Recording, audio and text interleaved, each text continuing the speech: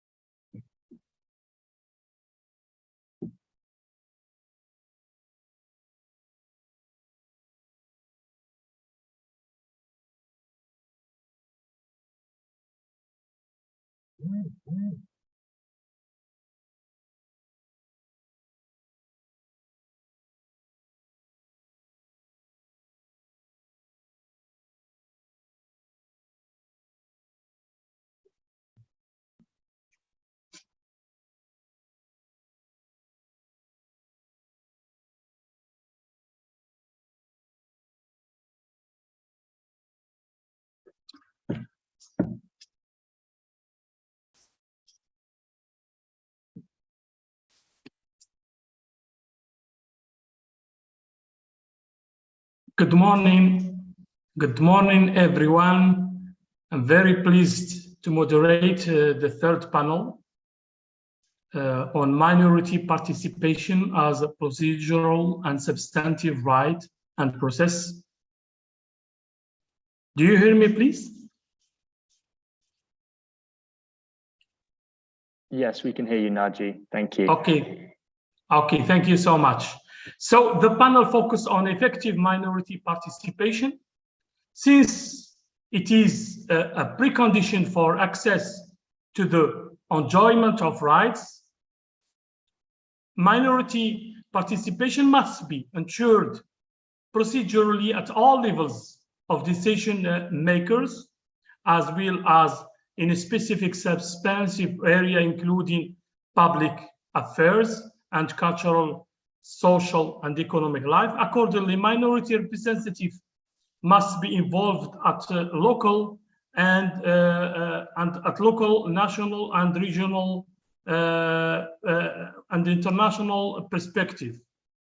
So, so here, in formulation of adoption of implementation and monitoring of norms, policies, and decision affecting them. So sorry for not making introductions because of some problem. So Honorable Fernand Varens, Special Rapporteur on Minorities, Honorable Remy Lumbongoy, the President of the African Commission on Human Purpose Rights, Madam Honorable Abdelkarim Boujrat, Interministerial of Moroccan and Ministerial Delegation of Human Rights, Madam Anna Maria, Executive Director of Tom Lantos, this representative of UN of the High Commission of Human Rights, distinguished participants, all protocol observed. Ladies and gentlemen, it's my pleasure to moderate this panel. So effectively, in this panel, we are tackling different issues, among them, what procedural mechanism in place at the global, regional, and local level to ensure effective participation of minority in all levels of decision-making process, what accountability mechanism exists in the event of exclusion, discrimination, victimization in relation to minority participation, the scope of minority participation, appropriate, which specific area of minority participation need to be strengthened normally. So another perspective, which is also very crucial, how can global and regional participatory space for minorities such as the UN and regional forums on minority issues be strengthened to ensure a broader and more effective minority participation? And lastly, how do we can build capacity of minorities group to engage in regional and global forum and decision-making space? To discuss these issues and perspective, I have the honor to present our panelists. The first panelist on my list is Professor Abiaji Atwa. Is an associate professor at the School of Law, University of Ghana, where he teaches public international law, international human rights law, and the law of diplomacy. He is very known as expert and researcher in many universities, especially in UK and USA. The second panelist is Ines Miloud. Ines Miloud is an indigenous feminist activist. She is the former lead coordinator of 1,325 networks in Libya and former indigenous senior fellow at UN Voluntary Funds for Indigenous People. She is the co-founder and currently co-executive director of Tamazigh Women's Movement. Muna Silavi. Miss Muna Silavi is an experienced human rights activist. She is currently based in Belgium. She obtained her master's degree in good governance and human rights in MENA region at K. Foscari University in 2017. Miss Silavi holds a master's degree in clinical and social psychology and is currently working on Belgium Red Cross. The last on my list of speakers, Awad Tayyib graduated in 1986 from Teacher Institute in Suleymania and taught till 1992. She is graduate from the Institute of Women's Affairs in Netherlands, where she continued working for various Dutch organizations, including Feminist Organization for Minority Women in Netherlands. Regarding this session, I have to stress on the following elements. Participants are reminded that the session is being live streamed on YouTube and link will be posted on the chat function. The session is also being recorded and will be available on the organizer's website together with the final recommendation following the forum, the regional forum. I encourage participants to promote their participation in the event on social media by using official hashtag of the regional forum, Minority Forum Africa Middle East. Participants are to remain on topic and respect UN United Nations values and principles when referring to countries and territories. Please note that all the intervention and statement under each theme of the regional forum should be relevant to the particular theme. It is preferred that the speaker are not interrupted. So we ask you to make sure that your statement relate to the topic under the discussion. It is encouraged that all participants provide a concrete recommendation on how to tackle the issue under the theme you are making a statement. We count on your cooperation of all participants to that end. Each session will start with the presentation of 10 minutes from each expert. So intervention from participants so as to make statement. Participants must use the raise hand function at the bottom of the Zoom platform. Intervention will be limited to 2 to 3 minutes, subject to participant number. So now I give the floor to our first expert, Mr. Kawadio Apiaji Atwa, to deliver his first presentation. I thank you.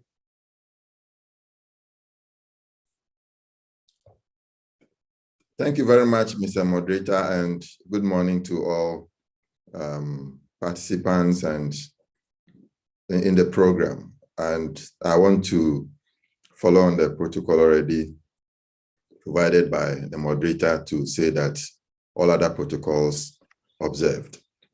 My presentation is to link participation to recognition and recognition to the principle of equality, and to make the case that in most of the discussions, the focus has been on participation within without focusing on participation outside the states. And so my view is that participation is crucial, especially in the cultural, educational, linguistic, and religious affairs of a minority group, because they are closely connected to the group's identity, dignity, and survival. And therefore, it is deserving of special protection. I link participation to recognition. And in this context, one of the recommendations I'm giving is that we should adopt the recognition of state approach in international law to deal with minority groups as well. So in terms of recognition, I identified 3 types of recognition. Non-recognition, that is to minority groups who are not recognized by states or the states in which they are located. And second is legal recognition, that is for minority groups that are given formal recognition, but when you link it to the principle of equality, you will call it formal equality, which is not enough to promote substantive equality, but rather formal equality reinforces inequality. The third one is the legal/de facto recognition, which in terms of equality principles, we can equate it to substantive equality. And there you can talk about the 3 selves, which I also propose in my presentation.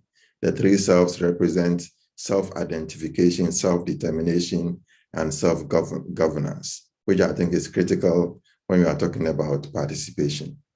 So where there is non-recognition, it means there is, in terms of equality language, there is discrimination. And this is a situation where minority groups cannot participate within the states, but can only participate outside the states. For legal recognition, participation within the state is restricted participation only. That is where the formal structures are in place, the legal structures are in place. But because of the fact that minority groups have been subjected to years of historical injustices, formal equality is not enough to make them reach the same level or as close as possible to mainstream groups.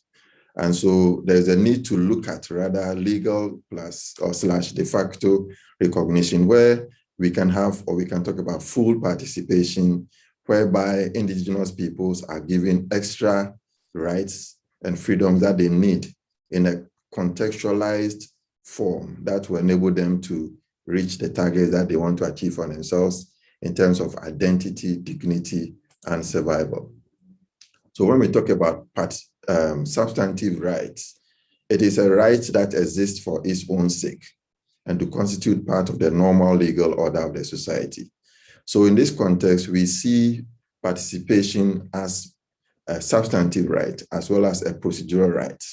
With procedural rights, it talks about the procedures and the mechanisms in place that can be used to realize substantive rights. So my contention is that we have the formal participatory rights. When you go to the International Covenant on Civil and Political Rights, Article 25 talks about 3 types of participation. Participation in the conduct of public affairs, the right to vote and to be voted for, and then the right to have access to public services.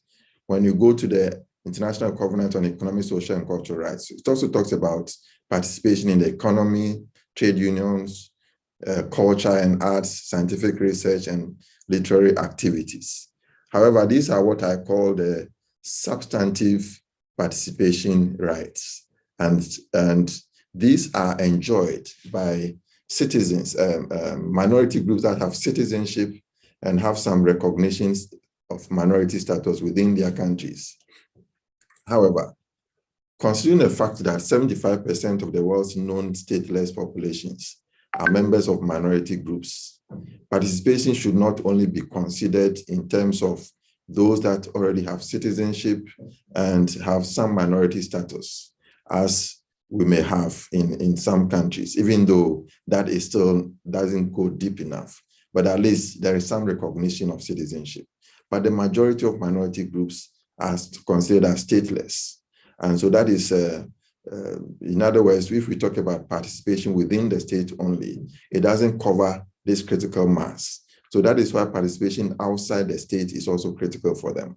And for that, we are saying that in these countries, their governments have not signed to any of these or are not parties to any of the major international treaties on minority groups, or they have, but they have not taken steps, whether administratively, legislatively, or otherwise, to grant recognition to minority groups to domesticate and be able to implement these laws within their territories. So in that situation, the situation of minority groups outside the states are very critical, and the participation that they can take place in is with respect to where we coming back to recognition. They are given collective recognition. In other words, they are recognized by international organizations like the UN and AU and so on, as well as non-governmental organizations involved in the struggle for minority rights, as well as other human rights defenders. But the state itself in which they are located do not give them this recognition. But for participation to be effective for such categories of minority groups, they need to have recognition to citizenship, recognition to their status as minorities, wherein the three selves come in: self-determination, self-identification, self-determination, and self-governance. And to be able to make participation effective, it needs to connect to, or it needs to move from substantive participation to procedural participation. And the procedural aspects of participation which I identify include the right to education, which is recognized under Article 13.1 of the International Covenant on Civil and Political Rights. Right of access to information is critical. Freedoms of thought, conscience, and religion, freedoms of expression, assembly, and movement, access to justice. These are the pillars or the key ingredients of procedural participation, which will make relevant the substantive participation that have been outlined in Article 15.1 of the ICCPR and 13.1 of and other provisions in the ICESCR. And so rounding up, I want to propose my three recommendations. One, considering that 75% of the world's known stateless populations are members of minority groups, discussion on participation should not be limited to participation within the states. That is for those with citizenship and minority status. Participation should extend to participation outside the states. That is for the majority still fighting for citizenship itself and recognition as minorities, embodied in the three selves: self-identification, self-determination, and self-governance. Two, the theory of recognition of states should apply to minorities to make participation meaningful and impactful for them.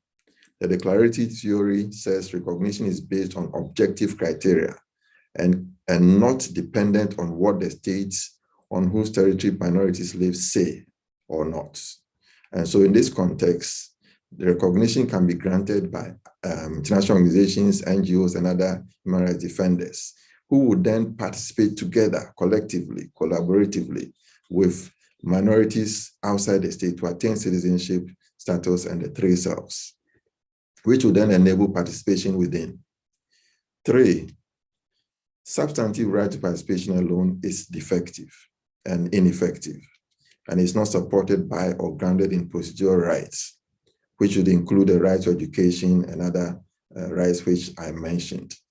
This should give or add context, texture, and relevance to minority rights issues to make them speak to their historical experiences, tackle issues of identity, dignity, and survival of minorities, and create concrete duties on the states to perform.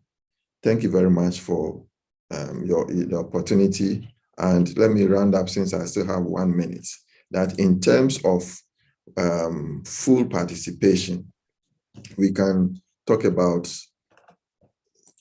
rather participation within the state which are defective, where some minority groups are inserted in there to perform. They include ceremonial participation, whereby the citizens are only made to express support for government projects. And we have several examples of that in the African context, as well as pseudo participation, where members are induced to agree to decisions already taken. But if you're talking about full participation, it redefines participation as not limited to decision-making and planning only, but it involves mobilization, conscientization, organization, negotiation with the state for self-determination, implementation, evaluation, realization of benefits of projects, distribution of benefits of projects, and protection of benefits of protest. This is what I would consider to be a full participation that minority groups are entitled to in order to be able to properly recognized as human beings and as part of the human society. Thank you very much. Thank you so much for this comprehensive presentation, Professor. So you've been stressing and highlighting very important issues regarding especially the recognition of minorities. You've been given an overview on the legal recognition of minority groups. You said they must be recognized internationally. There should be an international recognition of the minority groups. You've also stressed the importance of minority enjoying the rights and what is important to us as activists or as a civil society to sensitize, to make advocacy, especially within those very important forums all over the world. And today we have the forum of Middle East and Africa Regional Forum on Minority. So the role of this forum to sensitize in order that minority group should enjoy their rights in terms of civil, political, and economic rights. Also, you've mentioned the importance of implementation and what is necessary here. Here, it is necessary that states implement laws.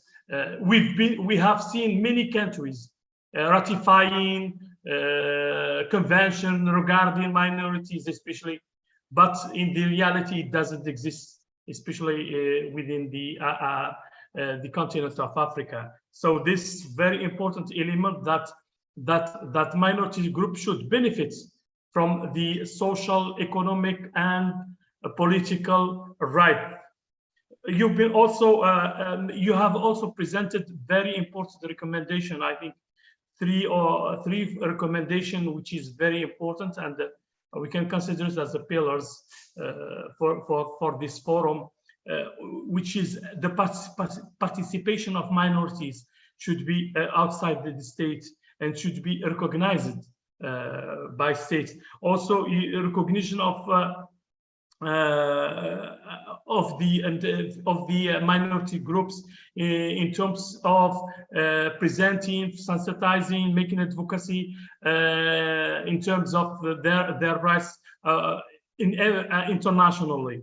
Also, you speak about they should express their experience and talk about their issues freely without any blockage or drawbacks. So thank you so much for this, an overview which is based on international legal framework for the minorities group. Now I give the floor to the second panelist. I don't know if she is connected or not. Ines Milut, are you there? I don't think she's connected. So we move to Mona Silavi. The floor is yours. Thank you so much. Thank you very much, Shukran. Okay, my name is Mona Silawi, and I am from Ahwazi Arab minority in Iran. Professionally, as you mentioned, I am social and clinical psychologist. So as today, I would like to use my own personal and professional experience in my speech. As a person belonging to the minority group, growing up in Iran, I rarely felt sense of belonging to this country. I knew that my family, my community are different. We spoke different language, celebrate different festivities. We even interpreted the same historical event differently. The poets that were celebrated greatly by the nationalist Persians were not appreciated among my community. On contrary, we saw their writings as a fuel that burst the fire of racism and chauvinism in the country. All these facts reduce the sense of belonging among minority members, not only Ahwazi community, but others as well. And enhance the sense of exclusion among us. But why I am focusing on the sense of belonging? According to the Maslow pyramid theory, which is really a famous theory in psychology, as a human, we need 5 needs to achieve our full potentials. And the need to belong comes after physiological need, which is water, food, and need for security. These needs are built on top of each other.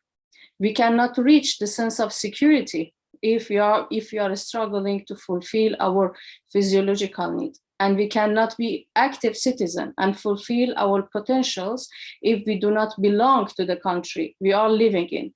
And this affects all aspects of our life. According to American Psychiatric Association, racial, ethnic, gender, and sexual minorities often suffer from poor mental health outcomes due to multiple factors, including inaccessibility to the high quality of mental health care service, cultural stigma around them, and also the discrimination.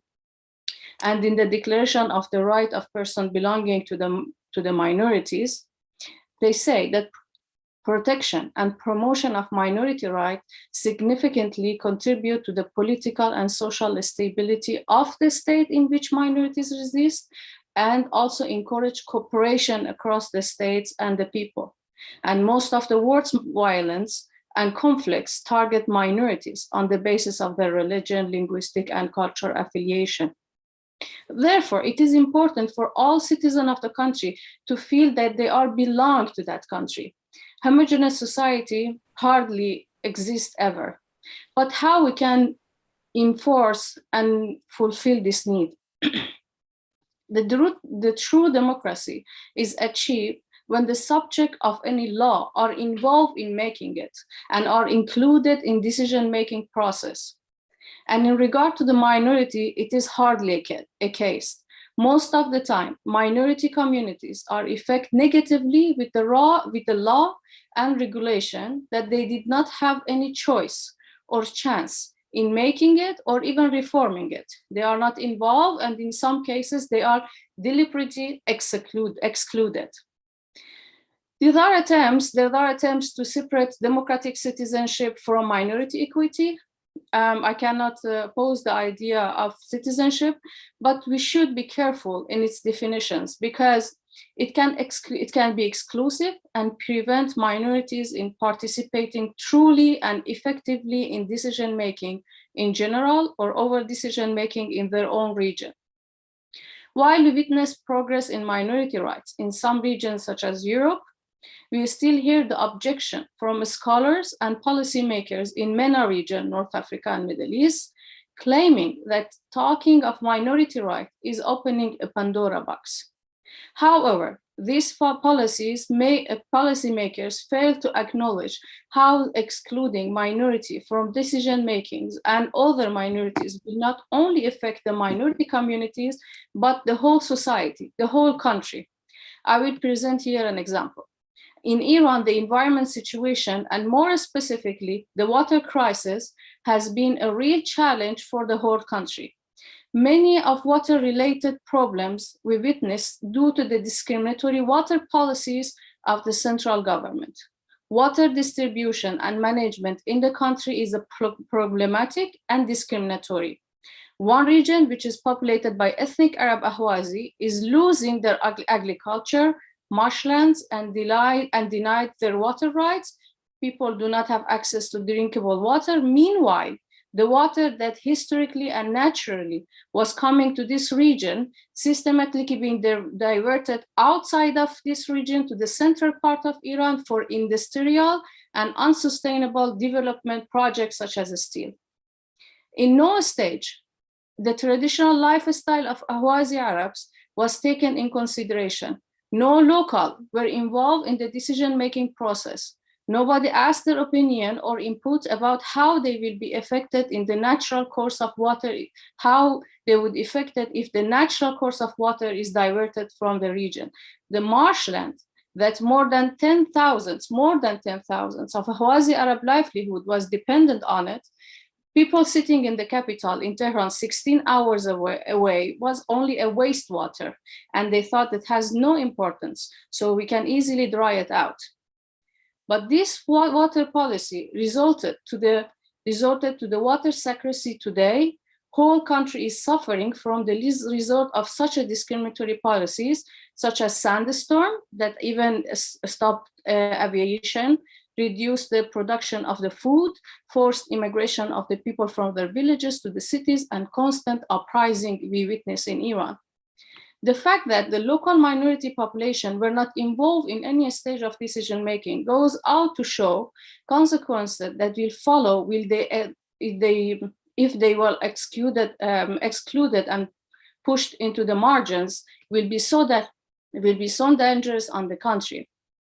This was only an example. Now imagine all the decisions on the large and small scales that will affect religious, ethnic, or racial minorities, how their exclusion will affect the whole society. Therefore, involving minorities in the process of making laws and implementing it, not only enforcing the stability in the country, but in the region as whole. It reduced extreme nationalism, strengthened the sense of belonging to the country, and decreased the chance of falling victim of geopolitical interest of regional or international powers.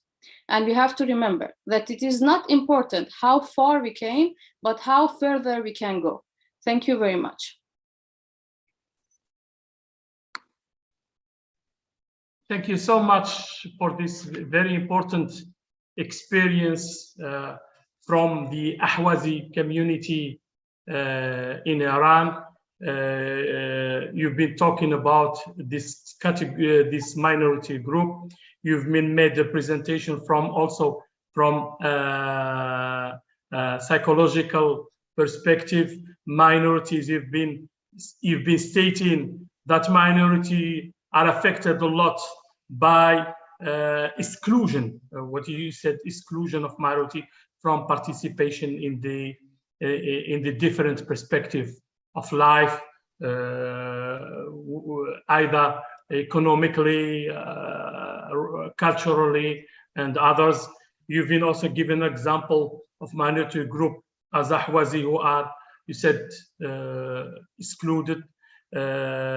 Also, you've mentioned a very important element, which is the impact of exclusion, of minority group from the different perspective of life, which is very dangerous. So that's why we as activists, as said before, we should advocate and make and stress on the importance that no one should be left behind, especially minority group in Africa and in the Middle East. They should be given space to express their opinion. They should be given their political rights and their rights to enjoy the economic, to enjoy the natural resources, to enjoy the good education, to conserve also their languages, which is very important. I think this is very important as activists or as experts to shed lights on the minority group, especially in Middle East and Africa. This is very, very crucial, and we should do steps to implement also to stress the importance of implementing laws, and especially national laws that guarantee the welfare and the good, the welfare of the minority group, whatever they are. So I will return. I'm asking if Awad Tayyib is here with us. I don't know. I think she is not connected. Tayyib, Awad Tayyib. Is she with us? Is she? No. Ines Milud, please. I think she is not connected. We are waiting for their connection. So, by the way, I will return to our professor, Kawadio Apiaji, and let me ask you some questions as you are expert and dealing with the very important thing, which is the international law. And I know that you've been visiting and you've been working with many universities, especially in UK and USA, regarding the international human rights law. So from this perspective, what advice can you give to us as activists or civil society in order to reach decision-making and to implement, also to implement the laws regarding the protection and the promotion of the right of minorities group, especially to the enjoyment of the rights, political, cultural, and economic? What advice and what can you give us? Thank you.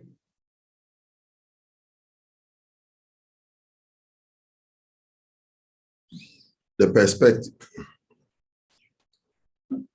Okay, thank you.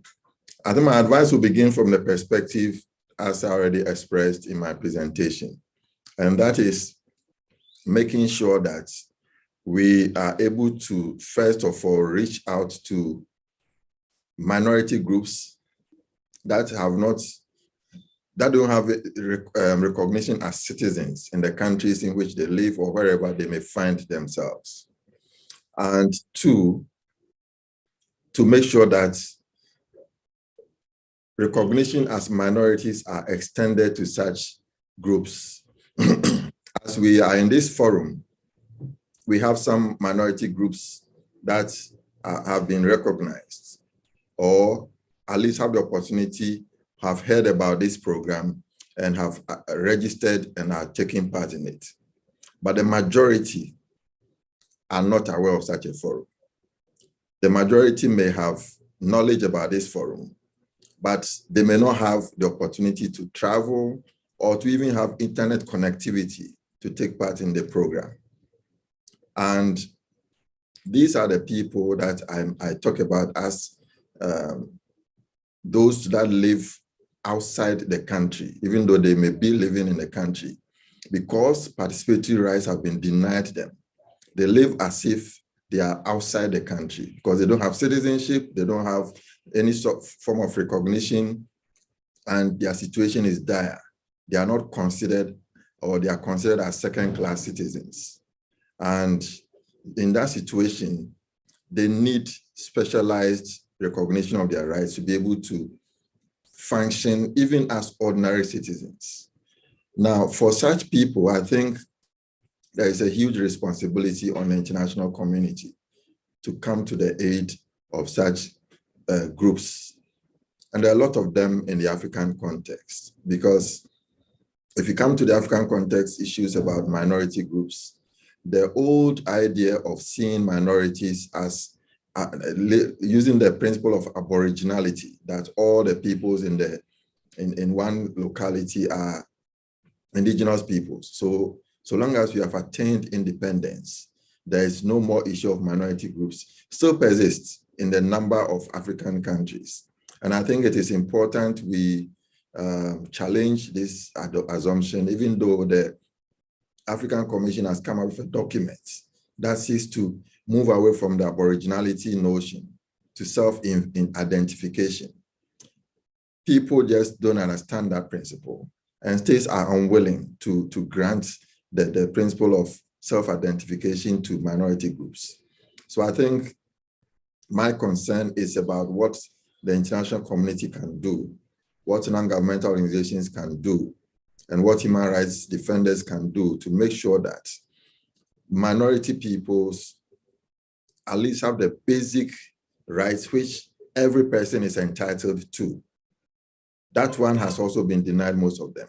Before we come to think about the specialized rights that they are entitled to enjoy because of the historical injustices meted out to them, which would call for recognition of some form of reverse discrimination so that they'll have access to quota rights, affirmative action, and so on, to be able to match up to the level that the mainstream society has. And so it calls for rallying these minority groups to self-identify, to come together as a group and to have a voice so that they can present their views to the international community. People will know about the challenges they are facing, and then we can move a step forward. Then talking about the minorities themselves who are given some recognition, at least we can talk about the Ogoni people in Nigeria, we can talk about the Andoroids in Kenya, and so on. However, even such communities, they have presented cases before the African Commission on Human and People's Rights, and decisions have been taken in their favor, but governments have refused to respond to the decisions of the African Commission on Human and People's Rights. So there too, the international community has a role to play. To what extent can they put pressure on governments to respect the decisions of these states that are abusing the rights of minorities in Africa, and to also work through the AU system. The AU has departments that deal with minority groups, but they have not been very effective, to tell the truth. And so there's a need for some support for the AU to be able to make sure that through their mechanism, they can also put pressure on states to respect the rights of minority groups. Thank you. Thank you so much, Professor. My last question, we want to benefit from your presence here, especially you are expert on international human rights law. So my last question, taking the reality that this year we are celebrating the 30th anniversary of the UN Declaration on Minority, and taking into account the regional forum and all the United Nations conventions, do you think that is enough? That is enough for the minority group to enjoy their full rights?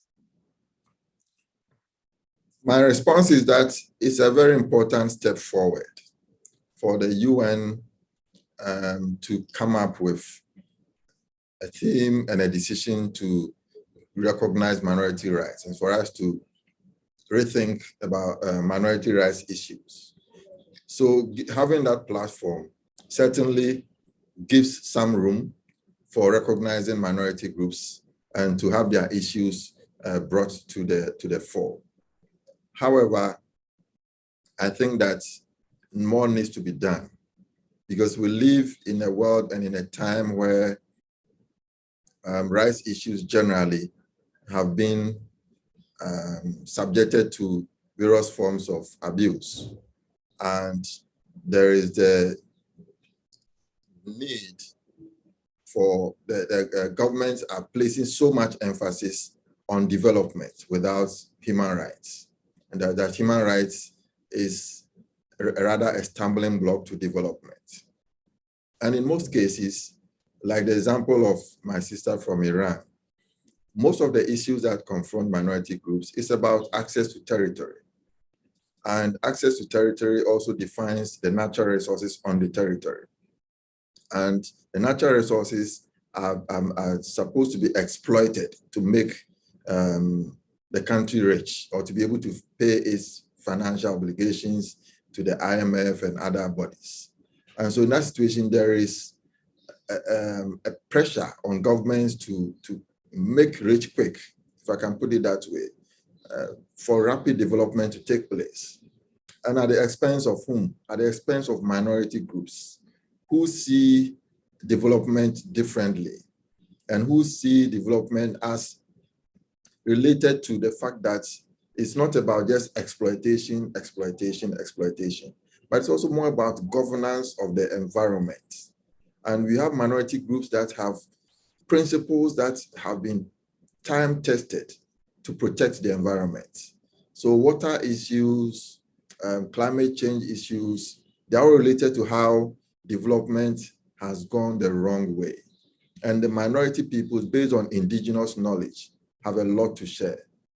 So I think that we should tap into that perspective, particularly talking about indigenous knowledge, so that we can learn from them and give them the recognition so that they will contribute to development in that respect, to see the other side of development, alternatives to development.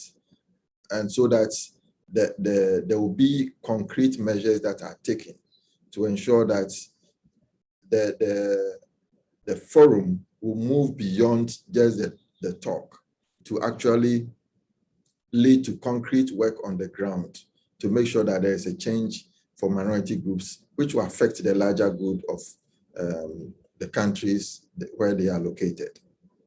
Thank you. If I'm allowed to also comment on that.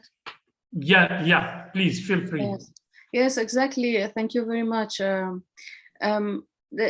If I give another example, for example, the marshland that we talk about that has a rich also resources, fish and birds and agriculture that goes around the marshland. Unfortunately, we had oil under the marshlands. That's the curse that I would have called it black curse. So then for the government was easier to dry out the marshland because they thought in the fastest way, drying out a marshland, it's gonna extract oil easier, but they didn't put in the consideration how much oil we're gonna get from these marshlands.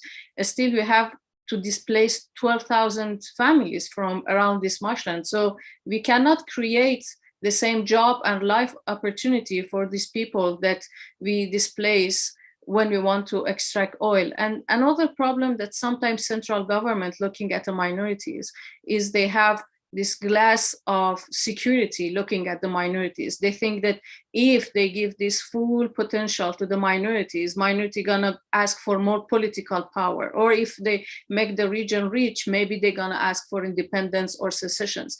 But again, in my speech, I'm talking about if we involve minorities in this decision making, if we do development that involve them, it's gonna strengthen their sense of belonging. So when I'm belonging to the country, that involve me in making these policies, that doesn't increase my poverty, that doesn't make me victim for the alter good. So many times they say it is for the alter good. So some sacrifices has to be made, but most of the time the sacrifices being made by the minorities, that actually create the sense of exclusion from minorities. They're gonna think, they don't think I am from this country, they don't respect my resources, they don't respect my ideas, so why I should participate, why I should even stay. So somehow it is the fault of the central government if minorities feeling that they are not part of this country.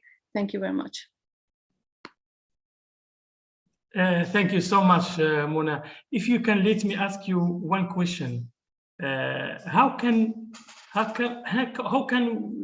we make sure that minority groups are not excluded, especially the impact of exclusion on minority group from a psychological dimension, as you mentioned in your first presentation? What are the factors or the factors that should not be that push us not to exclude minority groups from psychological dimensions? You are muted. Unmute yourself, please. The war that happened, that the World War I and II, that was basically more on nationalism. I guess most of the time, so many countries in Middle East, they are so focused on their own nationalism that when they even define their citizenship or define the identity of the country, they become so nationalist that they forget not everybody are the same. For example, in Iran, everybody thinks about Iran, closes eyes, and I think it is a Persian country with the majority of Shiite Muslim. They have one flag, so there is no diversity. That most of the people think. They don't look at Iran as a diverse country. Contrarily, for example, everybody imagine India and they know that it is a diverse country.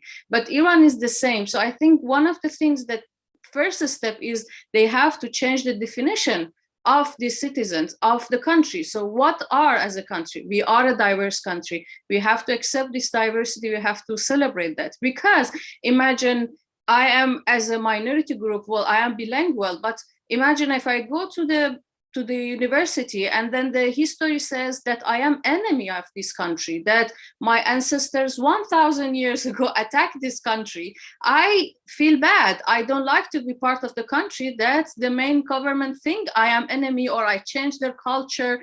While even if it is true, if I came 1,000 years ago, I am living here since 1,000. I'm part of this land. I should be accepted. That's, I guess, the one thing. Another thing, in Iran, we have local councils. We have local councils so people can vote for the local councils. But the problem is that on the executive power, the local council cannot be independent. Still, they have to ask the permission from the capital. So they cannot be totally independent. Secondly, they don't use the local expertise. For example, again, as I said, they look at the marshlands or even seasonal rivers at unnecessary resource that, or even, for example, unfortunately, even happening in Iraq, they want to make, in Turkey, they want to make more dams on the water.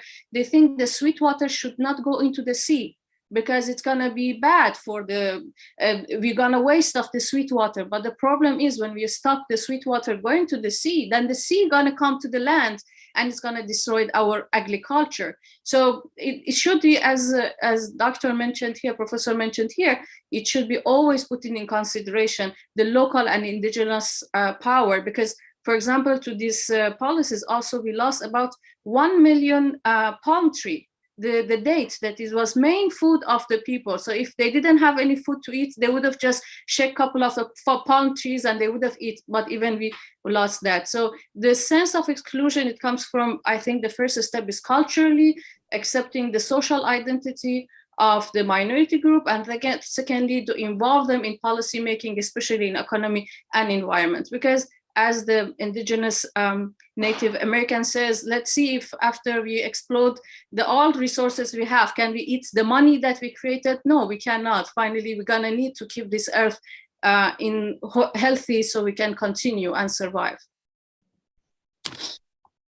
Thank you so much. You're right.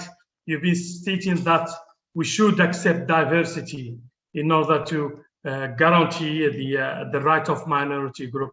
That's why this regional forum that is organized by Tom Lantos and the High Commission advocate and synthesize about the importance of accepting the diversity, guaranteeing the right of minority, the enjoyment of our rights, and also especially within this year, which is the year of celebration of the 30th anniversary of the UN declaration, which is a very important declaration. Since then, a lot of has been done, but still a lot of to be done in order, as I said before, minority group should not be left behind. So we will continue with you for the last word.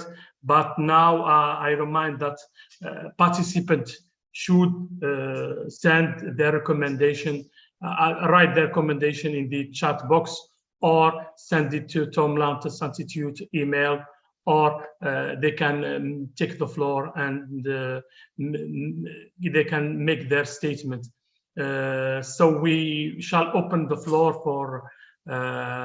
for statements from participants, and they have on my list 3, 4, 5, 6, 7, 8 participants. So I will start with the first one, which is Iran Al-Ahmadi. Please, you have the floor. Thank you very much, Mr. Moderator, for giving me the floor. I don't know, I'm audible. Can you hear me, Mr. Moderator? Yes, we hear you. We hear you very well. Thank you very much. Thank you. I can say I would like to say hello from Geneva to my all participants and panelists in this part of the online forum.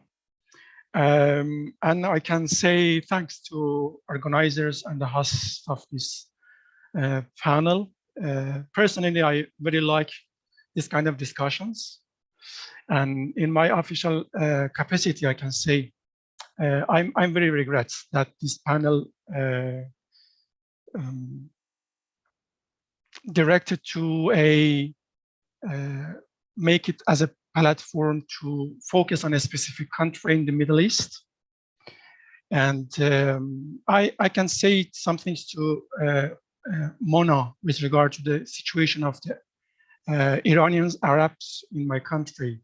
I don't know, in our constitutions, we see Arabs, Kurds, and other Iranian groups, ethnic Iranian groups, not as a minority, because when we are talking about the minority, it means that you are to make a very specific group of people that you want to exclude them from the main society and the origin of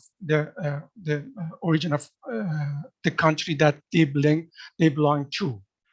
Mona presentation was on the concept of the belonging. I can say you that Iranians, Arabs are belonging to the country of Iran, and they are key Iranian group in our history. Mona can say that what is the situation of the Khuzestan in our country. You can see that our name of our country is Islamic Republic of Iran. Islam, the language Islam is Arabic. Arabic is on our flag. You can see it.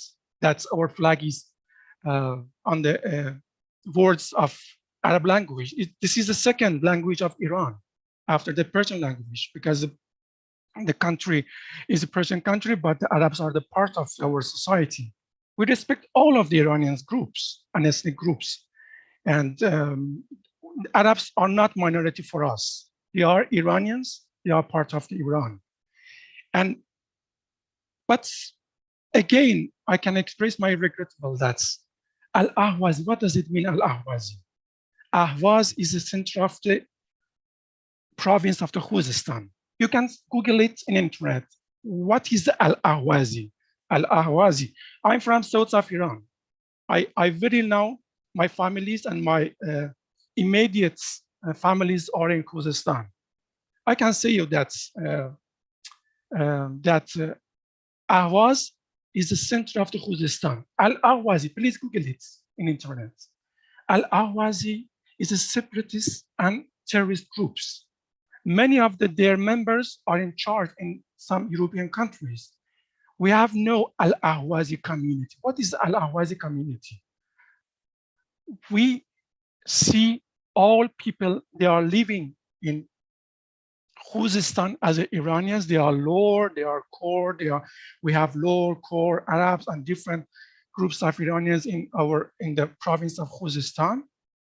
The Arabs are the part of them. What about the presence of the Arabs in our decision-making structure? I can say that I don't know whether the participant knows that Mr. Shamkhani, that who is the Iranian Arab. What is who? Who is who? Who is the secretary of the toughest decision-making structure in Iran? Secretary of Supreme Security Council in Iran. He's Arab. He was for 8 years our Minister of Defense. He was Arab. Iranian Arabs can select their own representative in the parliament. They have their own representative in the council, local councils. It's baseless allegation that they have no participation in decision making in Iran. Is totally, I categorically reject it. With regard to the water policy, that this is a claims and allegations that there is no sense to respond it, because the development policies of countries not dependent on the claims raised by some specific groups that their profile is very clear for us. The main members of this the Ahwazi groups and community, that I can say that they are in charge of courts in some European countries.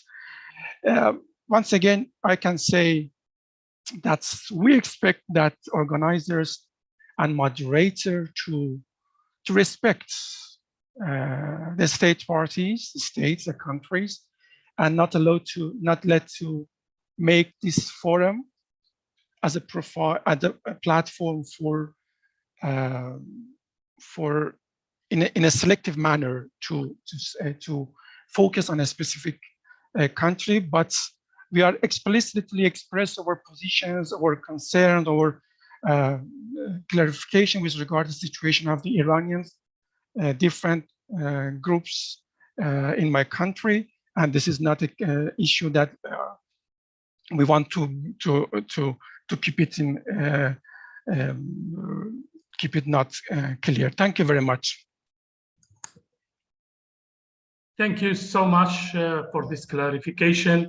We remind that this forum is a free, democratic space for activists from all over the world, and especially from Africa and the Middle East. It is an open state. It respects the international community. It respects the territories of countries, and it respects the International and United Nations Convention. Thank you so much. Now I move to the second, Ambassador Dr. Haitham Abu Said. You have the floor, sir.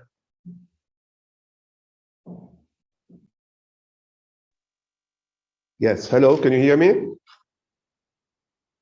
Yeah. Yes, thank you for giving us the floor. First of all, I would like to state that many people have suffered and still are from the danger of racism based on segregation between people according to their sexual origins and color. This distinction results in rights and benefits. The foundation of racism, according to the study of the International Human Rights Council and International Human Rights Commission, are 7: skin color, nationalism, language, cultures, habits, beliefs, and social classes. To address and combat racism and to assure the rights of minorities, especially in the Middle East, the International Commission of Human Rights, I'm sorry, I went out because I received a call. Okay, so I was saying that the International Human Rights Commission would like to request the following. Government should try to narrow the circle of differences between tribes and between different factions in society. 2, government must overcome racism by applying the principles of justice and equality among the members of society. 3, requesting government to have a positive role in rejecting racism and discrimination through media guidance. 4, imposing penalties on those stir up strife and disputes between members of the same community. Implant the best value in the heart of children and raise them to love others and to renounce pride and contempt for others. 5, educational institutions have a major role in educating the new generation to implement correct ideas in their minds and souls. And I thank you. Thank you so much, Ambassador Abu Said. Thank you for these recommendations. Now I move to Hanan bin Hassanna.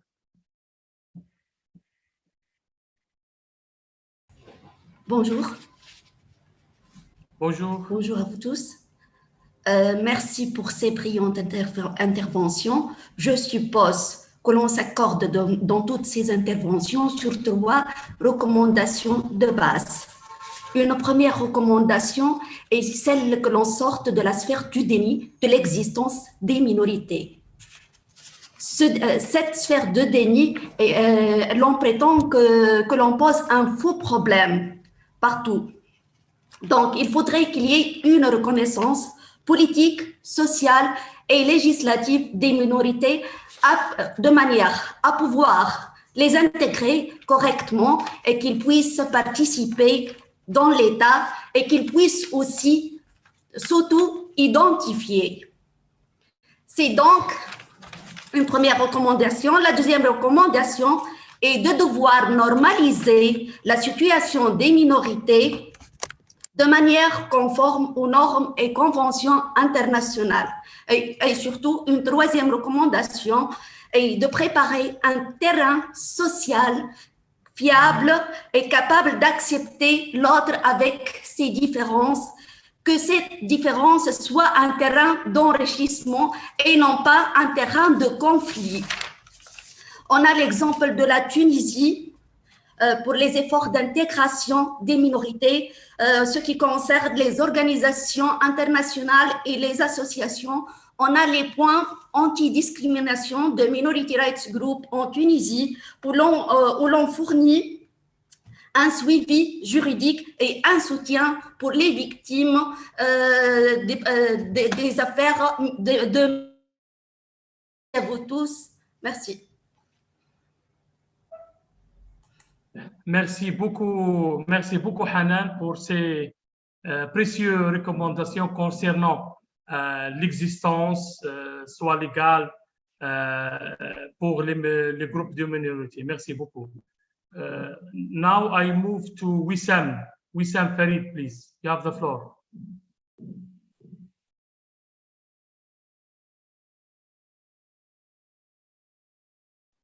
Matt for Peace.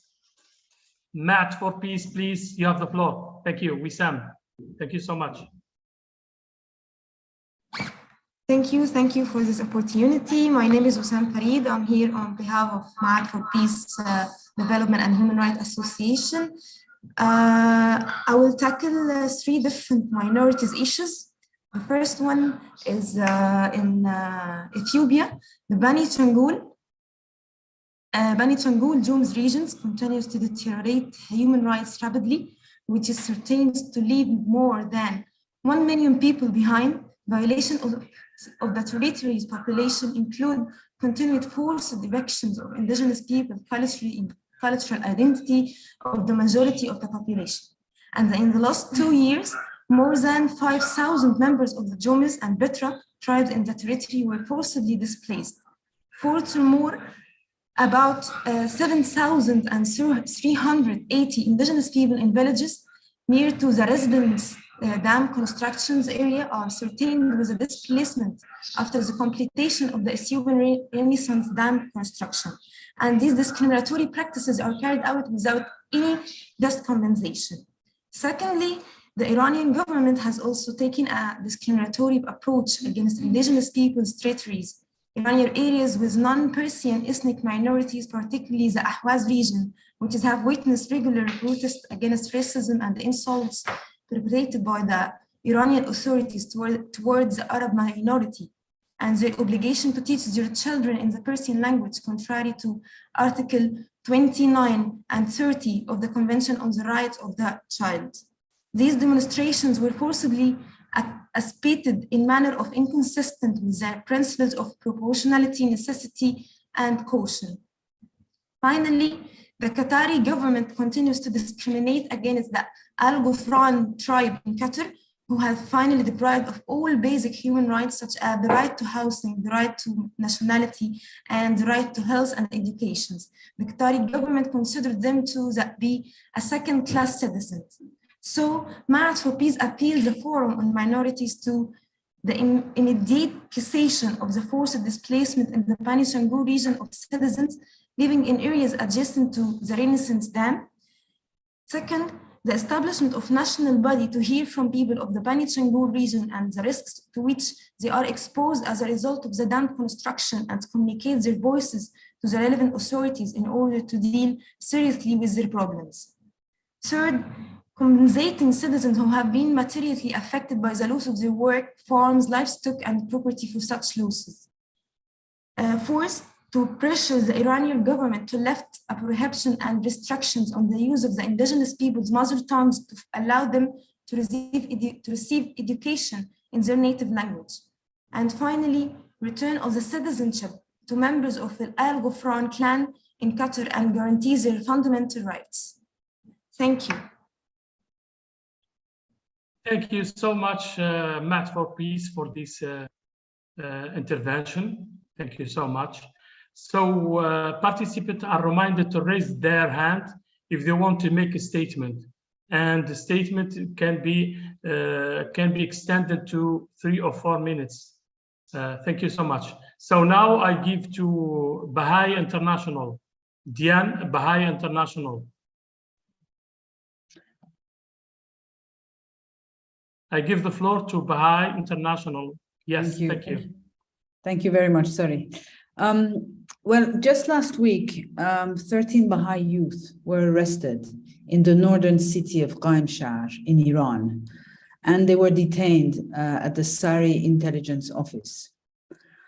Most of the arrests of these youth occurred in a private home, where they were studying and discussing together the role of education in social progress. What is ironic is that these youth were arrested while studying and discussing the role of education, when they themselves had all been denied access to higher education by the Iranian authorities, simply because they're members of the Baha'i religious minority.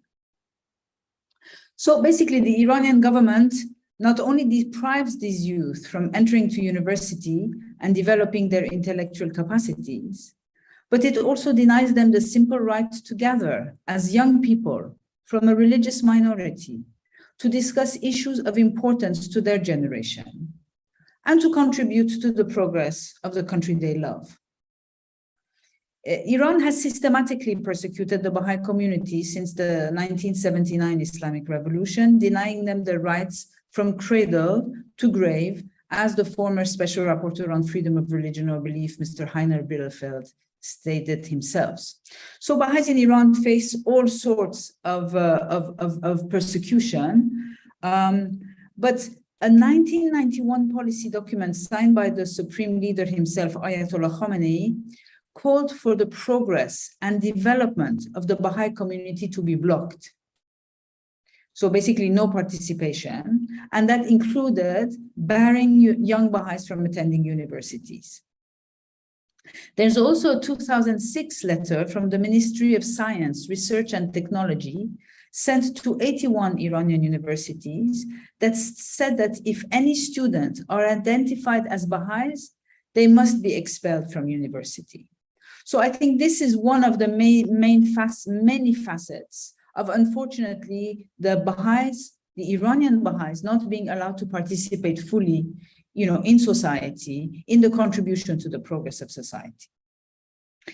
But when the Special Rapporteur and the Forum asks for recommendations, I think that there are many recommendations that exist on religious freedom, on minorities, and particularly on the Baha'is to the government of Iran. But so the problem is not making more recommendations, it's looking at how to request from Iran that they implement these recommendations made by the special rapporteurs, made by the UPR, because so far, unfortunately, the Baha'i International Committee has not seen any of these recommendations implemented. Thank you very much. Thank you so much for your intervention, Baha'i International. Now I give the floor to Dr. Nadir As-Sakaf. Nadir As-Sakaf, you have the floor, Doctor.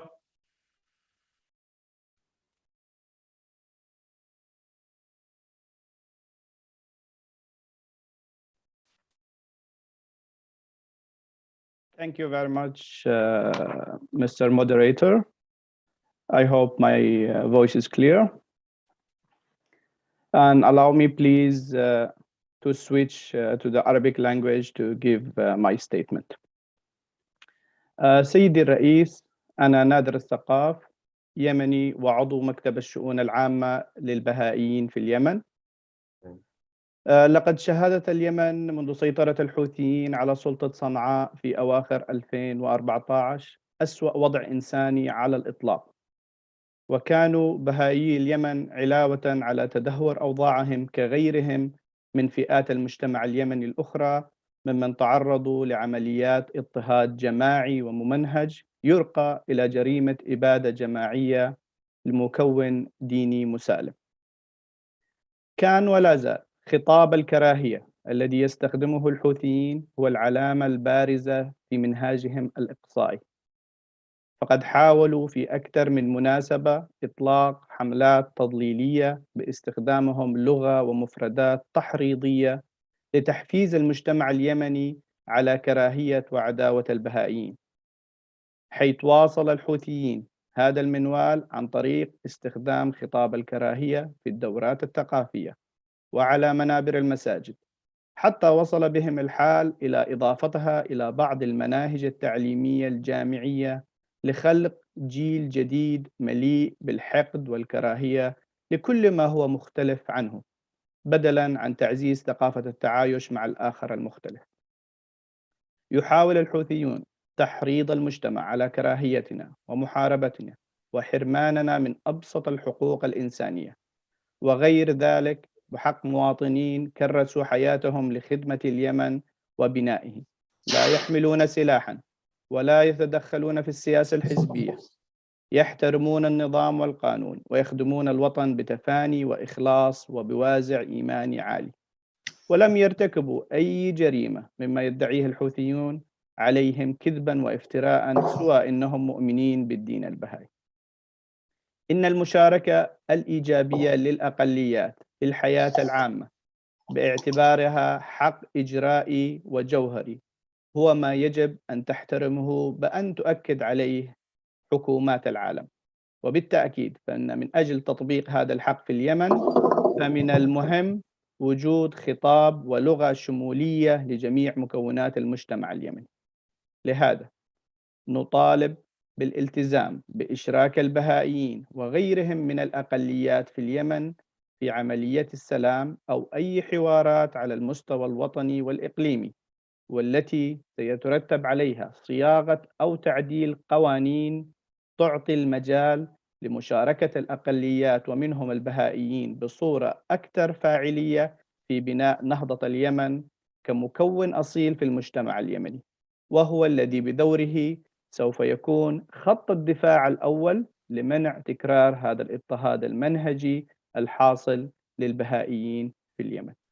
شكرا سيدي الرئيس. شكرا جزيلا على هذه المداخلة القيمة. شكرا جزيلا.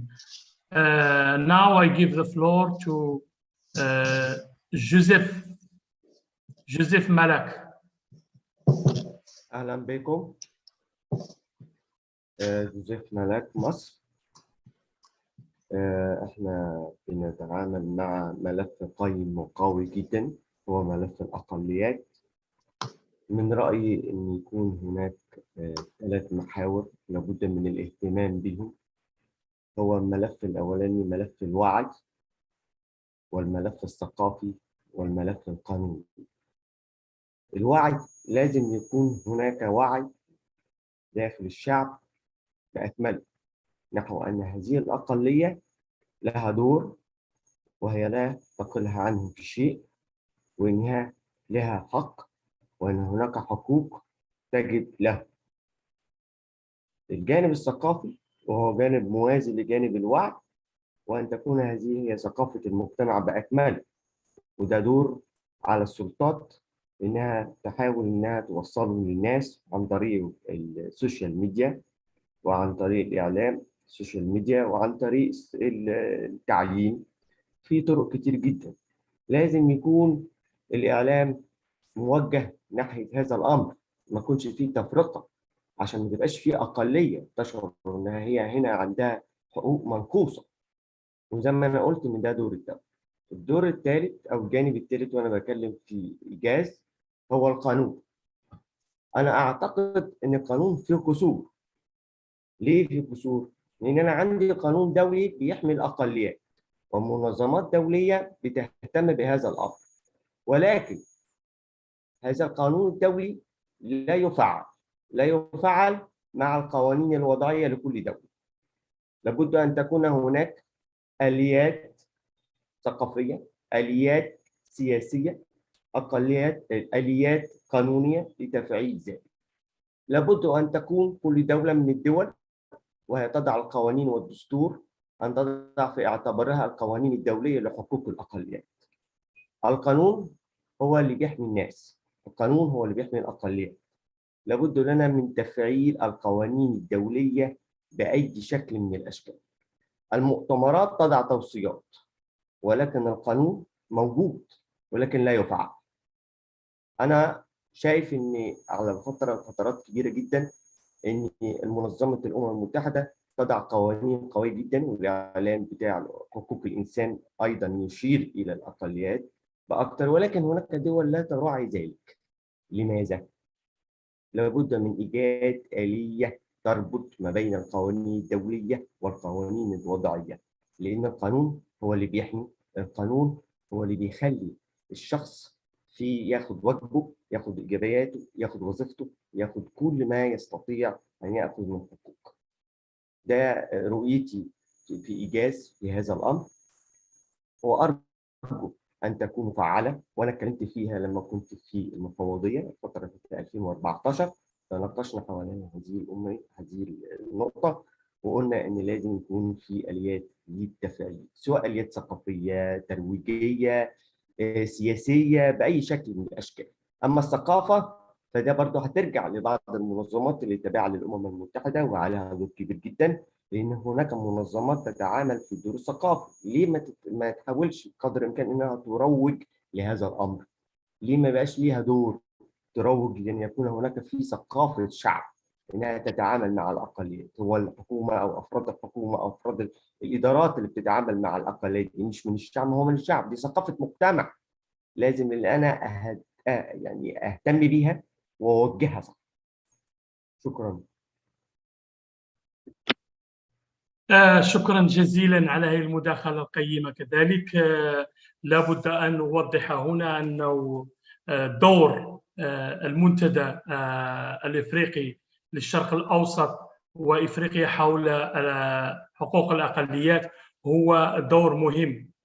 هذا هو هدف منه، هو إنشاء هذه المنصات، تفعيل من أجل تفعيل كما قلتم القوانين الدولية، وفي ضمان لأجل ضمان حقوق الأقليات أينما كانت. وهذا هو دورنا نحن كمجتمع مدني، كمناضلين، كمهتمين، كأصحاب المصلحة في حماية حقوق الأقليات. هذا هو دور اليوم، هو دور المنتدى، هذا المنتدى حول الأقليات بإفريقيا والشرق الأوسط. شكرا جزيلا.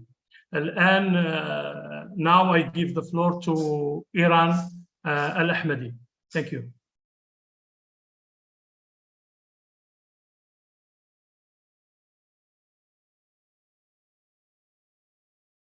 Iran Al-Ahmadi, you have requested the floor. Thank you, Mr. Moderator. Thank you for giving me the second floor. Just in completion of my first intervention in this forum, I want to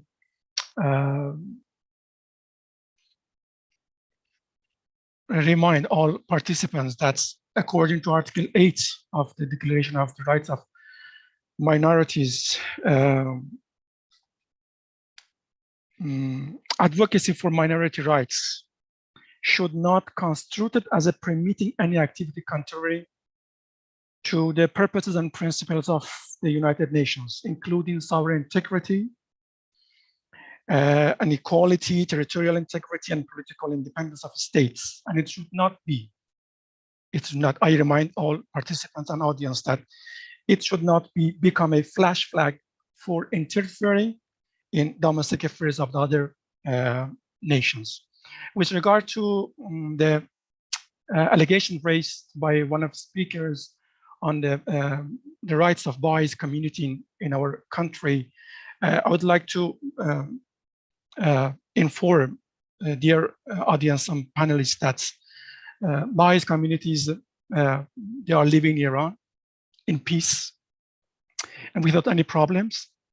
Nobody belonging to a specific group of religious or the other groups of peoples are behind the law.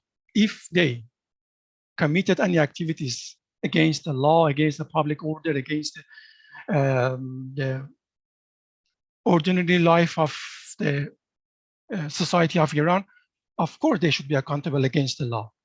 Nobody is behind the law in Iran. And according to, I can say you that clearly and explicitly that the citizen rights of the Baha'is, along with religious minorities, are fully observed.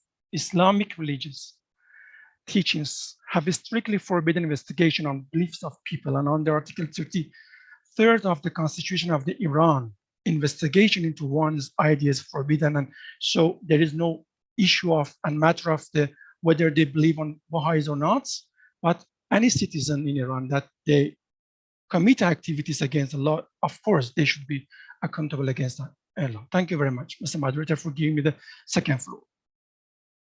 Thank you so much for the clarification. Now I move to the last participant of in my list, Mira Faraj. Good morning. This is Mira Faraj on behalf of Partners for Transparency. Today I'll tackle two issues.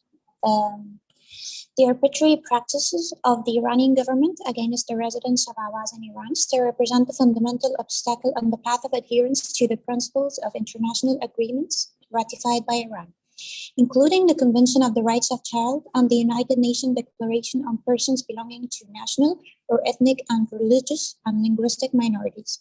Just as the Iranian government's refusal to ratify the two international covenants and the Convention on the Elimination of All Forms of Racial Discrimination doesn't mean disavowing respect for the rights of minorities. These practices include deliberate obliteration of Arab identity. This was represented in the compulsory education of the Persian language and the deprivation of Ahwazi children from the education and their original language in contravention of Articles 29 and 30 of the Convention on the Rights of Child, in addition to banning the use of the Arab language in Iranian government offices. The Iranian government also prevents the Ahwazi population from wearing traditional dress in public places, which contradicts the Universal Declaration of Human Rights and the Convention on the Elimination of All Forms of Racial Discrimination. Human rights defenders and bloggers of Al-Ahwaz were subjected to arbitrary arrest and detention and to various types of abuse amounting to torture by the Iranian police, and severely unfair sentences were issued against them. Partners for Transparency also noted the marginalization of Ahwaz population through the forcible confiscation of land and the diversion of rivers from the Ahwaz areas to the Persian areas, which led to the decrease of the amount of water available to the Ahwazi people, along with discriminatory employment practices that deprive the Ahwaz of jobs, where positions are often kept for citizens of Persian origin. The second issue I want to tackle that we also draw your attention to the aggravating human rights situation of Al-Ghafran clan in Qatar, where members of Al-Ghafran clan are still deprived of all basic human rights after the arbitrary decision to withdraw their citizenship for more than 3,000 of them, which led to the deprivation of a range of rights, such as the rights to political participation, education, health, social security, and the right to housing. In addition, Al-Ghafran members who rejected the decision to withdraw their citizenship were subjected to arbitrary detention and imprisonment for long periods, and some of them died in prison with complete impunity.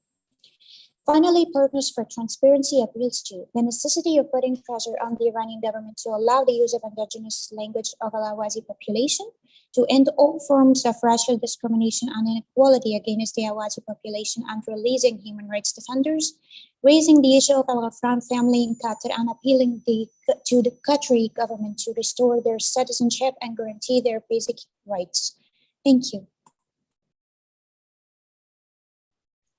Thank you so much for your excellent intervention.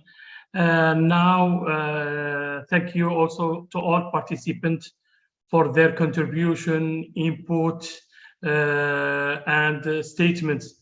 Really, it was very good interventions.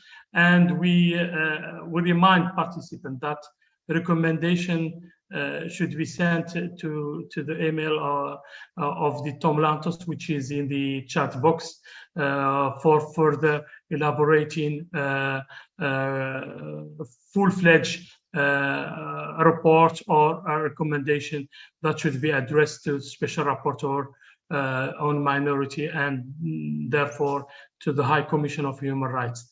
Now I give the floor to the last words and the intervention to our panelists and their comments on the interventions. So I give to Professor Guadiu.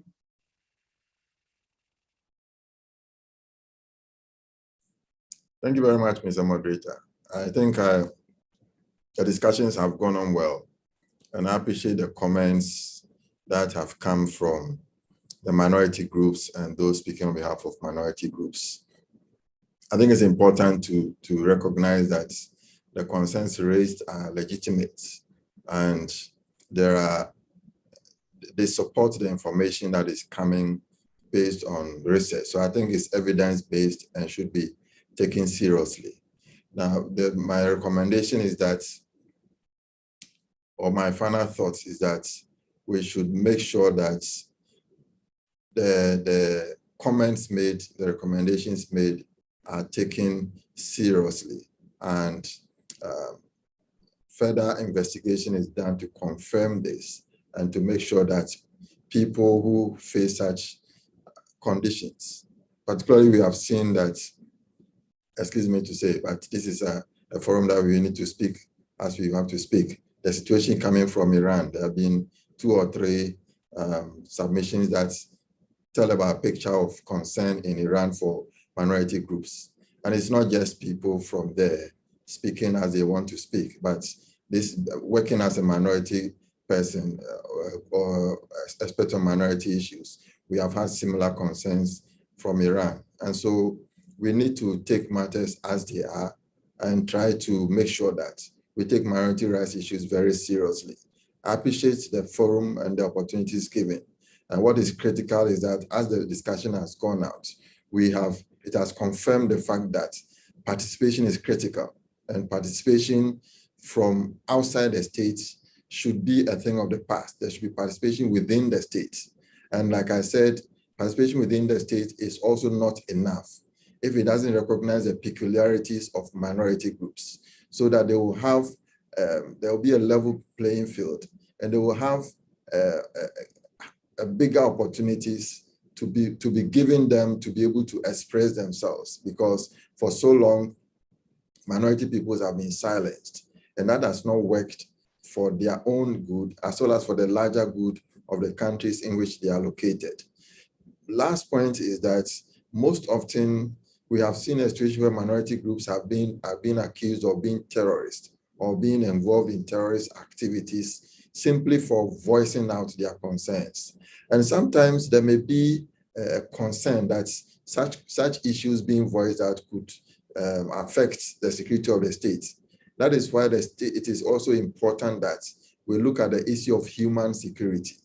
Human security is critical for minority groups as well, because if you don't recognize their human rights, if you don't recognize their environmental issues, if you don't recognize their democratic rights, and if you don't recognize the need for them to control affairs within their community, their language, their identity, there may be agitations, and it may be misinterpreted as terrorists or people who just want to cause problems. But if we consider in the context of human security, we realize that yes, they are raising security concerns, and it's not because they want to cause violence, but it's because their issues have not been addressed. So it's high time we address that to ensure that minority groups' interest in peace will also be recognized as such, and it will be linked to development. Thank you very much. Thank you so much, Professor. Effectively, minority groups should voice up their voice. That's why the forums, those forums are organized for the voice of the voiceless, for the voice of the minority people all over the world. Now I give the last word to Muna. Muna, please, if you have any comments. I remind that we shall return back to to participant statement for the last and final of this session or this panel. Thank you. Yes, thank you very much. I have to add to say also, I am so happy that Amazigh become one of the official language in North Africa, and the Moroccan government in recognizing this language. It is a really beautiful initiative that I wish countries like Iran put in consideration and stop being afraid of recognizing the official languages. That's true that Arabic part of the culture in Iran due to Islam, but still it is not an official languages, one of the official languages. And Iran has only one official language, which is Persian, not even on the level of regions. So we don't have any other even regional languages that are accepted. In contrary, unfortunately, we have some Kurdish activists that have been arrested for teaching Kurdish in their cities. And also there is some teachers that received warrants from their school or from the director because they were talking Arabic with the children that they didn't understand, for example, the curriculum, or with their parents, because as other participant mentioned, in Iran, the education is only in Farsi, so all the minorities, they have to go on at the age of 6 and directly learn the writing and everything in Persian. But I want to talk about the law, because the participants said nobody is about the law in Iran. Yes, we're talking about the law and the importance of the law and regulation, but what kind of law? If the law by itself is discriminatory, how I can respect it? For example, if you say by law in Iran, only the political man who is Muslim and Shia can be candidated for presidency. So it is a discriminatory law. So how I can respect it as a woman and maybe as a non-Muslim? And also emphasizing so much on Islam in Iran while ignoring other minorities, it's also not respectful, because we have other minorities in Iran. We have Christians, Ashurian, Baha'is, Jewish, and also Muslim Sunnis that also they cannot really go further in any official post in Iran. And also we have Mandais that they were reside in my region. Their number was 60,000, but now they reduced to a couple of thousand. All of them, they immigrated out of Iran because according to their religion, they do not enter to the conflict with the states and prefer, according to their religion, believe that they can immigrate outside if they are not happy in the place that they are staying. That again, it is sense of belonging, because they felt, okay, I'm not belong here. I will find some country. Most of them, they went to Australia, and they feel that they are belong to Australia more, even they were historically for thousands of years, they were living in this region. They are followers of John the Baptist. So it is really important to say that nobody is about the law, but when the law is discriminatory, what happened to the Baha'i community in Iran, that by law, they cannot go to the university. Do I want them to respect that law? For sure, they're gonna break the law because it is a discriminatory law. So they have to have their own universities at home, so they won't be deprived from education. So also, we should put in consideration what kind of law we're talking about. Okay, Mona, thank you so much for this clarification, input and recommendation. Really, it is very useful and practical. Thank you so much another time. Now, return back to statement from the floor, and I give the floor to Al-Ahmadi. Iran Ahmadi, please, you have the floor. You pronounce my name is very, good and beautiful Arabic language, because I'm from the south of Iran. I'm semi-Arab and Persian. I can say I have a lot of Arab friends in my class that I was educated during the first and secondary language in Iran. Just I want to say to my sister Mona, with regard to the Arab language in Iran, I refer her and other audience to Article 16 of our constitution, that the Arabic language, I can read it out, that since the language of Quran and Islamic texts and teachings is Arabic, it must be. Since Persian literature is thoroughly permitted by this language in all classes of secondary school and in all taught after elementary level. It's a main part of our education system that all students in Iran must learn and educated in Arab language. So there is no any ban, there is no any limitation for learning Arabic and using. I don't know whether how long that Mona is not in Iran, but if the audience and the Mona can watch the TV channels in Khuzestan province, she can see that the main programs will be shown in Arabic language in the province of the Khuzestan. Thank you very much. Thank you so much. Now, Hanan from Tunisia, please.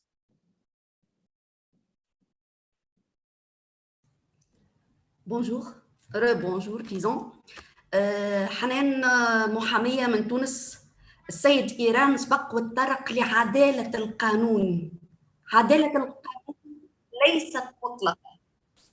عدالة القانون نسبية.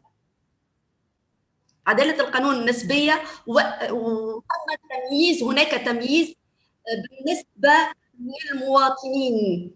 هناك تمييز على أساس المواطنة كما تفضل الأستاذ وبي لإظهاره. وحتى بالنسبة للمواطنين هذا التمييز هناك تمييز آخر، وإلا ما كنا نجد قوانين الميز العنصري في نفس البلد، ما كان هناك تمييز على أساس اللون أو العرق أو الدين أو غيره. هذا بالنسبة للتمييز والقانون. القانون في حد ذاته نسبي وغير عادل أو منصف بصفة تامة. لذلك في تونس مثلا نجد اللاجئين أو والمهاجرين ضمان المحاكمة العادلة ليس مطلقا، لأنهم مثلا لا يتمتعون في أغلب الحالات بمترجمين محلفين بأطوار التقاضي، وهو إجراء شكلي وأساسي لضمان محاكمة عادلة. كذلك لا يتمتعون بالإعانة العدلية لضمان حضور محامي معهم في أطوار التقاضي على نفس قدم المساواة مع المواطنين التونسيين. بالنسبة للسيد إيران والبقية المتداخلين، القانون ليس منصفا في المطلق في كل البلدان.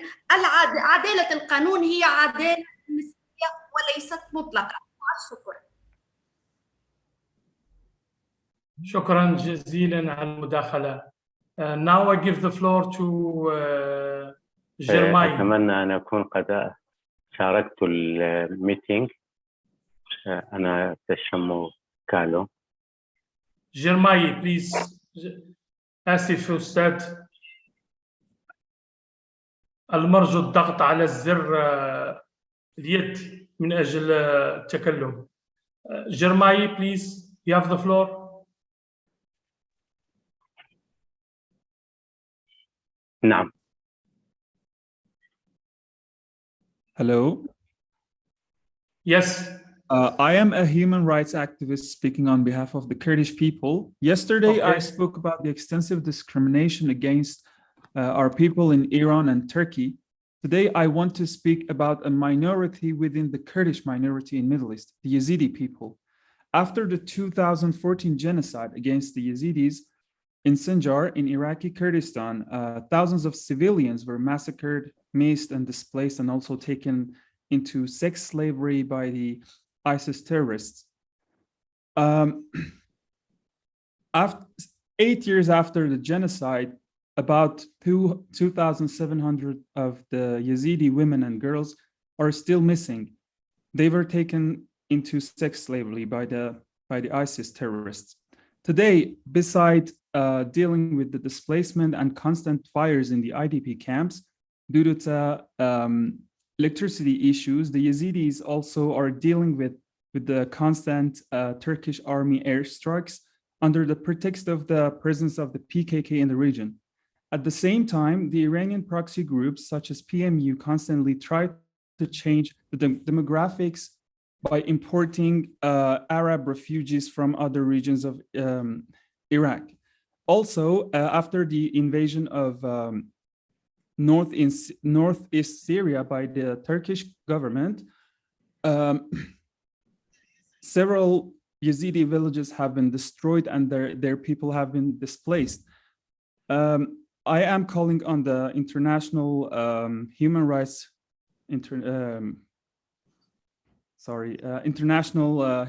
organizations to protect these people from another genocide which might happen soon. Thank you very much. Thank you so much. I give the floor, because of time restraint, to ODF, CIA. Eiki ODF. Hi, hello. Joseph Malek. No, sorry, it's not your turn. Allô? أنا أطلب من Allô, ODF. oui, bonjour tout le monde. C'est avec plaisir que je participe à ce forum régional sur les droits des minorités. Et j'avoue que depuis hier, j'apprends énormément du partage d'expériences, du partage des réalités des autres pays. Et c'est vrai que le contexte que nous, je suis de la Côte d'Ivoire, notre contexte est différent de tout ce que j'ai entendu, parce que chez nous, les minorités ethniques sont confrontées à un problème lié au foncier. Parce qu'il faut dire que comme elles sont en minorité, donc dans leur région, elles reçoivent des personnes qui vivent de diverses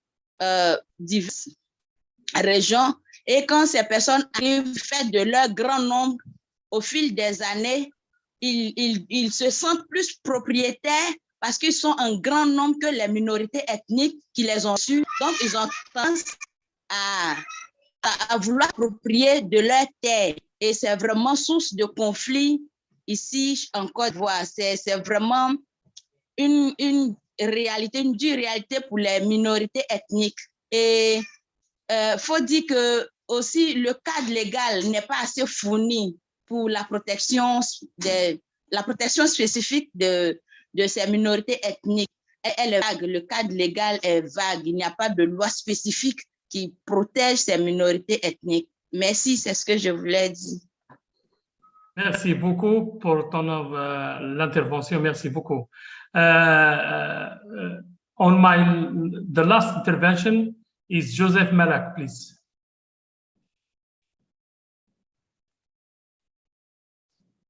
أشكركم على سماح لي بالدخول مرة أخرى، ولكن أكثر من حد بيتكلم. تكميل الحوار.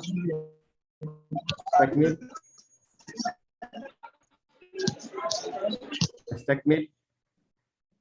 أشكركم على السماح لي بالدخول مرة أخرى في الحوار، ولكن أنا وجدت أن هناك العديد من الشخصيات أو زملاء تطرقوا إلى فكرة القانون، وهناك البعض منهم أوضحوا أن القانون هناك فيه عيوب، وأن القانون لا يحمي، وأن القانون هناك فيه هو اللي يروج للأخطاء، في محاولة منهم لإبعاد فكرة القانون على أنها لها دور أساسي، وهذا خطأ.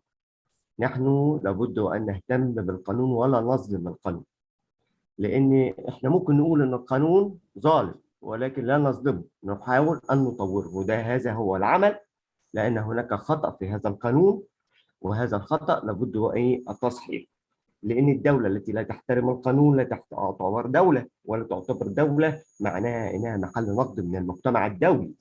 فبالتالي فكرة أن القانون يخطئ دي فكرة تروج ليها أن القانون يخطئ وعندنا الآليات تانية، ما احنا ما عندناش آليات تانية غير القانون.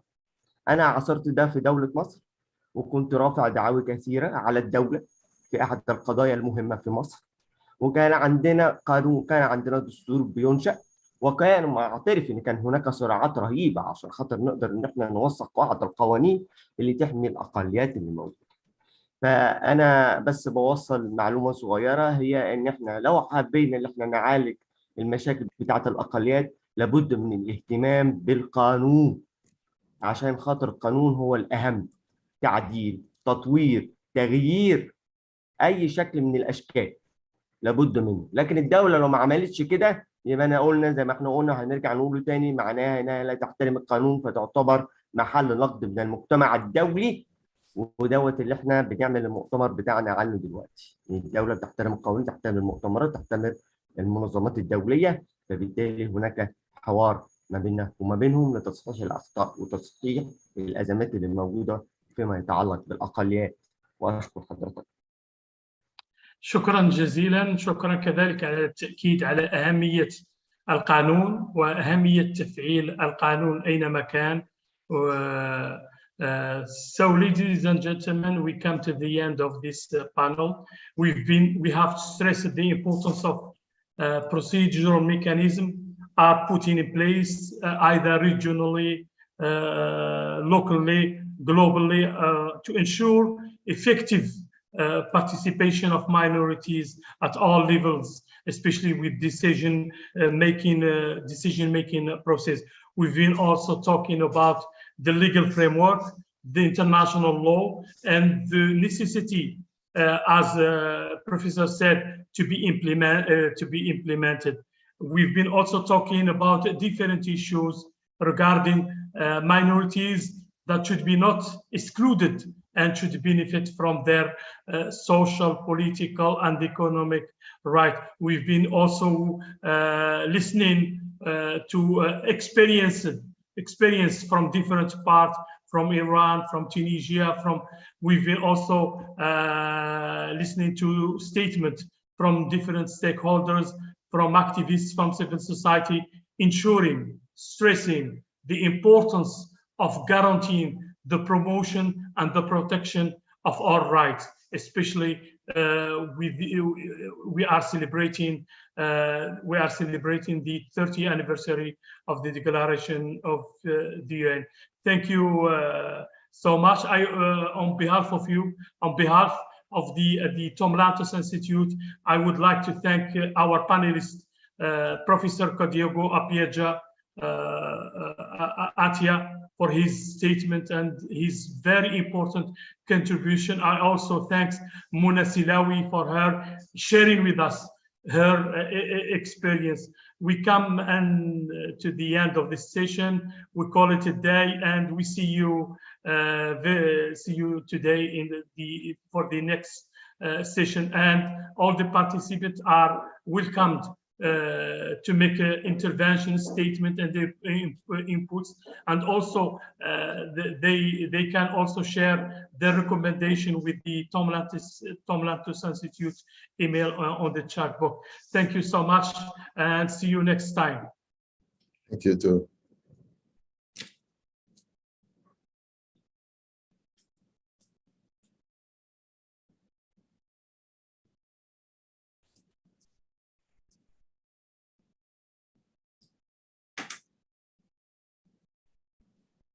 Over to you, Mr. Sean. Thank you, Naji, and thank you everyone for their contributions to that session. We have a 1-hour break, and we will reconvene at 12 o'clock GMT+1 for the 4th thematic session. Thank you.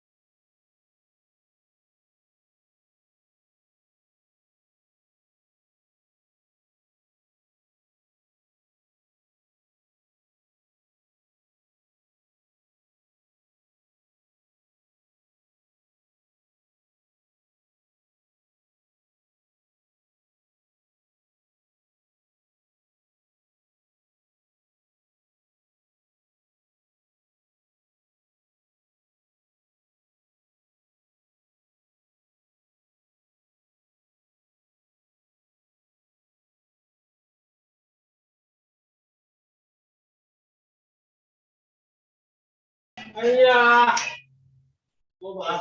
غدا هي خطبة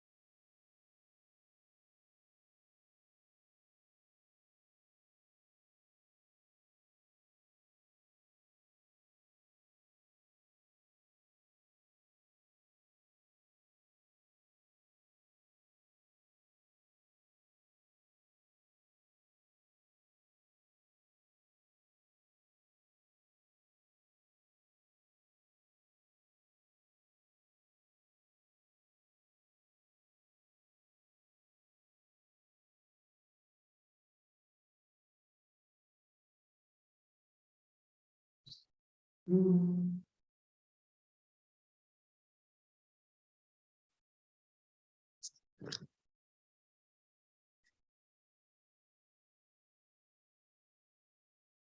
Nadia. Hi, we can see you well. Can you hear me? Yes. Perfect, perfect. And I think we can hear you well enough, right? Yeah. Yeah, okay, good. Hani, I don't know if you're there as well. If you have a chance, could you turn on your video? Oh, there you are. Wonderful. Yeah, thank you. Thank you so much for joining early to do this sound check. We are still waiting for a couple of experts to join, but hopefully we'll be able to start on time. Great. Tahani, also, if you could just turn on your mic for a bit, just to see that we can hear you well. Sorry, you're doing that. Yes, yes. Hi. Actually, I'm opening two devices. I'm on my laptop to see everybody, and then the noise or distance. The speaker is from my mobile, just to make sure great. that it's But can you hear me? Can you hear me? Yes, perfectly, perfectly. And I can see the two accounts, so we'll make sure that both of those are available.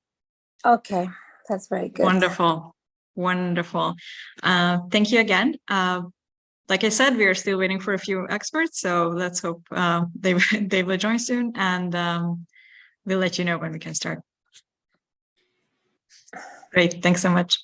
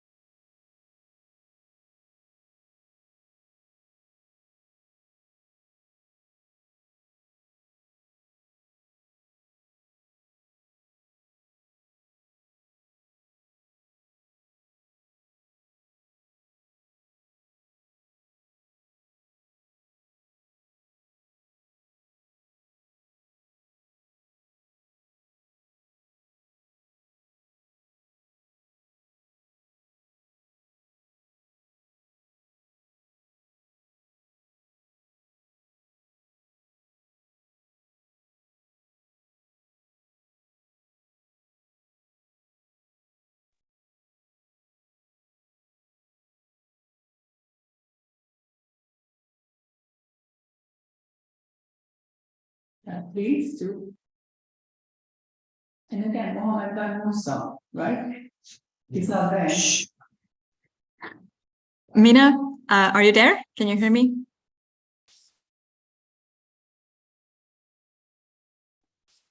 Hello? Hello, Mina. How are you Can you doing? hear me? Yeah, I can hear you. Can you hear me? Yes, perfect. Are you able to turn on your video? Yeah, I'm trying to, but I'm not able. I don't know why. Okay. I mean, that's fine too. You don't have to necessarily. We like it if it's turned on for the experts, but it's fine if it doesn't work for some reason. The voice is very clear and we can hear you well, so I think that will be okay. Or you can, if you want, you can try to disconnect and come back again to the meeting if that would be better. If I may suggest, maybe he can disconnect and turn back again. Yeah. Okay, just trying to get in a minute. So. Sure. Go ahead.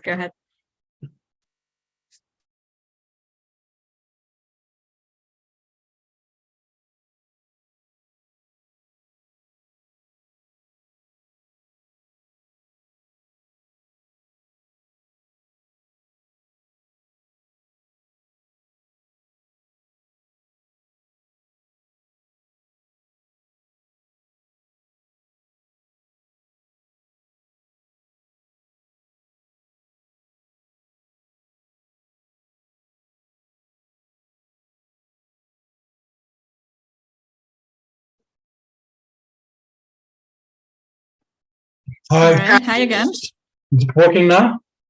Yes, perfect. That's cool. Wonderful. Hi, you can hear me? Great. Hello. So we are just waiting for a couple of more people to join. Hopefully we'll be able to start on time, but thank you so much again for joining early and to do this little test. We also already have Tahani here, our moderator, and Nadia, who is one of the fellow experts. So feel free to chat if you want to. In the meantime, we'll let you know when we're able to start. Thank you so much. Thank you. Thanks. Hello, everyone. Okay. In this case, maybe. Yes, can you hear me? Sorry, yes, we can hear you. Yeah, I want to ask him, Mina. Yeah, because just a minute. Mina Thabit or Thabit.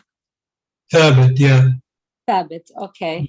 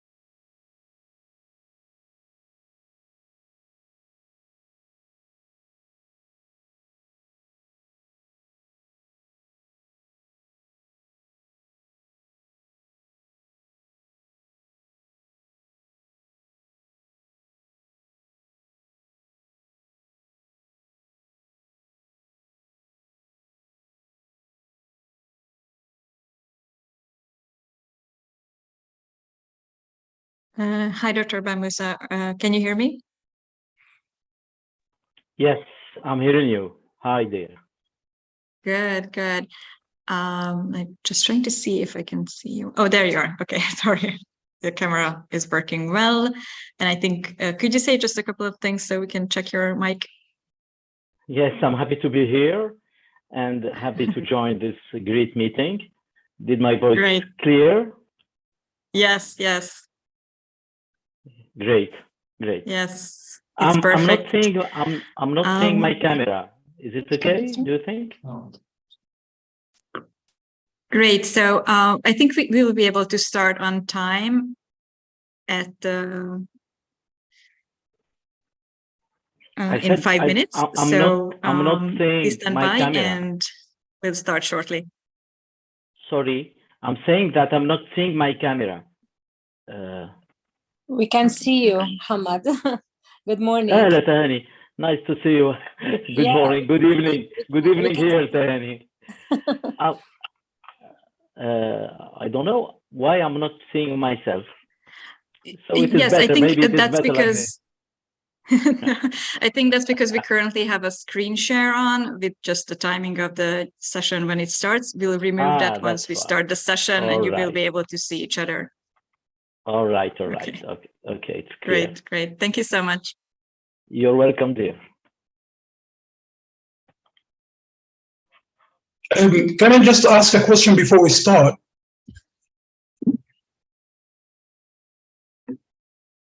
Yes, Mina. If it's not a problem that we can share the contact of each other, maybe it would be good for us to stay in touch after the event.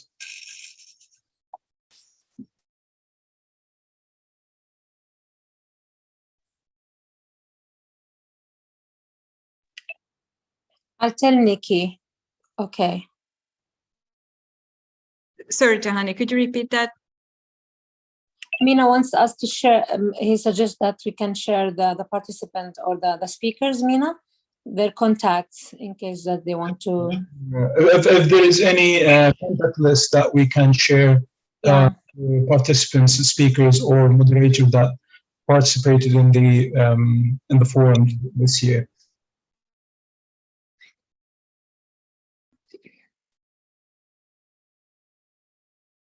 So I'm not sure if we can share. Oh, hang on, sorry. Are you muted? Sorry, I'm not sure if we can share the full list of participants and their emails because I don't think our GDPR data protection allows for that. But of course, if anyone would like to contact either the experts or moderators, they are welcome to put that in the chat.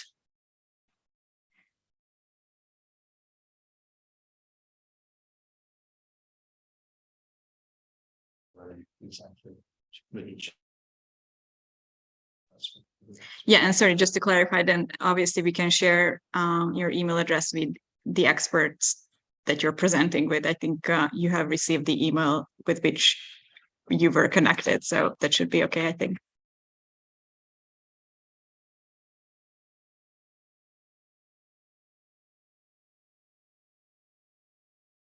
Okay, thanks. No problem.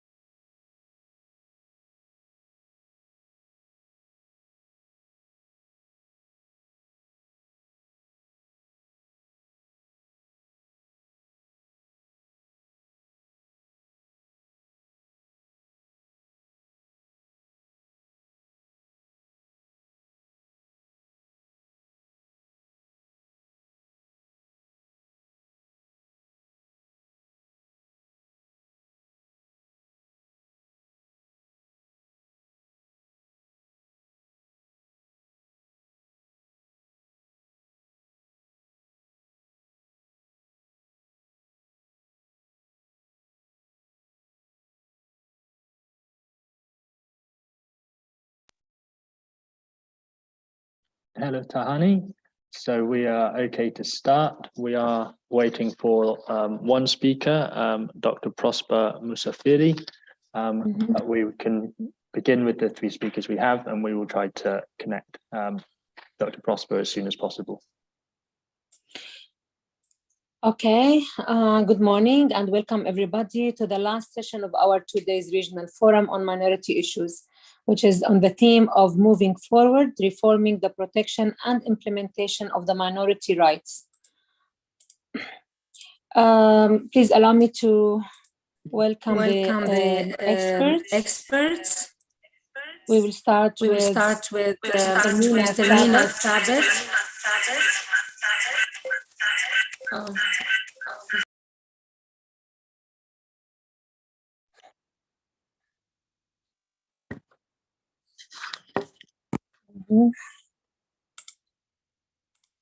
Can you hear me? Yes, we can, Tahani. Thank you. Okay. So we'll start with our expert, Mr. Mina Thabit. He is the MENA Regional Coordinator at PEN International. Mr. Mina.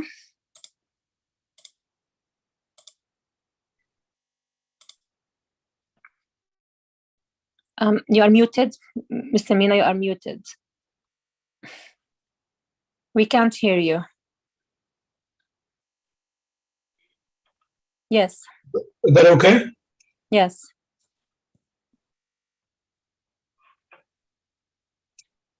Hi, everybody. Mr. Special Rapporteur, Moderator, ladies and gentlemen, it's such a great honor to be with you today. I'd like to thank Dr. Fernand de Verns for his kind invitation and for giving me and for giving all of us the chance to engage once again with minority experts and activists from the MENA region and around the world. The MENA region is a uniquely diverse mix of ethnic, religious, linguistic, and cultural minorities, each of whom had their own distinctive history, beliefs, language, and culture, which offers a great opportunity for rich, vibrant, and diverse societies. However, authoritarianism, political and economic instability, and protracted conflicts and wars in the region have had a detrimental effect on minorities communities across the region. The Yazidi minorities in Iraq faced genocide in 2014. Their women and children were forced into slavery just for holding a different belief. The region witnessed unprecedented mass displacement of Christians in Iraq in Mosul 2014 and in Egypt in Al Arish 2017. That happens due to government's failure to provide necessary protection against terrorism threats. The results were devastating. The impact of protracted conflict and wars has not only taken a monumental toll on minority communities, but it also had a colossal effect on their tangible and intangible forms of cultural heritage. Despite the universal protection guaranteed by the international humanitarian law to all civilians not taking direct part in hostilities, recent events have once again, beyond any doubt, provided evidence of the dire need to ensure special protection during war and armed conflicts. Today, I'm calling for a special protection for minorities in war and conflict zones, a special protection for minorities' cultural heritage, and commitment to prioritize their recovery in post-conflict situations. The conflict in Syria, Iraq, the occupation in Palestine, the long-standing sectarian division in Lebanon had severely limited spaces for dialogue and opportunities for understanding.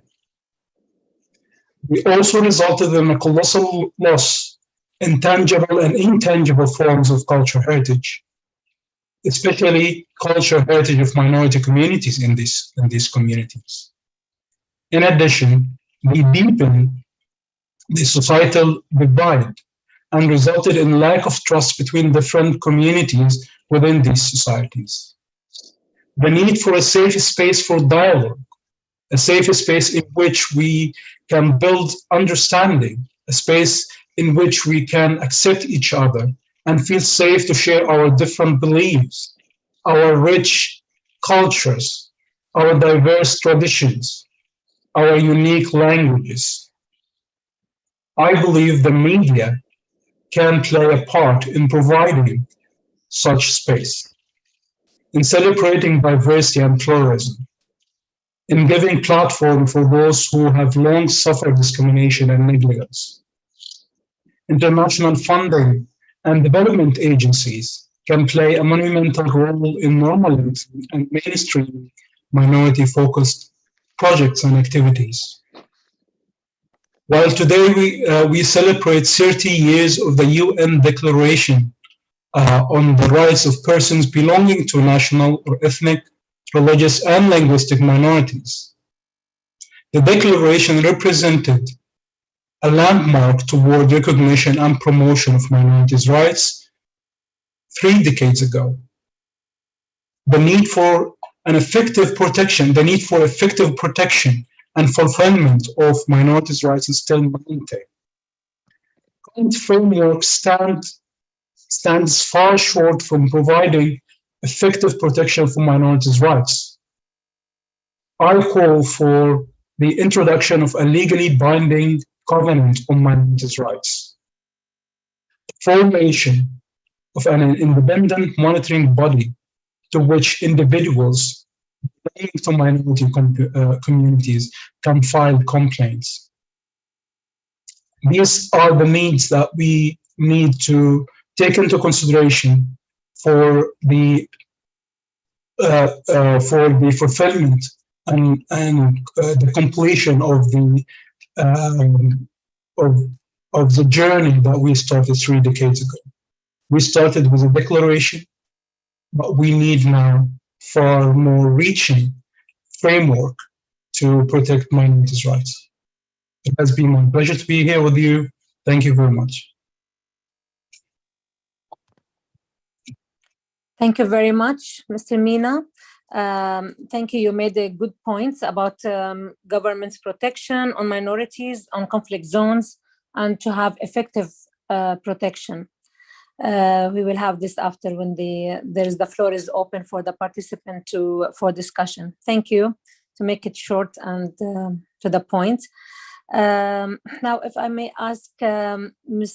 Nadia Hassan Khallo, and she's having the Nadia's initiative to have the floor to speak. Hi everyone. I will submit in Arabic. Okay. في البداية أود أن أشكركم باسمي وباسم مبادرة نادية مراد على تنظيم هذا الحدث المهم للأقليات.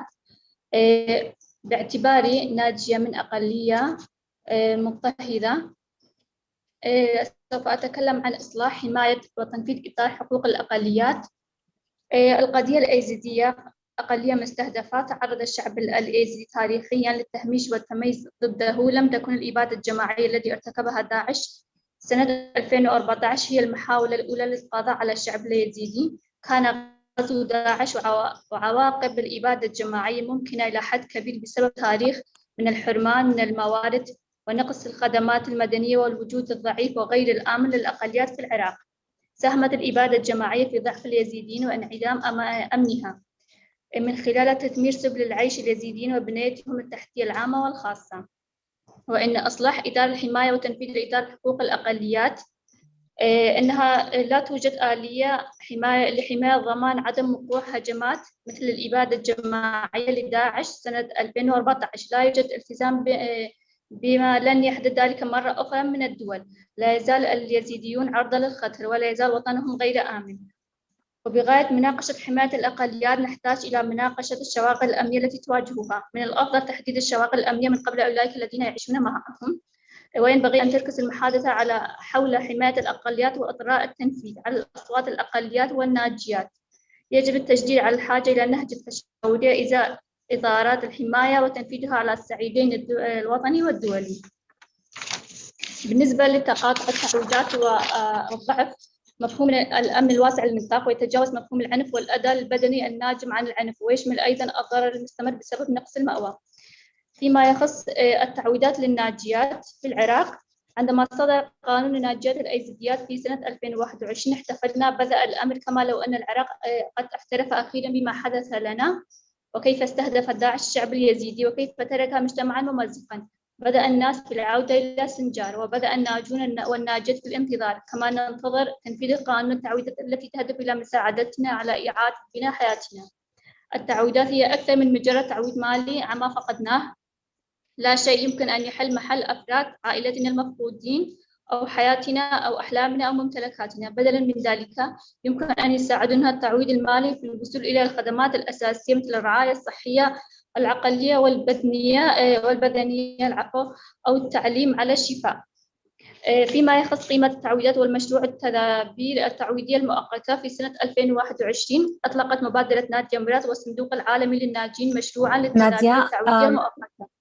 نادية، ممكن بس أذكرك إنه تحكي شوي علشان المترجمين بيحاولوا إنهم يترجموا، عم تتحدثي سريعاً حبيبتي. شكراً. تمام، لأن عندي بس 10 دقائق. لا، معك وقت معلش.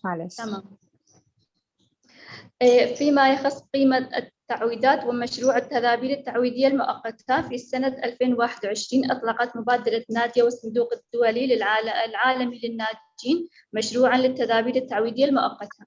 تم إنشاء المشروع استجابة لاحتياجات الناجين اليزيديين والحصول على دعم ملموس، ويهدف إلى توفير التدابير التعويضية المصممة خصيصاً وموجهة للناجين والناجيات من أسر داعش.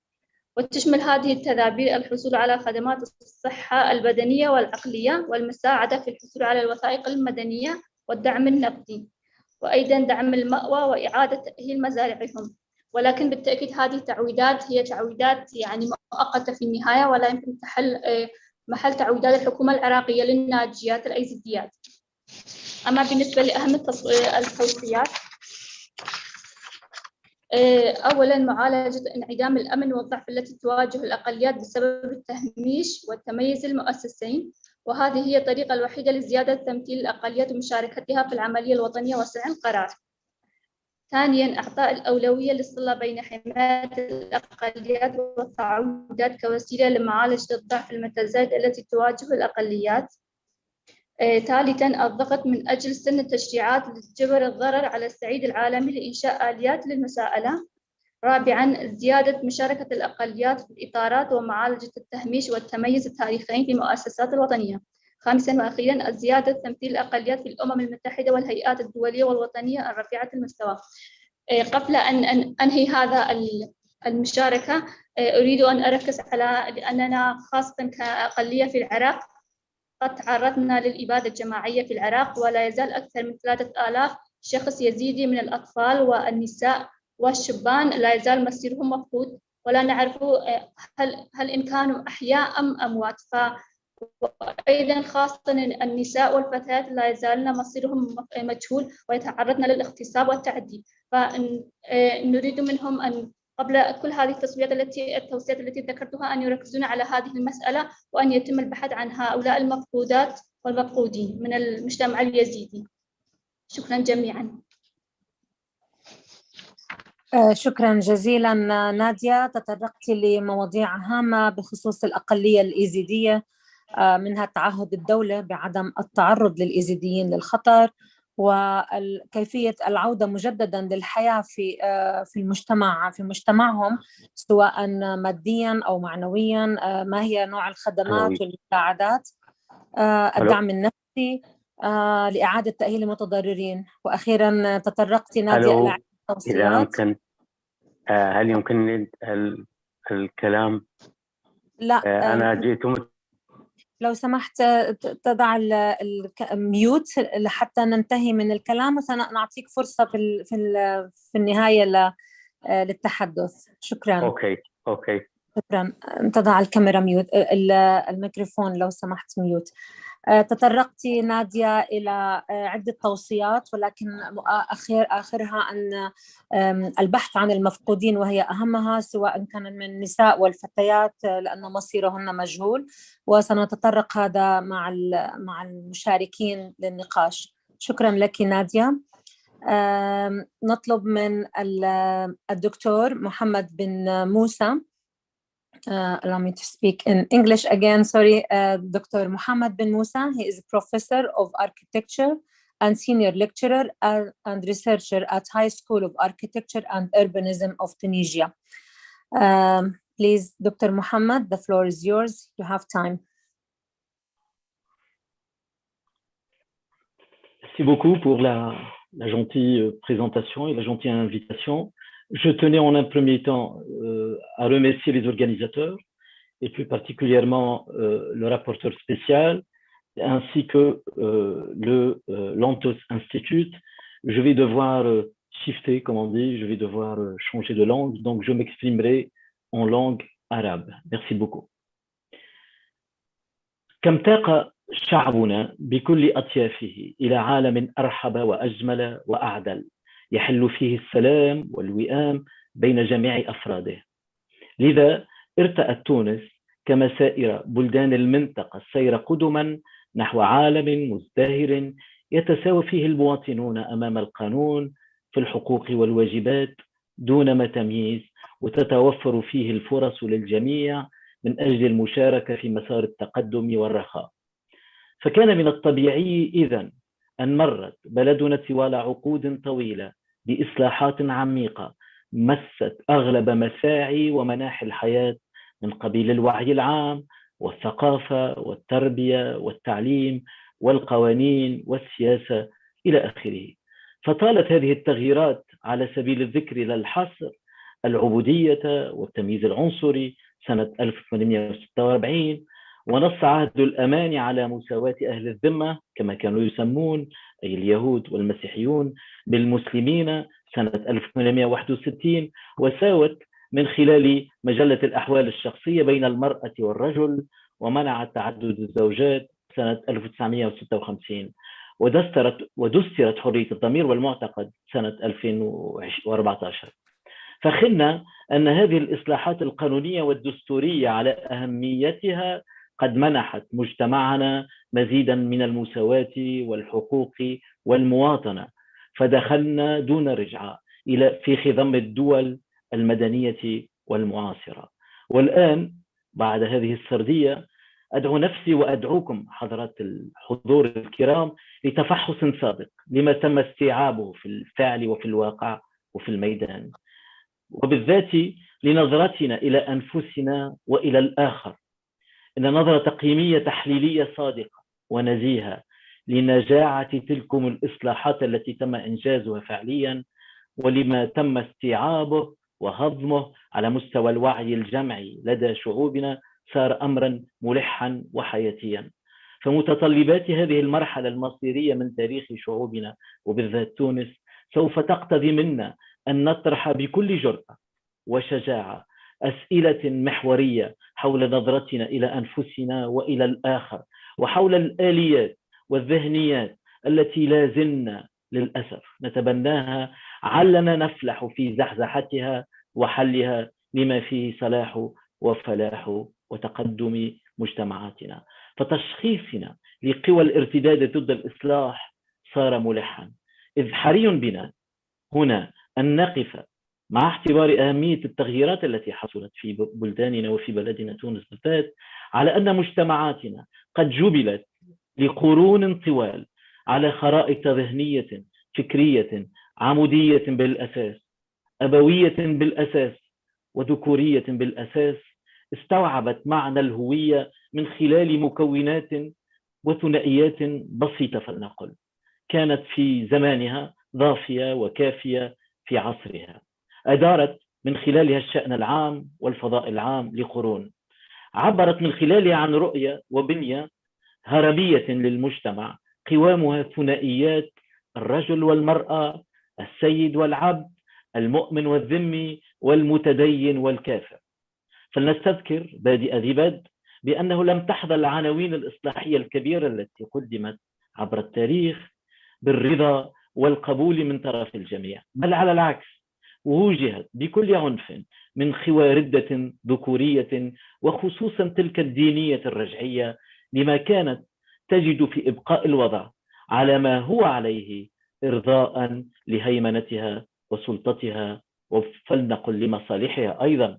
خلاصة القول أنه لا تقدم مرجو لأي مجتمع، وجزء كبير أو صغير منه بغض النظر عن العدد اعتبارا للونه أو جنسه أو معتقده أو ضميره أو دينه إلى آخره، يرزح تحت الهيمنة مقصي من المشاركة العمومية وفي المساهمة في إدارة الشأن العام. هنا سنطرح بعض الأسئلة على أنفسنا وعليكم حضرات الحضور.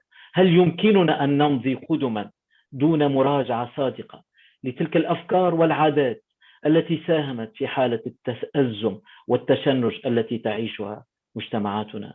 هل من الممكن تجاهل آثار الإعلام والثقافة على قدرتنا في المضي على درب التعايش وكسر النمطية والتصنيفات الزائفة وفي بث خطاب الكراهية؟ هل يكفي أن تركز برامج التنمية على الجوانب المادية دون أن تلتفت إلى التنمية الروحية والقيمية والوجدانية للإنسان؟ ما سعة وعمق التغيير المرجو إذن لتحقيق العدالة والمساواة وأيضا المواطنة؟ من الواضح أن تعقيدات الشأن العام لم تعد لتدار بهكذا تصنيفات مجتمعية استبطنت علوية فئات على حساب أخرى، أو دين على حساب باقي الأديان، واحتكرت السلطة والقوة لدى فئة على حساب الفئات الأخرى. باسم ماذا؟ باسم أقلية أو أغلبية، جنس أو علوية دين على حساب أديان أخرى. ومن ثم صادرت هذه الفئات القرار دون اعتبار لرهانات العصر وتغييراته وتحدياته المعاصرة التي تقضي المشاركة العمومية لكل مكونات الشعب الواحد. فصار ملحا اعتبار بأن توليد الفكر ونشره وتطبيقه في حيز الوجود هو احتياج ومطلب يرنو إليه كل إنسان. فعندما تكتب في تونس مثلا دساتير وقوانين يعطى من خلالها الأسبقية لأتباع ديانة على حساب مواطنين آخرين في الترشح لرئاسة الدولة، أو يرفض فيها الحق في التنظم لجمعية مدنية تدعو للمساواة بين المواطنين، أو يفتى فيها بالكفر، نعم يفتى فيها بالكفر والردة ضد مواطنين أتباع ديانة أخرى. وهنا انظروا الفتوى الموجهة في حق البهائيين بتاريخ 30 ماي 2016، أو تسن فيها قوانين تناهض التمييز العنصري قانون 50/2018، أو يمنع الحق في الدفن، نعم حضرات السادة الكرام، لأتباع ديانة ما 2022. فهذا دليل واضح على أن التغيير الذي حصل للأسف لم يبلغ بعد المستوى المرجو من العمق، ولم يستبطن بعد على مستوى مؤسسات الدولة، فلنقل ولا حتى على مستوى الوعي الجمعي ليضمن الوحدة في التنوع المجتمعية المرجوة. فحري بنا في هذا المقام أن نتساءل سوية ما سعة وعمق التغيير المرجو للولوج إلى الوحدة المجتمعية وتحقيق مبادئ العدالة والمساواة، وفي أي مجالات يجدر بنا تحقيقهما. وهنا أضم لورقتي بعض التوصيات. لقد صار جليا أن الجهات المسؤولة في الدولة مدركة أكثر من ذي قبل للحاجة الملحة لضرورة انخراط أوسع ومشاركة عمومية لشرائح أوسع من المواطنين في حياة مجتمعها وفي المساهمة في أخذ القرار. فالشعار، ذلك الشعار الذي ردد في كل ساحات العالم، فلنقل الشعب يريد، الذي رفع في تونس أولا ثم في العديد من البلدان العربية ومن ثم صدر إلى بلدان العالم، يرنو ضمنيا إلى رعاية مشاركة أكبر من قبل جميع المواطنين في حياة المجتمع، لا سيما الأقليات والمجموعات والنساء والشباب. في سياق كهذا يتم فهم المشاركة بأنها حيازة الخيار السياسي من خلال الانتخاب، وإمكانية الحصول على التعليم والتوظيف وامتلاك الحق في التنظم في مجموعات ذات اهتمام مشترك يمكنها الترويج بين المؤسسات والعموم. لكن يا للأسف لفقر في الخيال والإبداع لم يجد هذا الشعار، أي الشعب يريد، تطبيقا عمليا ضاف وشاف، ولا صيغة يجمع حولها المواطنون، إذ كان الصراع على السلطة والهيمنة لفئة ما على حساب المشاركة العمومية هو المعيار وأيضا الهدف. فأي مكانة للفرد في خضم شعار الشعب يريد؟ هل له الوكالة عن نفسه في مشاركته الإيجابية في التغيير؟ هل حقوقه وحريته مصانة أم استمرت هيمنة الجماعة على أنفاس ذلك الفرد؟ كيف الوصول إلى هذا التغيير المرجو إذن؟ من الواضح أن صراعنا صار مع ذهنيات استبطنت التمييز وعدم قبول التنوع منهاج حياة. فبالرغم الكم الهائل من الإصلاحات الهادفة لبناء وعي حداثي جديد، إلا أن قوى الجذب إلى الخلف ما فتئت تستحضر الثنائيات الزائفة المبنية على التمييز العنصري والتكفيري والذمي والذكوري التي عرجنا عليها سابقا. فكيف الخروج من هذه الحلقة المفرغة؟ وما دور التربية العمومية والإعلام حيال هذا، إذ صار جليا أن المقاربة القانونية الدستورية أصبحت غير كافية؟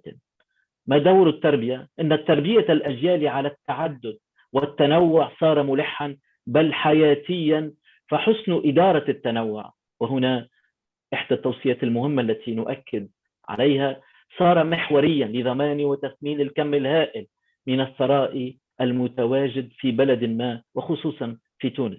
فعلى سبيل المثال تونس التي أعطت المسيحية 3 بابوات وكبار الفلاسفة والحكماء من بينهم القديس أغسطينوس تستحق الإشادة والتنويه، وكذلك تونس اليهودية والأمازيغية مسلطين الضوء على الشخصيات بمثل الكاهنة وماسينيسا، والإباضية والشيعية والبهائية إلى آخره، هي جديرة بالمعرفة وبالتنويه. فلا يمكن أن نتصور برنامجا تعليميا لا يعطي لهذه الحقب التاريخية وغيرها حظها وحقها وحق الأجيال في معرفتها. فحجب هذا الإرث التاريخي المتعدد يجعل من وكالة الفرد عن نفسه منقوصة، إذ بطرق ملتوية تحجب عنه معلومات تاريخية قادرة على تشكيل هوية إنسانية مفتوحة على التنوع والتعدد. أيضا من التوصيات المهمة التي نحتاجها في هذه الآونة هو عناية واهتمام بالإعلام، إذ كما هو معلوم الإعلام سلطة بعينها قادرة لحد كبير على تشكيل بيئة إما حاضنة للتنوع أو مساهمة في إضرام نار العداوة والحقد. من المؤسف أن نرى خطاب الكراهية يؤجج التعصب والازدراء بمعتقد الآخر، وأن المنابر الإعلامية صارت حلبة لبسط القوة والهيمنة، مهينة للمرأة وللمختلف الديني، غير معنية بنشر قيم التعايش والوحدة والمجتمع والمواطنة وحقوق الإنسان. فعليه وفي الختام يكون من المهم الإقرار من طرف الجميع وخصوصا الإعلاميين بأن المجتمعات ليست متماثلة، وأن تعدد الهويات في ظل المواطنة والولاء للبلد يمكن أن يعد شيئا محمودا، إذ أن الهوية متعددة الأوجه ومتكشفة وغير ثابتة، ويمكن أن تمثل ما يميز ويحدد الأفراد والمجموعات المتعايشة تحت سقف راية واحدة، وأن تسيس الهوية ويتم استغلالها من قبل أناس أو مجموعات في مواقع القوة والسلطة للتلاعب بالعموم أو إرضاء مصالح مكتسبة أو الهيمنة على الآخرين، متناسين حقيقة أساسية، ألا وهي بأن البشر قد خلقوا جميعا نبلاء، وأن لهم طبيعة عليا مشتركة.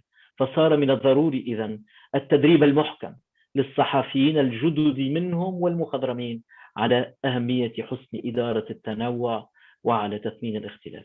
وفي الختام أود شكركم على حسن الإصغاء. شكرا جزيلا. شكرا دكتور محمد على هذه التقدمة الرائعة. في الواقع تطرقت إلى عدة محاور ومفاهيم.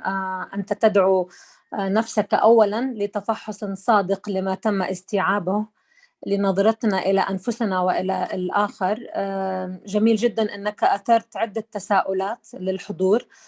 قد يكون المجال مفتوحا بعد قليل لأن يتناقشوا في هذه الأسئلة التي طرحتها حضرتك عن دور الإعلام والثقافة في المضي قدما في درب التعايش. جميل جدا أنك ركزت على الإعلاميين ودور الإعلام أيضا لما لهذا الإعلام من واقترحت أيضا أن يتم تدريب الصحفيين الجدد والمخضرمين على حسن إدارة التنوع والاختلاف، وهذا شيء جديد وجميل.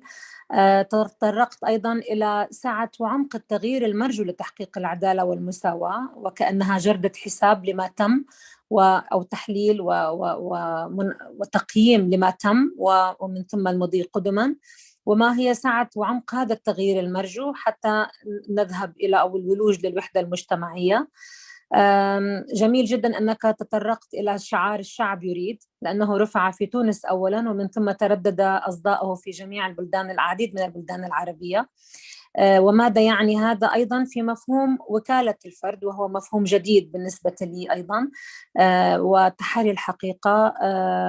وقد عرجت إلى الهدف الأخلاقي المزدوج الذي يعطي الحق للمرء بأن يتحرى الحقيقة وهو يصب في حرية الضمير والمعتقد.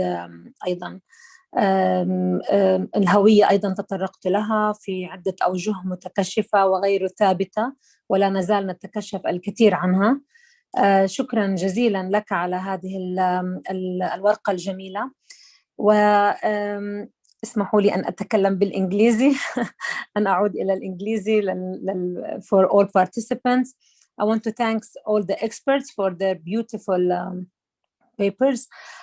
Just I want to, before we start, please allow me, dear participant, before we start, let's allow you to have these reminders before opening the floor for remarks and questions.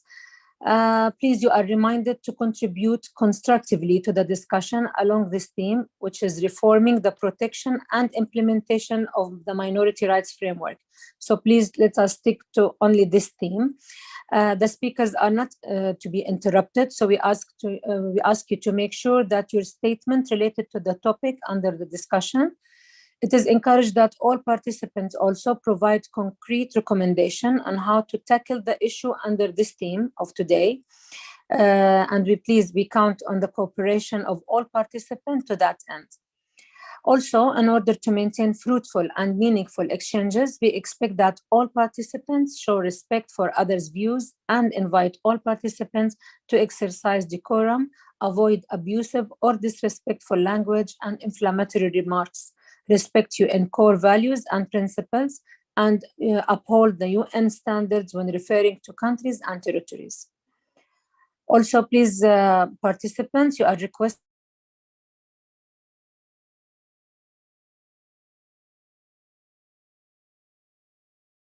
violence or that doesn't uphold with UN standards regarding countries and territories.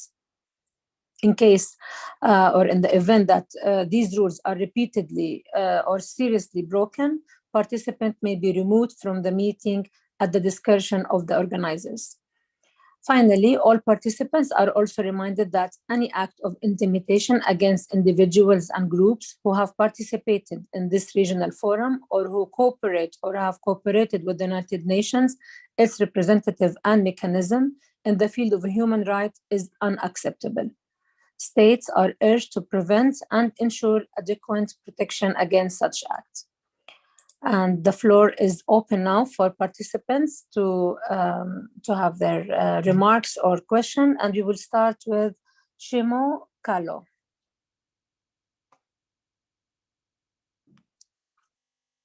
أتمنى أن لا أكون قد غيرت في الوقت بالنسبة لي لكن أتمنى أن أكون مشارك في الباب الأيدي، وهذا تأخرت قليلا عن الموضوع، يرجى السماح لي. كان موضوعي طبعا هو الموضوع المهم اللي أريد أن أتكلم عنها، وهو موضوع مهم يتعلق بالأقليات بشكل عام على مستوى العالم، حيث أن العديد من التشريعات القانونية الرئيسية في العراق بما في ذلك قانون الانتخابات وقانون الجنسية توفر في ظاهرها حماية لجميع المواطنين، ومع ذلك فإن هذه التشريعات لا تأخذ بنظر الاعتبار حقيقة أن سنوات العنف والاضطرابات المدنية في العراق قد أدت إلى نزوح وتشريد العديد من المجموعات، وبأن تأثير عدم الاستقرار هذا قد أدى إلى أن تكون هناك قطاعات معينة في المجتمع متضررة وغير محمية، وخاصة الأقليات. ومن أجل ضمان أن تكون هذه المجموعات أيضا في وضع يمكنها التمتع بالامتيازات الأساسية الممنوحة لجميع العراقيين، فمن الضروري أن يعطي القانون لهذه المجموعات بعض المراعاة ويمنحهم فرصا متكافئة، حيث منح الدستور العراقي لسنة 2005 جميع العراقيين طبعا جميع العراقيين مجموعة واسعة من الحقوق المدنية والسياسية والاقتصادية والاجتماعية وحتى الثقافية، فهو يقدم حماية ضد التمييز ويؤكد على حق المساواة في المعاملة والمساواة في الوصول إلى الغايات بموجب القانون. لكن هذا الدستور يفتقر إلى معايير لحماية تلك القواعد والحريات الأساسية، وخاصة فيما يتعلق بالأقليات، إضافة إلى أن فيها فراغ مؤسساتي وقانوني. إن النظام المحاصصة في تولي المناصب التنفيذية والتشريعية وكل أجهزة الدولة في العراق له تأثير سلبي في تولي المناصب، وأن اعتماد بعض المكونات السياسية بهذه الطريقة في بسط نفوذها المناطقية للإمساك بالسلطة في العراق حول الكثير من المناطق البلاد إلى مناطق نفوذ حصري بطائفتهم أو مكونهم دون النظر إلى حقوق الآخرين. وتخشى الأقليات في العراق من ضعف قدرتها على نيل الوظائف الحكومية والسلطة والموارد. تنص المادة 17 من قانون الانتخابات على تخصيص مقعد واحد في البرلمان لكل 100,000 شخص، لكن هناك مخاوف من الأقليات حول تمثيلهم العادل، حيث أن الإزديين على سبيل المثال يشكلون حوالي 520,000 نسمة حسب الإحصائيات الغير الرسمية الأخيرة بعد التهجير والمجازر التي تعرضوا لها على يد تنظيم داعش الإرهابي في 3 آب عام 2014، لكن تمثيلهم في البرلمان العراقي لحد الآن كرسي واحد فقط في الكوتا. ويرى كثيرين أن الأقليات ظلمت حتى حين تم منحهم كوتا لا تتناسب مع حجمهم الحقيقي وجذورهم التاريخية. أوكي، لو سمحت تجاوزت الوقت المحدد. أنا أتمنى تنطيني نصف دقيقة. أوكي، أنا أعطيتك 2.5 دقيقة تقريبا. أوكي تفضل. نصف دقيقة أستطيع أن أخلص المادة. تفضل. طبعا يعني ولهذا تشكل الأقليات الدينية في العراق أن حقوقها مسلوبة لعدم تمثيلها في مراكز صنع القرار السياسي، كما أن الأقليات الدينية لا تشغل المناصب التنفيذية في الوزارات العراقية، لا للحكومة المركزية ولا في حكومة الأقليم، حيث أبدت سائر الأقليات عن قلقها من التهميش في عملية المشاركة. وهناك عدة أحكام من القوانين العراقية تنطوي على تمييز ضد الأقليات أو تهميشهم. وشكرا لإعطائي هذه الفرصة. شكرا. سوف أرسل التوصيات عن طريق الإيميل. أوكي تمام، شكرا جزيلا لك. نبدأ بروضة السيابي.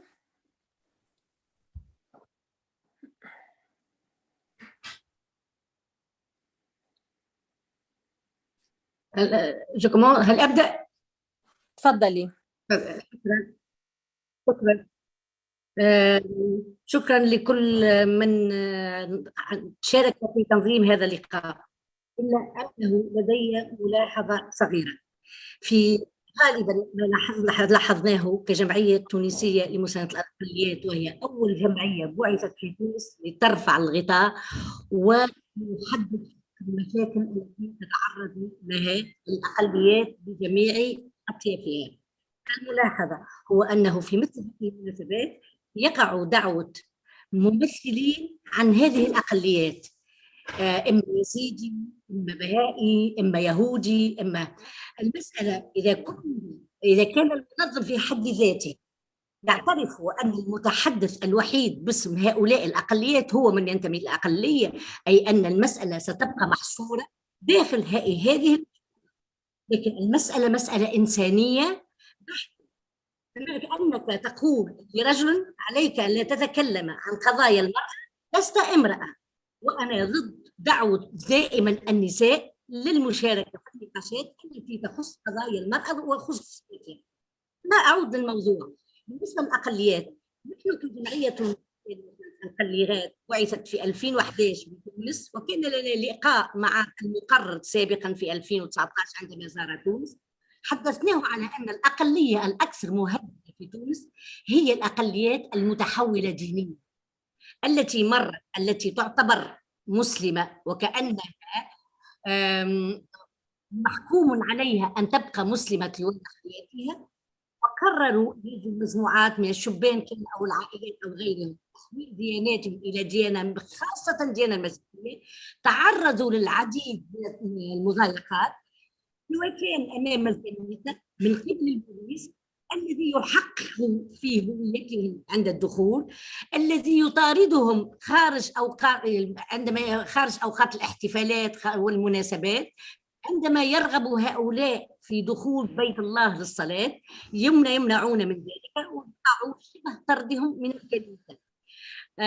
رفعت الجمعية التونسية لمساندة العديد من الشكاوي، وقمنا بالاتصال بالسيد وزير الشؤون الدينية يتدخل بصفته وزيرا للشؤون الدينية وليس لديانة الأغلبية، فالأغلبية ليست بحاجة لحماية.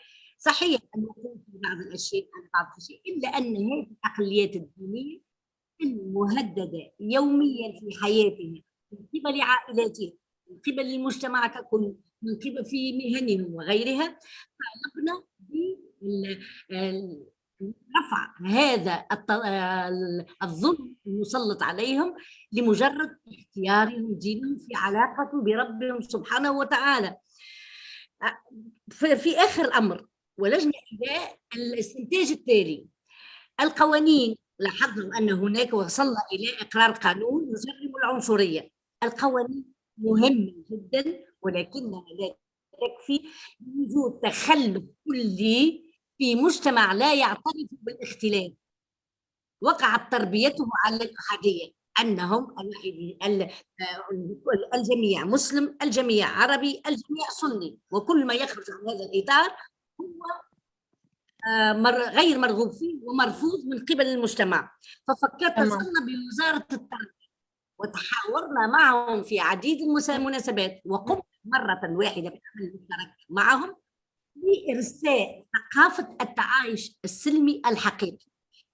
هذا التعايش لا يمكن أن ترسيه خارج إطار المنظومة التربوية، والعمل يجب أن يبدأ منذ صغر السن، لأن عندما تتوجه بخطاب التعايش السلمي لمن كبر في عالم يسوده الخطاب الأغلبية هي المقررة يصعب فيه القبول خطاب المخالف.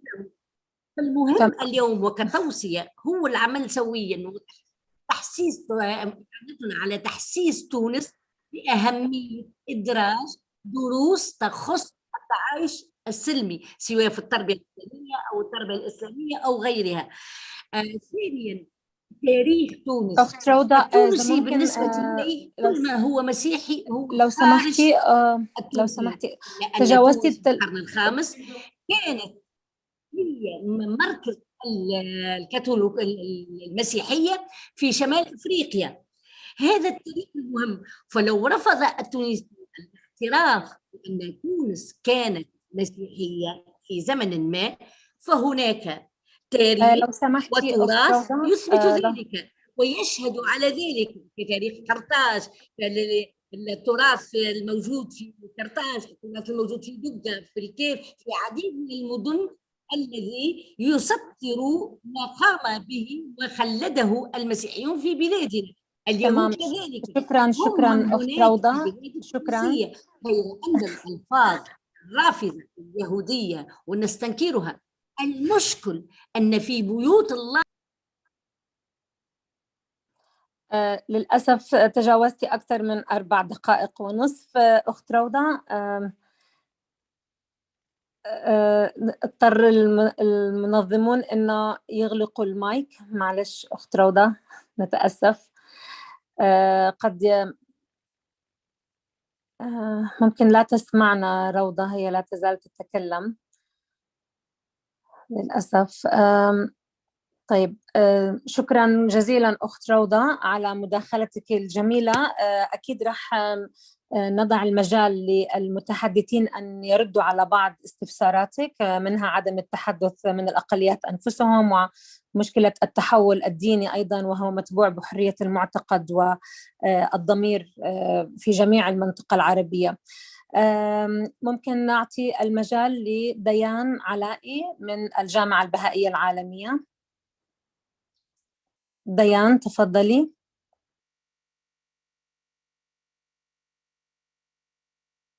ديان.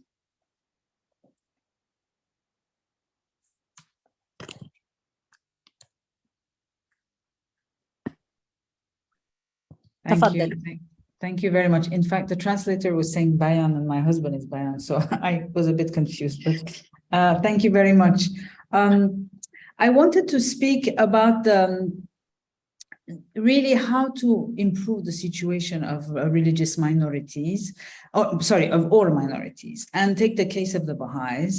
And, you know, the UN mechanisms, for example, the Special Rapporteur on Minorities, together with other minorities, have actually made communications and public statements. There was recently a communication and a public statement made by a number of special rapporteurs, including the Special Rapporteur on Minorities, you know, about the situation of the Baha'is in Iran and the recent spike in the persecution, arrests throughout the country, destruction of houses, you know, in one village, 6 houses were destroyed, confiscation of properties, hectares, the arrest of these young Baha'is that I mentioned in the previous segment, and incitement to hatred. All these things have been reported. All these communications have been said to the Iranian government. And then, for example, also on Qatar, you know, there was a communication, I think a couple of years ago, by the special rapporteurs, again, including the special rapporteur on minority, about what the Baha'is in Qatar are facing. Blacklisting, deportation, not being able to have a cemetery.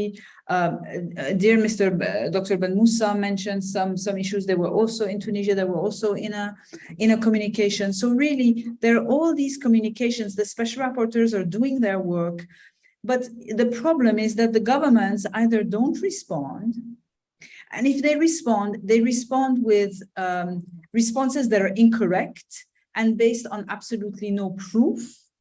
And then that's it. There is absolutely no change in the situation, and no change whether it is in law or in practice by these governments to improve the situation of minorities. So I think what was very interesting, what was mentioned by some of the panelists, were the issue of media and education. I think that it is very important, and I think also you mentioned it, dear moderator, the issue of the media. I think that the media are waiting at the moment, unfortunately, for catastrophes to happen until they raise an issue.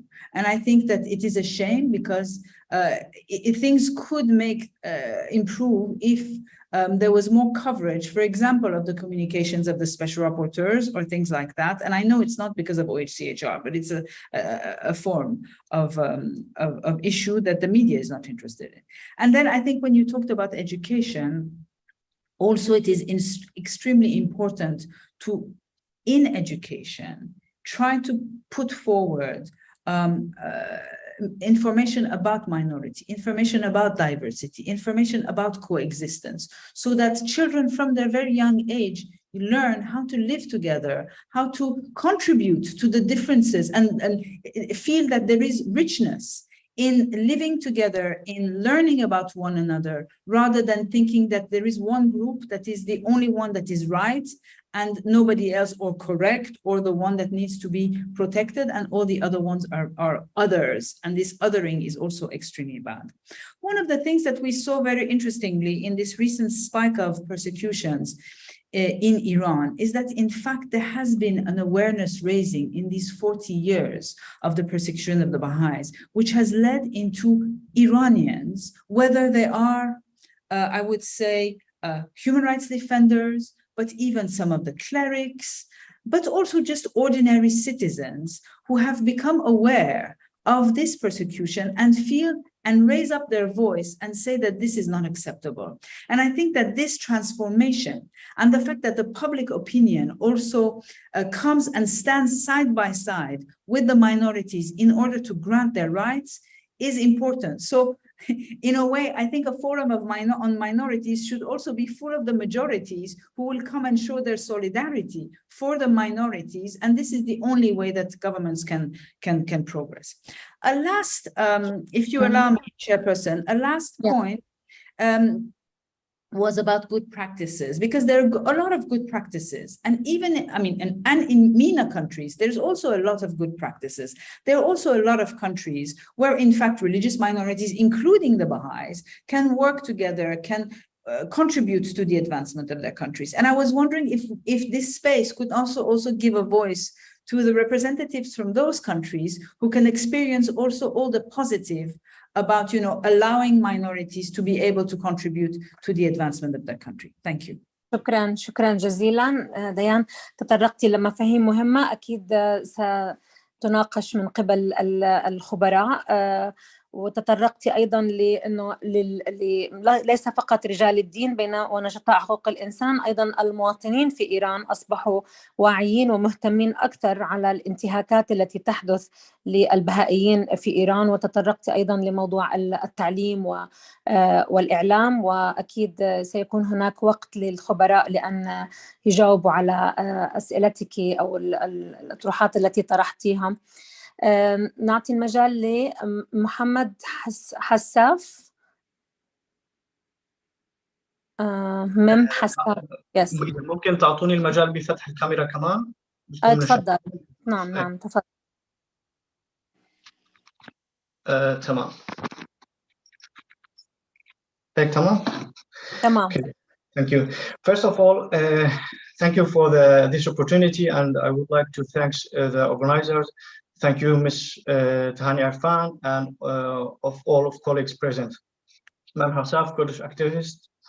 A Kurdish family from the Yazidi minority live in the open air, not because they don't own a house, but because military forces loyal to the Turkish army occupy their houses in the Kurdish city of Serekaniye, and they occupy their 750 dunams of land, not because any sin they could have committed, but just because they are Kurds. This story sums up the situation of Kurds and their tragedy in Syria after the Syrian government deprived them of their rights to citizenship and stripped them of their Syrian citizenship under racist law for decades. The tragedy is renewed by the Turkish army and its faction of the Syrian National Army after occupying the Kurdish town in northern Syria. With occupation by Turkey and its affiliated faction, the battle have displaced at least 137,000 people from Afrin area, according to the United Nations. And according to the many reporters, fighters from the Syrian National Army faction have engaged in looting, robbery, and killing of civilians. In occupied Afrin, numerous revolutions against Yazidis were recorded, with estimated 30,000 people before the armed faction took control, and now today more than 90% of them were displaced due to killing and abductions. A clear and explicit plan of demographic change practiced by Turkey, targeting the Kurdish presence in northern Syria under pretext, false arguments, and baseless allegation of threat to its national security. Its drones are directed against unarmed people, causing panic and many civilians casualties. I remember 6 children who were victims of Turkish bombing in the last month, including 4 girls who were killed in the لو bombing. سمحت حازة بتتحدث أبطأ شوية علشان الترجمة. تمام آسف. Its drones are directed against unarmed people, causing panic and many civilian casualties. I remember 6 children who were victims of Turkish bombing in the last month, including 4 girls who were killed in the bombing of school. And for all of the above, we recommend the following: activating the United Nations legislation and the Universal Declaration of Human Rights and translate them into action on the ground. To stop the colonization plan that aims to affect a demographic change in which Turkey seeks to eliminate the Kurdish presence in northern Syria, Rojava, the intervention of international peacekeeping forces to protect civilians as they are on the southern border of Syria. And we believe that this is a solution for both parties. Strict legislations criminalizing ethnic discrimination and ethnic and religious violations against Kurds in the cities of Afrin, Serikani, and Giresunspor. Finally, as active associations and organizations working in public affairs, we have nothing but our voice and you as a global body with influence on the ground to change this bitter reality. Thank you very much. شكرا جزيلا. تطرقت لمواضيع مهمة قد يمكن يجاوب عليها عن مرة أخرى الإيزيديين والانتهاكات في سوريا وقتل المدنيين، وهذا يؤثر أيضا على ترحيلهم واعتقالهم ويؤثر أيضا على ديموغرافية البلد. شكرا جزيلا لك. سنعطي المجال للدكتور نادر الثقاف ومن ثم نذهب إلى الخبراء مرة أخرى للإجابة على بعض الأسئلة. دكتور نادر تفضل.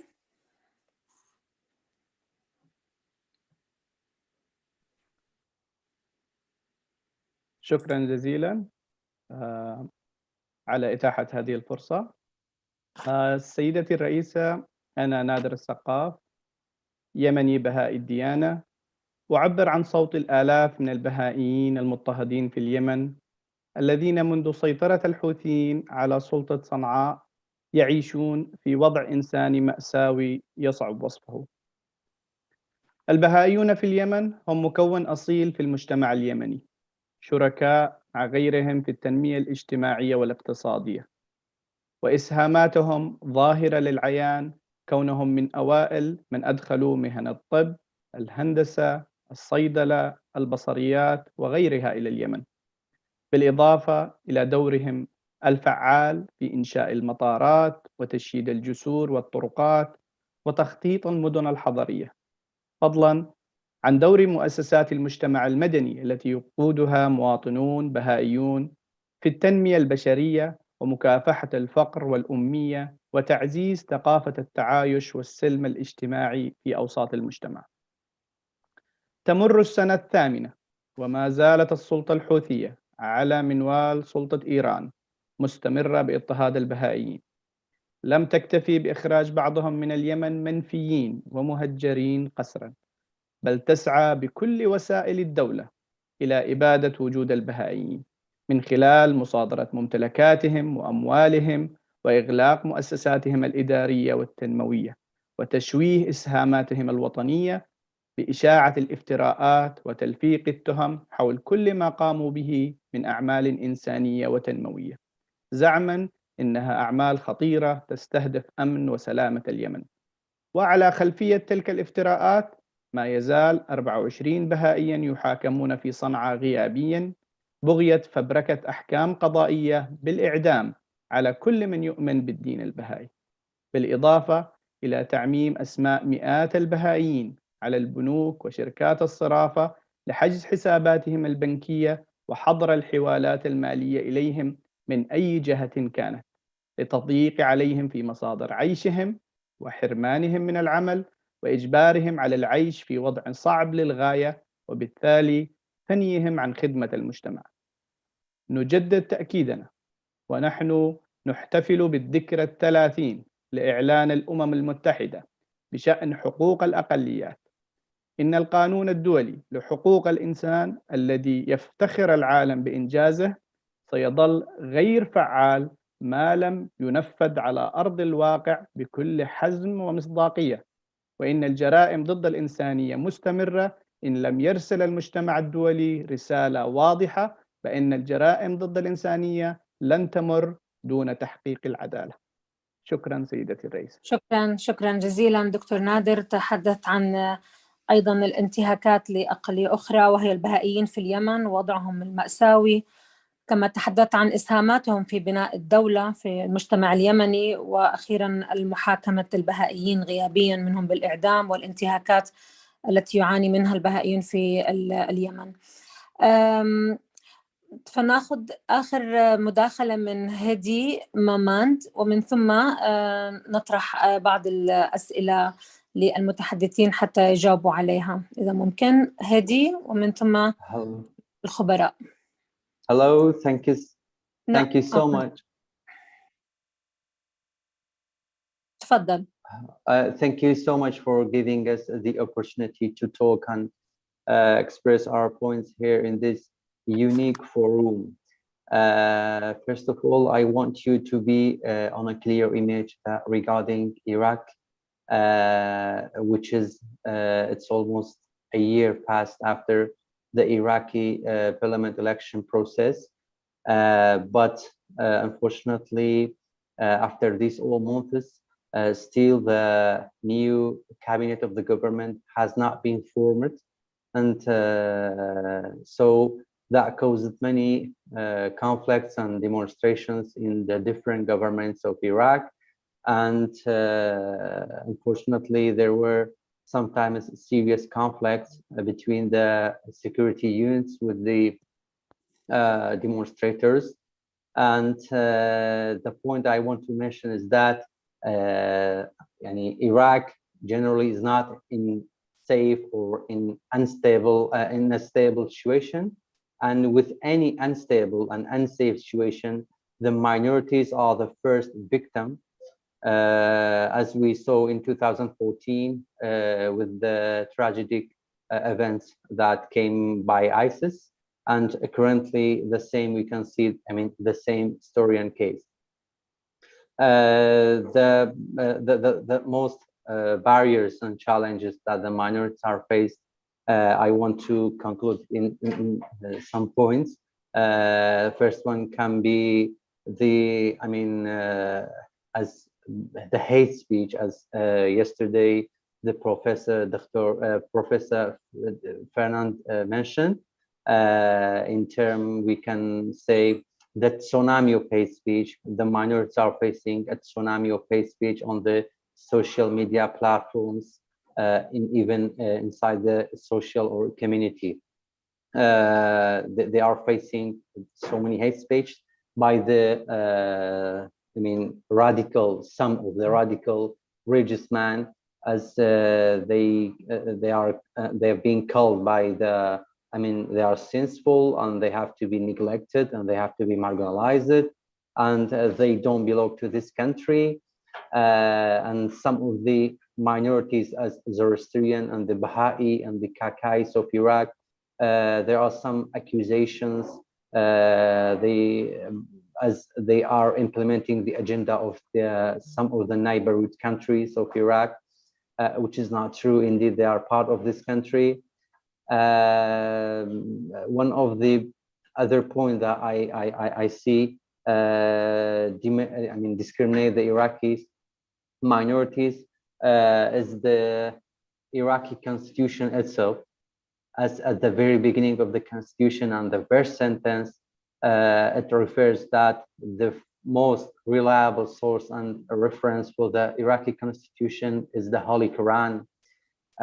In while that we have 8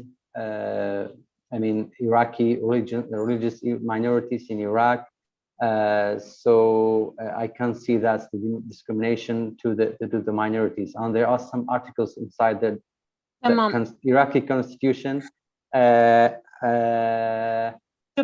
Madam, if you give me at least 1 minute so I can. لا 1 minute ما بقدر دقيقة. at least by 30, just to, I mean, impress my recommendations. Okay. My recommendations can be the curriculum reform, because to integrate the minorities' heritage or their history, their language into the curriculum, so the new generation would know who are the minorities. They are the main part on the native part of this country. The other point is the modification of the Iraqi constitutions, because it's been almost 17 years after the last version of the Iraqi constitutions. After 17 years, so many things changed, and as we can see that there are some discriminations inside the Iraqi constitutions. So I believe that international communities should support the Iraqi decision makers to modify the constitutions. شكرا جزيلا هيدي. شكرا. تطرقت لموضوع مهم، وهو الخطاب الكراهية أيضا على وسائل التواصل الاجتماعي، وهذا ما يعاني منه معظم الأقليات في جميع المناطق، ليس فقط المناطق العربية، في جميع المجتمعات يكون الهجوم عليهم أكثر. تحدثت عن الدستور العراقي بعد 17 عام. قبل أن أجنس وجوزيف سنعطيكم المايك في أول شيء، ولكن أريد أن أعود إلى الخبراء إذا ممكن، لأنه صار في مداخلات وأسئلة مهمة جدا من المشاركين. قد أعطي الوقت للدكتور محمد بن موسى، وهو أيضا ممثل البهائيين في تونس، إذا ممكن أن تجيب على أسئلة روضة سيابي وديان علائي بخصوص عدم التحدث عن الأقليات أنفسهم وحرية المعتقد ودور الإعلام وإذا ممكن أن يكون إجاباتك مختصرة وفي الوقت حتى نتيح الوقت للجميع. تفضل دكتور محمد. شكرا جزيلا. يعني اللي ذهبت إليه الصديقة والأخت روضة هو في قلب الموضوع. يعني القضية ليست قضية فئوية أو قضية فئة قليلة يعني تغالب أو تتصارع مع فئة أغلبية، بل هي قضية إنسانية مواطنية. فإن قلنا وإن قبلنا أن قضية إنسانية مواطنية، فالكل جدير بأن يتحدث عنها. يعني فعليا ليست قضية الفئة هذه أو الفئة الأخرى، بل الكل قادر أنه يعبر عنها. وحتى أنه تأثير التعبير اللي يأتي من الأشخاص الشغالين في المجتمع المدني ممكن يكون عنده تأثير أكبر من تلك الفئة في حد ذاتها، لأنهم يعني يتكلمون وينظر إلى كلامهم على أنه موضوعي حيادي بعيد كل البعد عن الذاتية أو عن مصلحة ذاتية. كنت أود أيضا أن أحكي على أنه من الواضح من جميع المداخلات أنه ما لم نستوعب قضية المشاركة العمومية، وأنه الكل يحتاج أن يكون شريك في هذه المشاركة العمومية. ليس ثمة إقصاء في مفهوم الشراكة العمومية والمشاركة العمومية، بل أننا عندما نقصي إيزيديين أو نقصي مسيحيين أو نقصي بهائيين أو نقصي أيا كان، فكل المجتمع، بل خليني أقول كل العالم هو الذي يخسر. فقدرات كل فرد، مكانة كل فرد، قابليات كل فرد هي في الحقيقة هي قابليات مكمونة وقادرة أنها تضيف. فالعديد من الفئات المهمشة، كلمة أنا لا أحببها لكن للأسف سأستعملها، أو الأقليات، ممكن يكون فيها يعني مهارات جميلة جدا من فنون، من إبداع، من علم، من معرفة، من فكر، مشاركة للفكر. فإن منعنا الفئات المهمشة والأقليات من المشاركة العمومية، ففي الحقيقة كل المجتمع سيخسر. فالنمو يحتاج مشاركة الجميع، النمو توليد الفكر يحتاج مشاركة الجميع، ولا أغلبية ولا وصاية لمجموعة أو أغلبية على حساب الآخرين. وشكرا. شكرا جزيلا. شكرا دكتور محمد. إذا أسأل نادية، متحدثة نادية موجودة معنا. نادية أيوة. تحدثوا الأخوة أيضا عن انتهاكات الإيزيديين في سوريا، فهل ممكن أن لديك مداخلة عن هذا الموضوع؟ عن قتل المدنيين، عن الاعتقال، تغيير الديموغرافية. تفضلي نادية. نعم، صراحة كما يحدث في العراق أيضا، يمكن الأغلبية يعرفون بأن ما حدث في العراق وسوريا أيضا عندما قام المتظاهرين بمظاهرة تشرين في بغداد، فقد قاموا سوف نقول عن الأحزاب السياسية، فقد قاموا بإطلاق النار عليهم وقتلهم فقط لأنهم قاموا بمطالبة حقوقهم. صراحة أغلبية الشعب خصوصا شعوب الشرق الأوسط هم مظلومين في دولهم، فحكومتهم لا يقومون بإعطائهم حقوقهم بشكل صحيح. فلهذا قد قاموا الشبان في العراق بمظاهرات، فأيضا في سوريا وكل الدول الشرق الأوسط يحدث هذا الشيء في كل هذه الدول. فإذا كانت الحكومة تعطيهم حقوقهم وأولوية لاحتياجاتهم وإشراكهم في العملية السياسية وخاصة الأقليات، ربما كان الوضع سوف يكون أحسن من الآن كثيرا. تمام، شكرا جزيلا نادية. إذا أطلب من سيد مينا أن يجيب على تساؤل دكتور نادر السقاف بخصوص الانتهاكات التي تحدث للبهائيين في اليمن، كونها يعني وإسهاماتهم في أيضا في المجتمع اليمني وهم أيضا يمنيون ومحاكمتهم غيابيا. أخ مينا تفضل. نعم، إذا سمحت لي if you allow me I will speak in Arabic to تفضل. the contribution was in Arabic.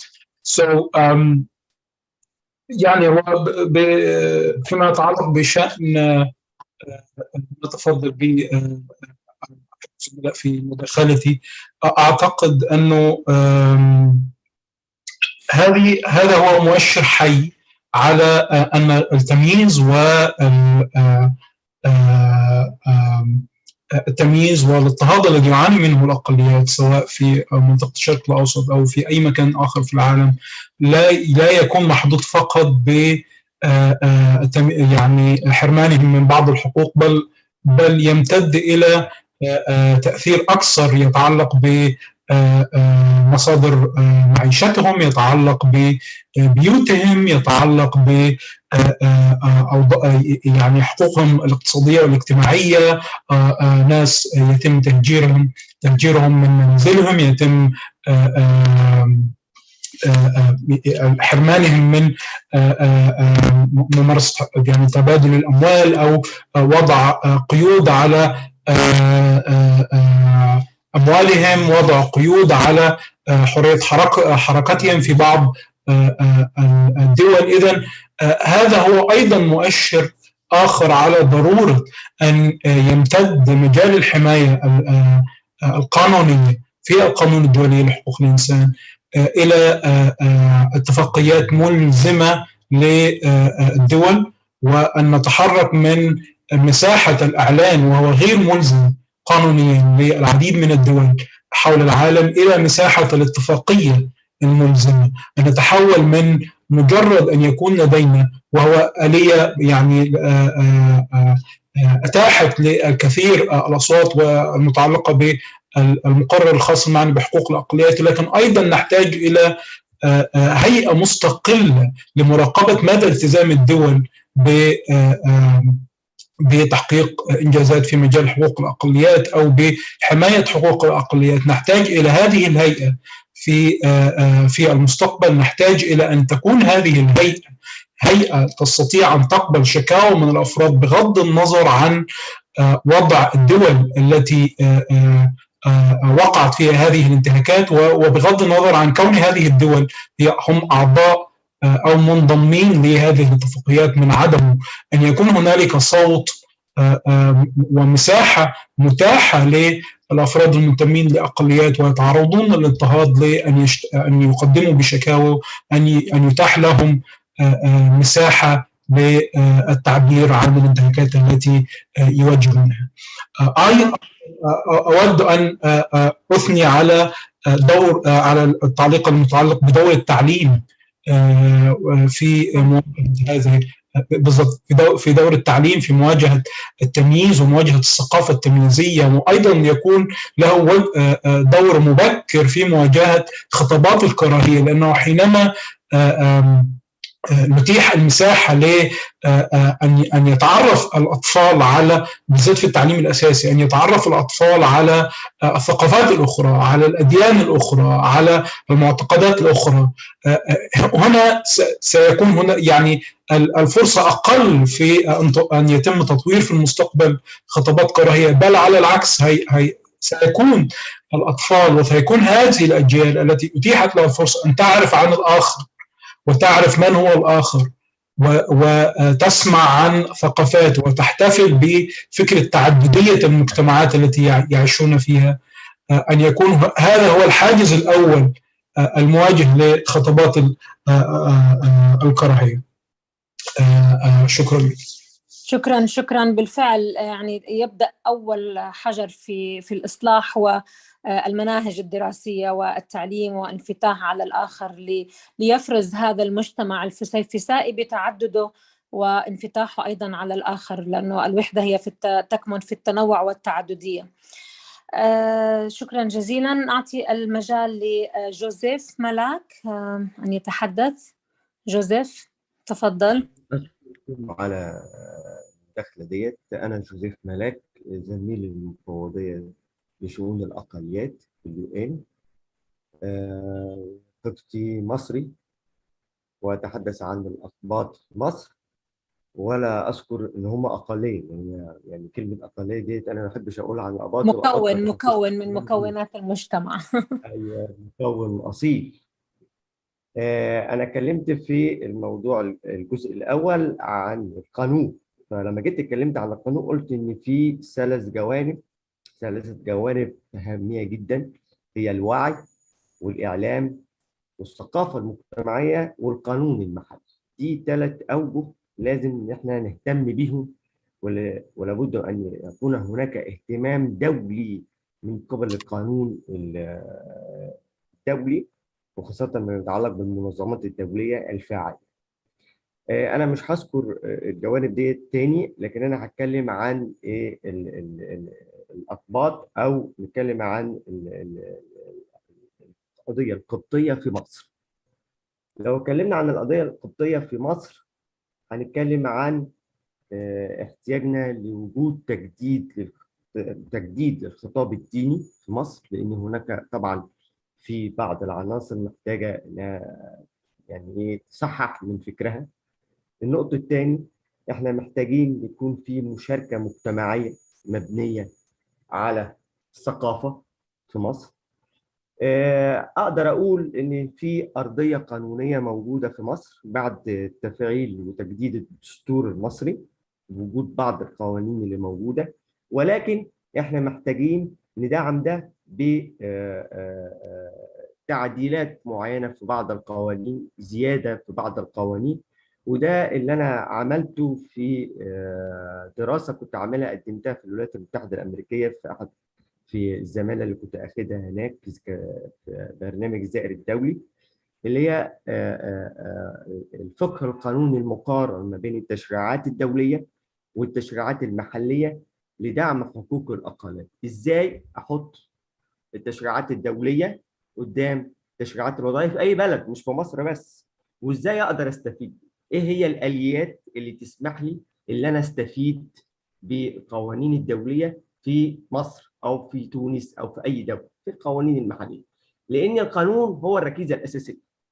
القانون هو اللي أنا هقدر أتعامل بيه، هو اللي أنا أقول أنا عندي قانون ومفعل وبتعامل بيه. طب الدولة أو السلطة ما فعلتش القانون اللي عندها، يبقى دي مشكلة عندها هي قدام المجتمع الدولي.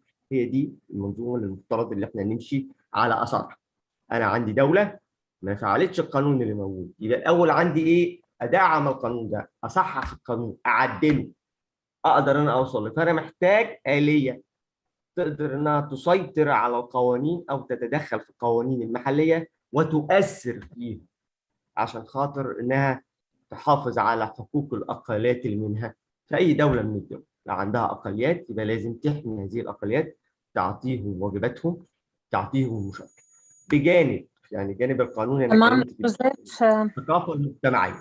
أهم حاجة عندي الثقافة المجتمعية والوعي والإعلام والتعليم. زي ما الأستاذ مينا قال التعليم مهم جدا وخصوصا في المرحلة الأساسية. تمام. أشكرك. شكرا سيد جوزيف. أكيد الجميع مجمع اليوم على موضوع الوعي، الثقافة المجتمعية والإعلام، كما بدأ مداخلته أو ورقته دكتور محمد بن موسى، ركز على الإعلام أيضا اليوم على الوعي، لأنه هو يبث أيضا الخطاب المجتمعي أو الوعي المجتمعي. وحضرتك جوزيف تفضلت عن الخطاب، تجديد الخطاب الديني والمشاركة المجتمعية.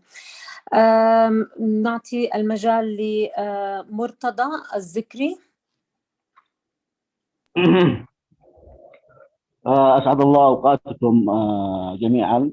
حقيقة المداخلات جميلة جدا. أنا سوف أتحدث باختصار عن الوضع الحالي للإخدام في اليمن أو الأخدام السود كما يسمونهم، الذين يبلغون ما يعادل 12% من إجمالي سكان الجمهورية اليمنية. إلا أن هذه الفئة لا زالت مهمشة وتعاني من حرمان وإقصاء مقصود نتيجة للتراتبية الاجتماعية، حيث تتجلى مظاهر التمييز واللا مساواة لهذه الفئة بناء على العلاقات الإنسانية والعزل الاجتماعي. فبالتالي يمارس ضد هذه الفئة شتى أنواع التمييز، تتجلى بعدم المصاهرة، ولا يسمح للمهمشين تكوين أي علاقات مع الفئات الأخرى. أيضا تتجلى مظاهر التمييز والحرمان من توفير على حق السكن اللائم، ويعاني ما نسبته 90% منهم يعيشون على منازل من أكواخ وصفيح.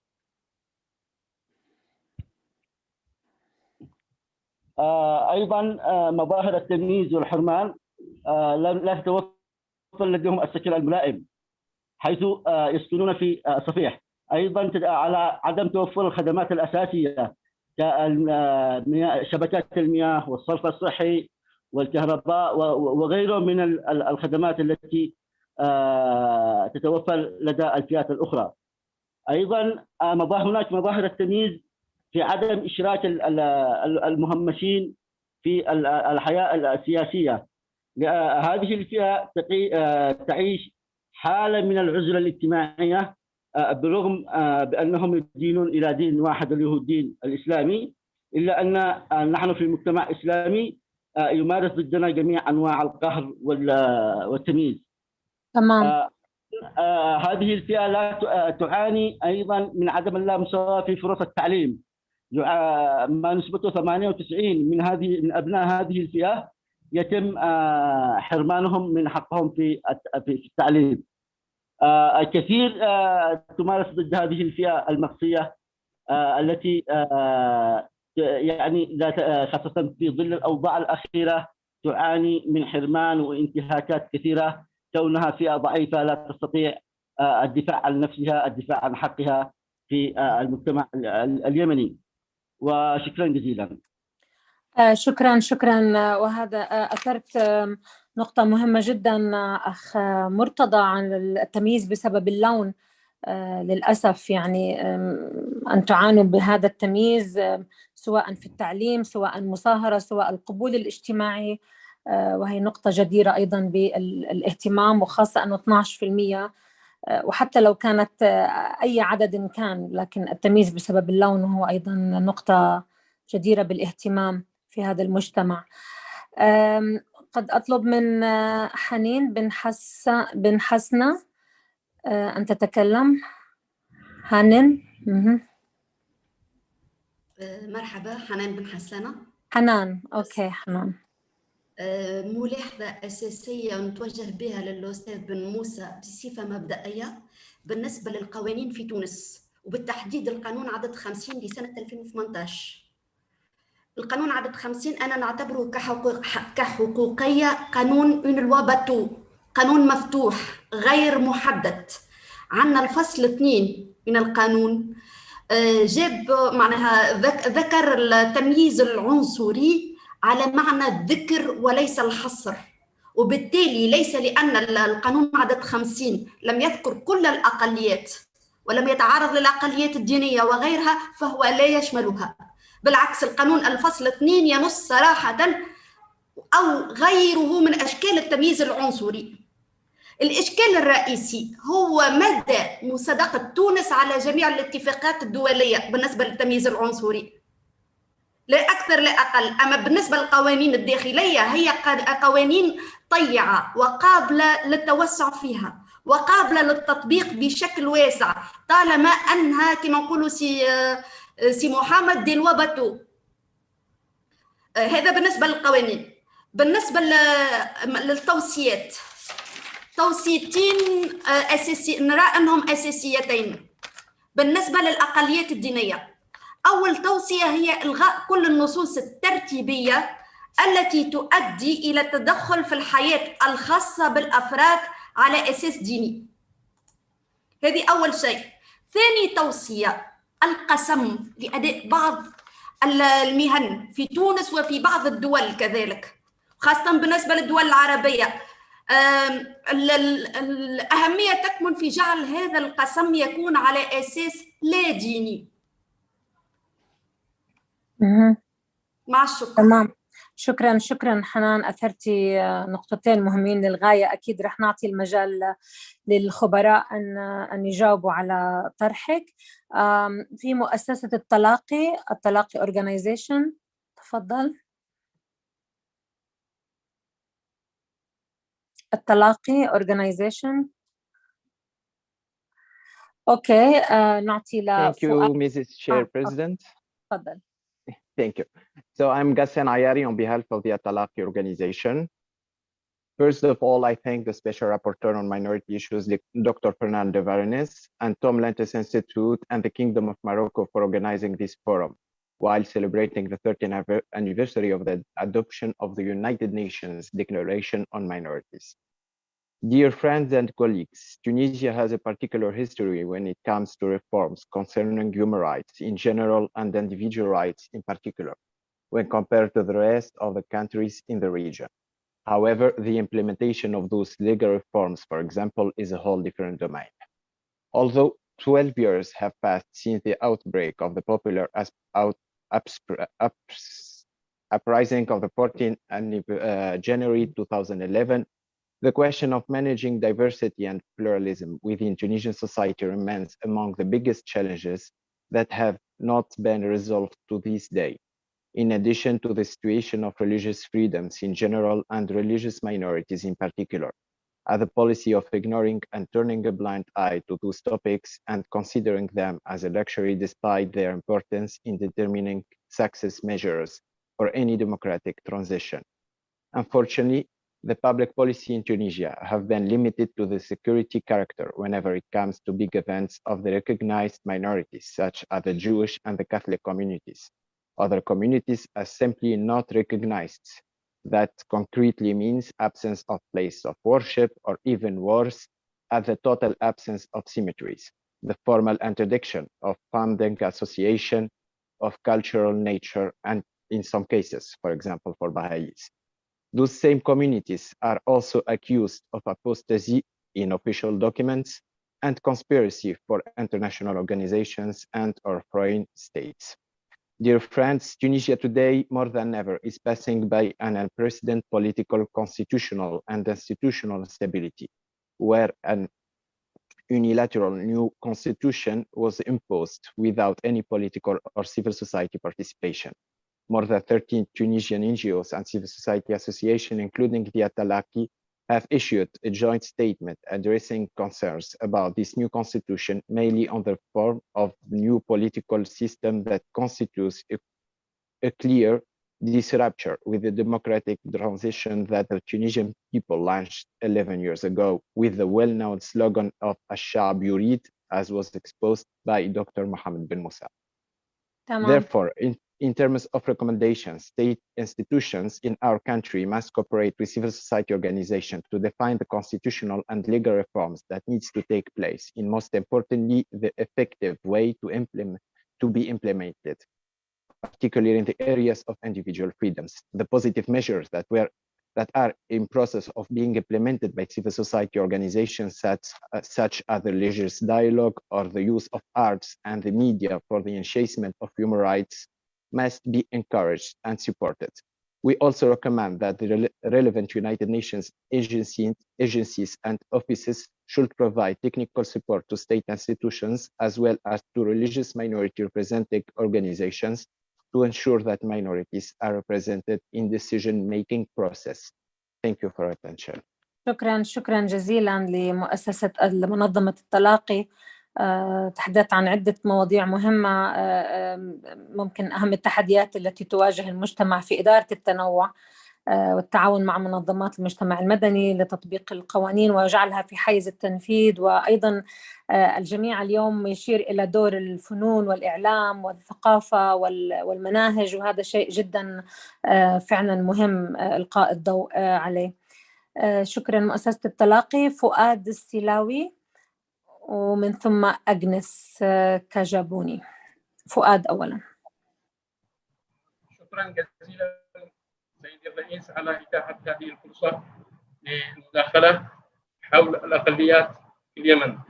كما تحدث الزملاء السابقون عن أقلية البهائيين وأقلية المهمشين، فإنه توجد كذلك في اليمن أقلية المولدين وأقلية المنحدرين من أصول أفريقية، وهم جميعا يتعرضون للتمييز والإقصاء والتهميش كغيرهم من الأقليات في المجتمع اليمني.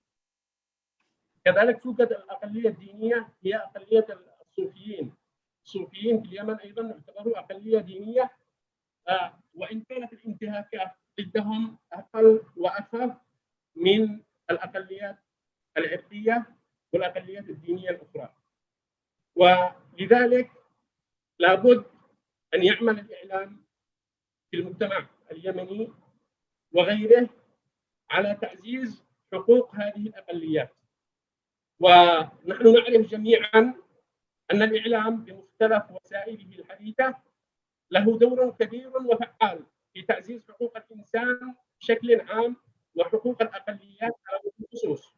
وللأسف الشديد فإن الإعلام الرسمي في بلادنا اليمنية بشقين، أعني بشقين: إعلام الحوثيين في المناطق الشمالية التي تقع تحت سيطرتهم، والشق الثاني هو إعلام الحكومة الشرعية في المناطق التي تسيطر عليها. هذا الإعلام الرسمي للأسف الشديد يقف صدا منيعا أمام الأقليات وأمام حقوقهم في المجتمع اليمني، ويعمل الإعلام الرسمي هذا بشكل متعصب ومتحيز ومتجاهلا دور الأقليات بمختلف أنواعها. الأقليات، كل الأقليات، يتجاهل هذا الإعلام دورها في البناء وفي التنمية، بل كذلك في الوجود، فيعطي صورة للمجتمع اليمني المحلي بأنه لا توجد أقليات في اليمن، وأن ادعاء وجود الأقليات هو ادعاء محض افتراء قد يكون. هذا الإعلام لم يؤدي دوره بشكل صحيح في مجتمعنا اليمني، رغم أنه يوجد لدينا وزيرين للإعلام، وزير في المحافظة الشمالية ووزير في المحافظة التي تقع تحت سيطرة الحكومة الشرعية. لم نسمع لأحد من هؤلاء الوزراء، وزراء الإعلام في الحكومتين، ذكر مرة واحدة من تاريخ توليه منصب هذه الوزارة أنه ذكر أو أشار إلى وجود الأقليات. وبالتالي يرجع أبناء الأقليات للتعبير عن همومهم ومشاكلهم والمطالبة بحقوقهم عن طريق بعض وسائل الإعلام الغير رسمية، مثل القنوات الفضائية التي لا تتبع الإعلام الرسمي، أو الصحف والمجلات التي لا تتبع الجهات الرسمية، أو مواقع التواصل الاجتماعي المختلفة. ويتم من خلال هذه الوسائل التواصل بين مختلف الأقليات، وكذلك توثيق ورصد انتهاكات حقوق الأقليات التي يتعرضون لها ونشرها في هذه المواقع البديلة والغير رسمية. أتمنى أن توصل رسالتي هذه إلى الإعلام الرسمي في اليمن. وشكرا جزيلا لكم على إتاحة هذه الفرصة. شكرا. شكرا فؤاد. ويبدو أن موضوع الإعلام اليوم حاضر من أي وقت مضى، وخاصة تتحدث عن الإعلام الرسمي، وهذا ينشئ أيضا دائما الإعلام الرديف في بلادنا العربية حتى نخرج من موضوع الإعلام الرسمي وأحيانا جدية الطرح، وكما قلت تفضلت أن التغاضي عن وجود مثل هذه الأقليات من أصول إفريقية أو الصوفيين أو غيرهم من الأقليات. شكرا جزيلا لك. أغنس كاباجوني. أغنس تفضلي.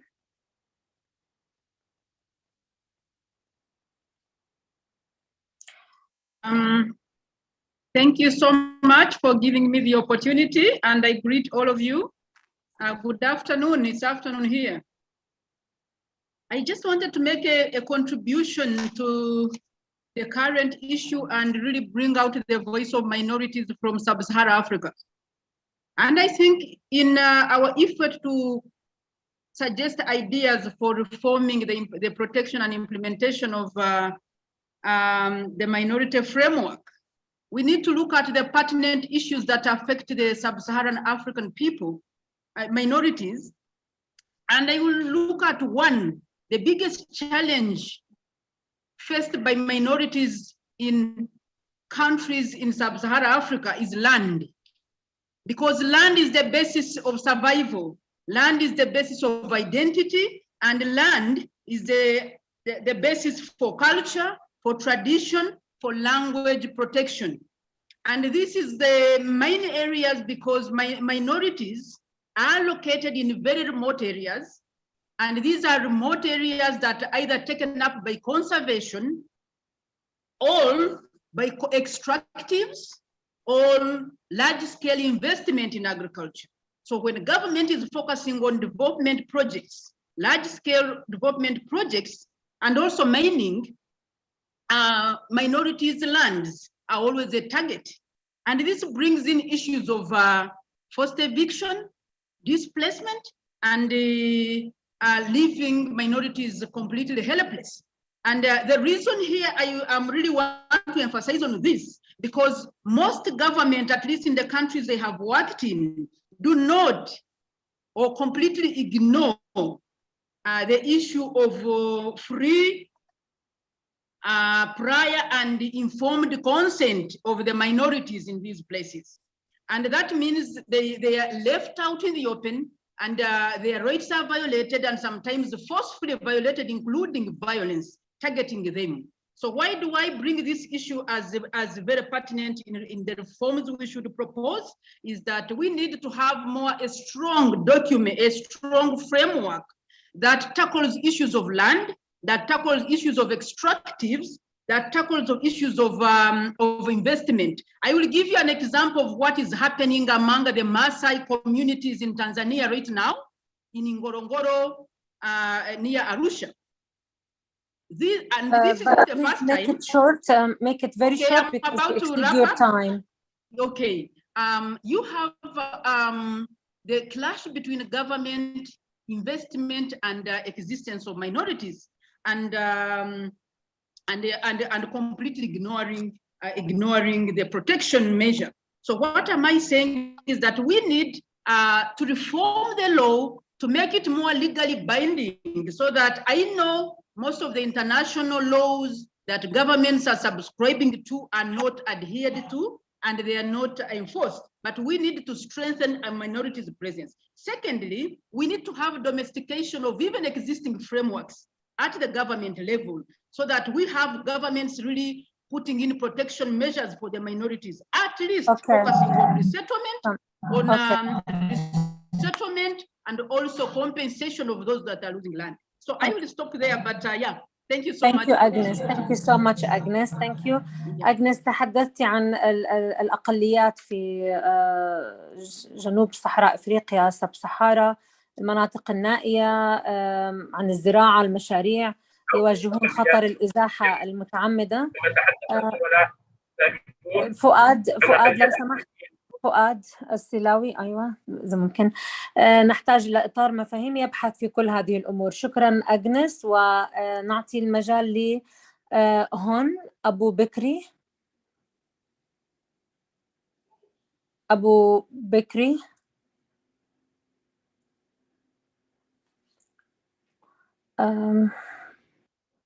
أوكي، إذا هون أبو بكري رفعت يدك، لكن إذا ممكن تخلي الميكروفون مفتوح. Unmute the mic, please.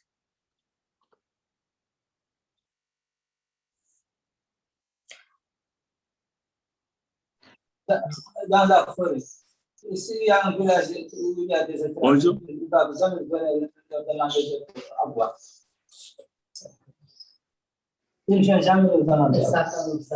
Bonjour.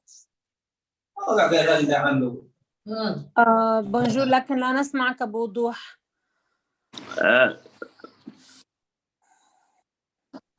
Vous m'entendez? نعم. C'est honorable Abou Bekrin.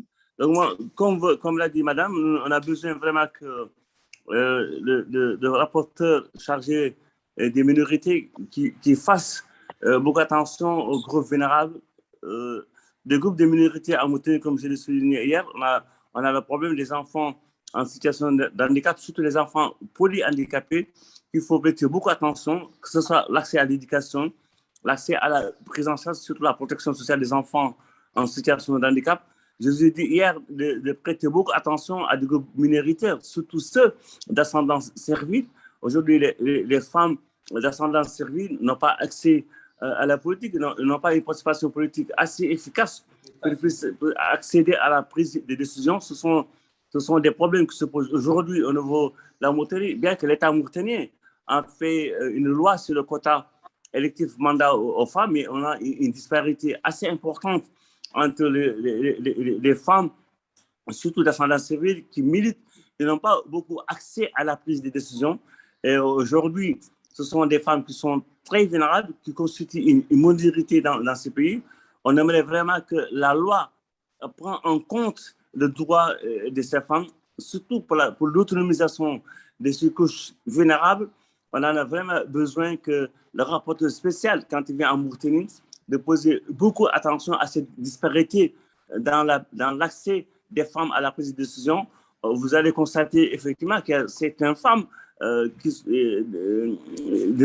d'autres milieux nobles qui ont accès à des postes de décision, mais les femmes d'ascendance servile qui sont marginalisées, qui sont la majeure partie dans la pauvreté, ont besoin d'avoir accès à la prise de décision, d'être impliqués davantage dans la gestion des affaires de leur communauté pour qu'ils puissent vraiment accéder à une certaine autonomisation, pour avoir l'autonomisation, que ce soit économique, politique ou sociale, pour qu'ils puissent éduquer les enfants, parce que la majeure partie des enfants n'ont pas accès à l'état civil.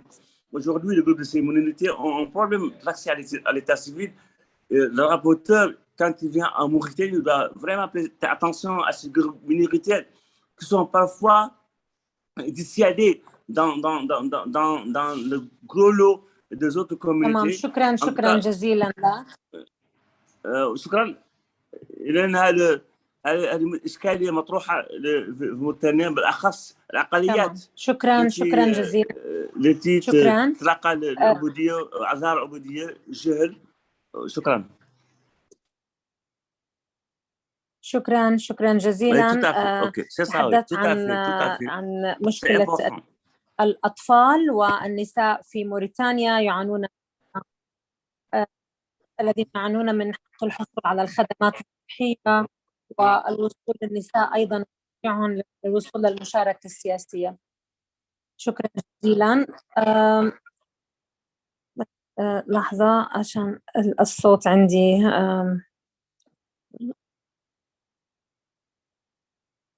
أوكي.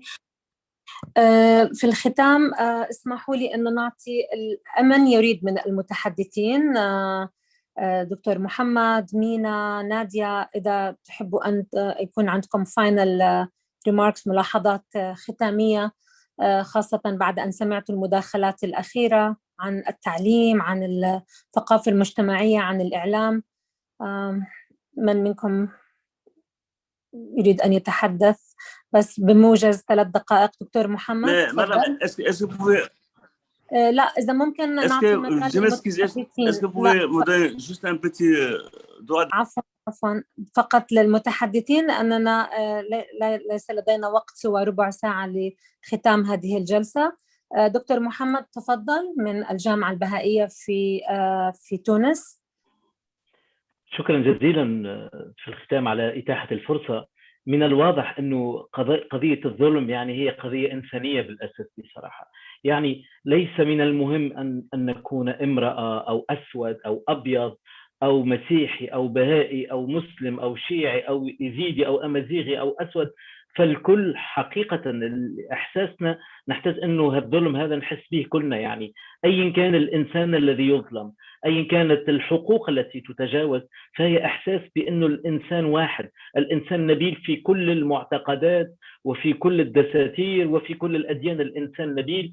فنحتاج أن نثمن هذا النبل، وأن لا يعني يبقى حديثنا وكأنه للمتابع، وكأنها حصة، وكأنه العدل هو كحكة والكل يبتغي أن يأخذ جزءا منها. أنا إحساسي أنه أي كان المظلوم من الحضور، وأنا حاسس بهالمعاناة اللي يعانيها الأسود والأبيض مثل ما قلت، يعني فهي قضيتنا كلنا. يعني الإنسانيتنا تقتضي أن نشعر بالآخر ونشعر بهالظلم الذي سلط على أي إنسان. قضية أشرت لها الأخت حنان، يعني أنا كان لي الشرف، وإحنا كجامعة بهائية كان لنا الشرف إنه شاركنا في كتابة القانون 50/2018. يعني أنا ملم بجزئياتي العزيزة حنان، فبالضبط يعني المشاركة في هذا القانون هو تعبيرا منا على أنه قضايا السود والتمييز العنصري هي فعليا قضية إنسانية، وليست قضية ملكا أو حكرا على مجموعة ما، بل الكل سواء أمام الظلم، والكل يسعد ويفرح بالعدالة إن حققت. لذا يجب علينا أن نسعى كلنا لتحقيق هذه العدالة. وشكرا جزيلا. شكرا دكتور محمد. بالفعل نحتاج إلى أن نعود أيضا إلى مفهوم نبل الإنسان في البداية، لأنه هو سيقضي على أي نوع من أشكال التمييز، سواء كان عرقي أو ديني أو معتقدي أو أيا كان نوع هذا التمييز. شكرا جزيلا لك دكتور محمد. مينا، هل تحب أن شكرا في البداية بأشكر شكرا جزيلا لكل الأخوات وكل الأساتذة والأخوات اللي يعني أتاحوا لنا اليوم إن هم يتشاركوا معنا بعض من همومهم وبعض من الأزمات التي تواجه مجتمعات الأقليات في منطقة الشرق الأوسط وحول العالم. وأشعر بأنه هنالك شبه إجماع عن دور الإعلام في مواجهة الكثير من الأزمات اللي تعرض لها جماعات الأقليات. وهنا نود أن نشير أيضا لدور وسائل التواصل الاجتماعي كأحد وسائل الإعلام البديل للإعلام الرسمي والإعلام السلطوي، والتي أتاحت مساحة للعديد من المنتمين للأقليات أو مجتمعات الأقليات حول العالم، وخاصة في منطقة الشرق الأوسط شمال أفريقيا، لأن يعبروا عن أنفسهم وأن يقدموا معلومات وأن يقدموا رواية مخالفة للرواية الرسمية أو روايات لا تسمح السلطات في كثير من الدول بتقديمها. ولكن ما يزال هنالك مساحة كبيرة لوسائل الإعلام البديل وعلى رأسها وسائل التواصل الاجتماعي في أن تلعب دور مهم في إتاحة المساحة وإتاحة الفرصة جماعات الأقليات للتعبير عن أنفسهم، إتاحة فرصة أن يكون هنالك خطاب متعلق بالاحتفاء بالتعددية والتنوع، وتقديم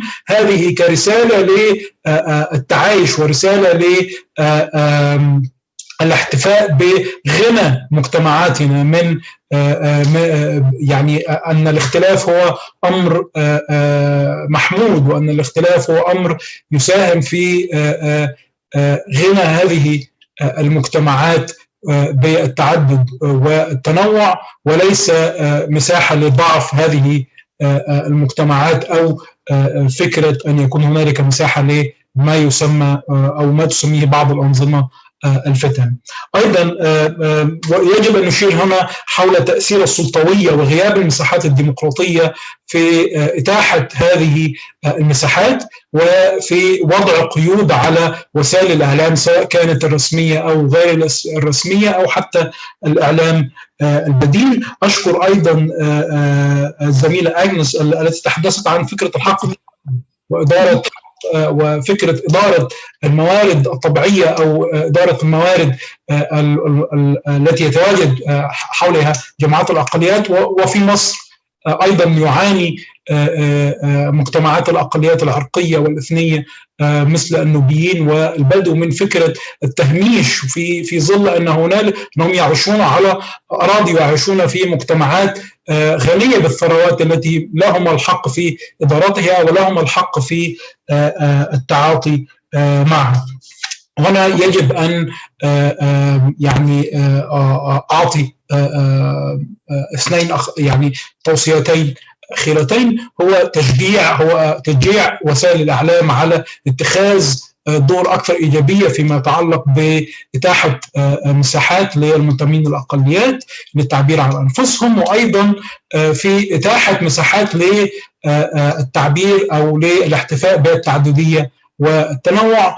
أيضا تشجيع المؤسسات التعليمية وتشجيع الدول على إدراج مقررات خاصة بالتعدد بالتنوع والتعددية ومقررات خاصة بالأقليات داخل مناهجها الدراسية. أيضا تشجيع المؤسسات التنموية وجهات التمويل الدولية على أن يكون هنالك مشاريع خاصة بالأقليات، وأن يكون هنالك برامج منح خاصة بمشاريع تتعاطى مع هموم ومشاكل الأقليات، وأن يجعل ذلك نوع من نستطيع أن نقول مينستريمينج لحقوق الأقليات داخل المشروعات التي تطرحها. شكرا جزيلا لحضرتك وشكرا جزيلا لإتاحة الفرصة. شكرا جزيلا مينا. يبدو أنه حتى استخدام وسائل التواصل الاجتماعي أيضا يحتاج لبث ثقافة مجتمعية في كيفية استخدامها، لأن هناك شعرة رفيعة ما بين حرية التعبير وخطاب الكراهية. أيضا هذه نحتاج أيضا لبث ثقافة مجتمعية في كيفية الاستخدام الأمثل لوسائل التواصل الاجتماعي. نادية، إذا حبيتي أن تقولي كلمة بدقيقتين إذا ممكن. نعم، أنا أيضا أريد التركيز على هذه النقطة، على عدم التمييز على أساس الدين أو الجنس. وأيضا أريد أن الحكومة توفر الحماية لهذه الفئة، خصوصا في العراق أو في أي جهة ثانية.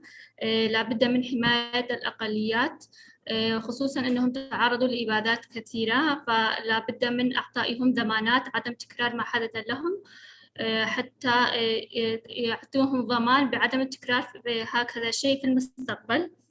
وأيضا لا بد من تعويض هؤلاء الناجين أو الناجيات كما حدث في العراق، خصوصا ما حدث للأيزيديين من قبل داعش، فلا بد من تعويضهم وإعطائهم ضمان لن يحدث لهم ذلك في المستقبل، وتعويضهم كتعويض مادي ومعيشي وإعادة تأهيلهم واندماجهم في المجتمع. شكرا جزيلا لك. نعم، الحماية للأقليات هو مطلب ملح ورئيسي، وأيضا كما تفضل دكتور نادر حمايتهم أيضا في اليمن، وتفضل أيضا أخ من في سوريا أيضا للإيزيديين وغيرهم الكثير. شكرا جزيلا. في الختام نشكركم جميعا على التزامكم بالوقت والتعبير بما يخدم موضوع النقاش. شكرا جزيلا للخبراء على أطروحاتهم المهمة والجميلة، أشاروا إلى عدة نقاط وقد يكون أبرزها دور الإعلام والثقافة المجتمعية والمناهج التعليمية. شكرا جزيلا. رح يكون عندنا استراحة حاليا، ومن ثم نعود بعد ساعة ونصف، بعد ساعة عفوا، في الساعة الثالثة لعرض التوصيات التي تم إعدادها خلال جلسات الموضوعية الأربعة أمام المشاركين. شكرا جزيلا لكم. شكرا جزيلا نترككم لك. للاستراحة. شكرا. شكرا جزيلا.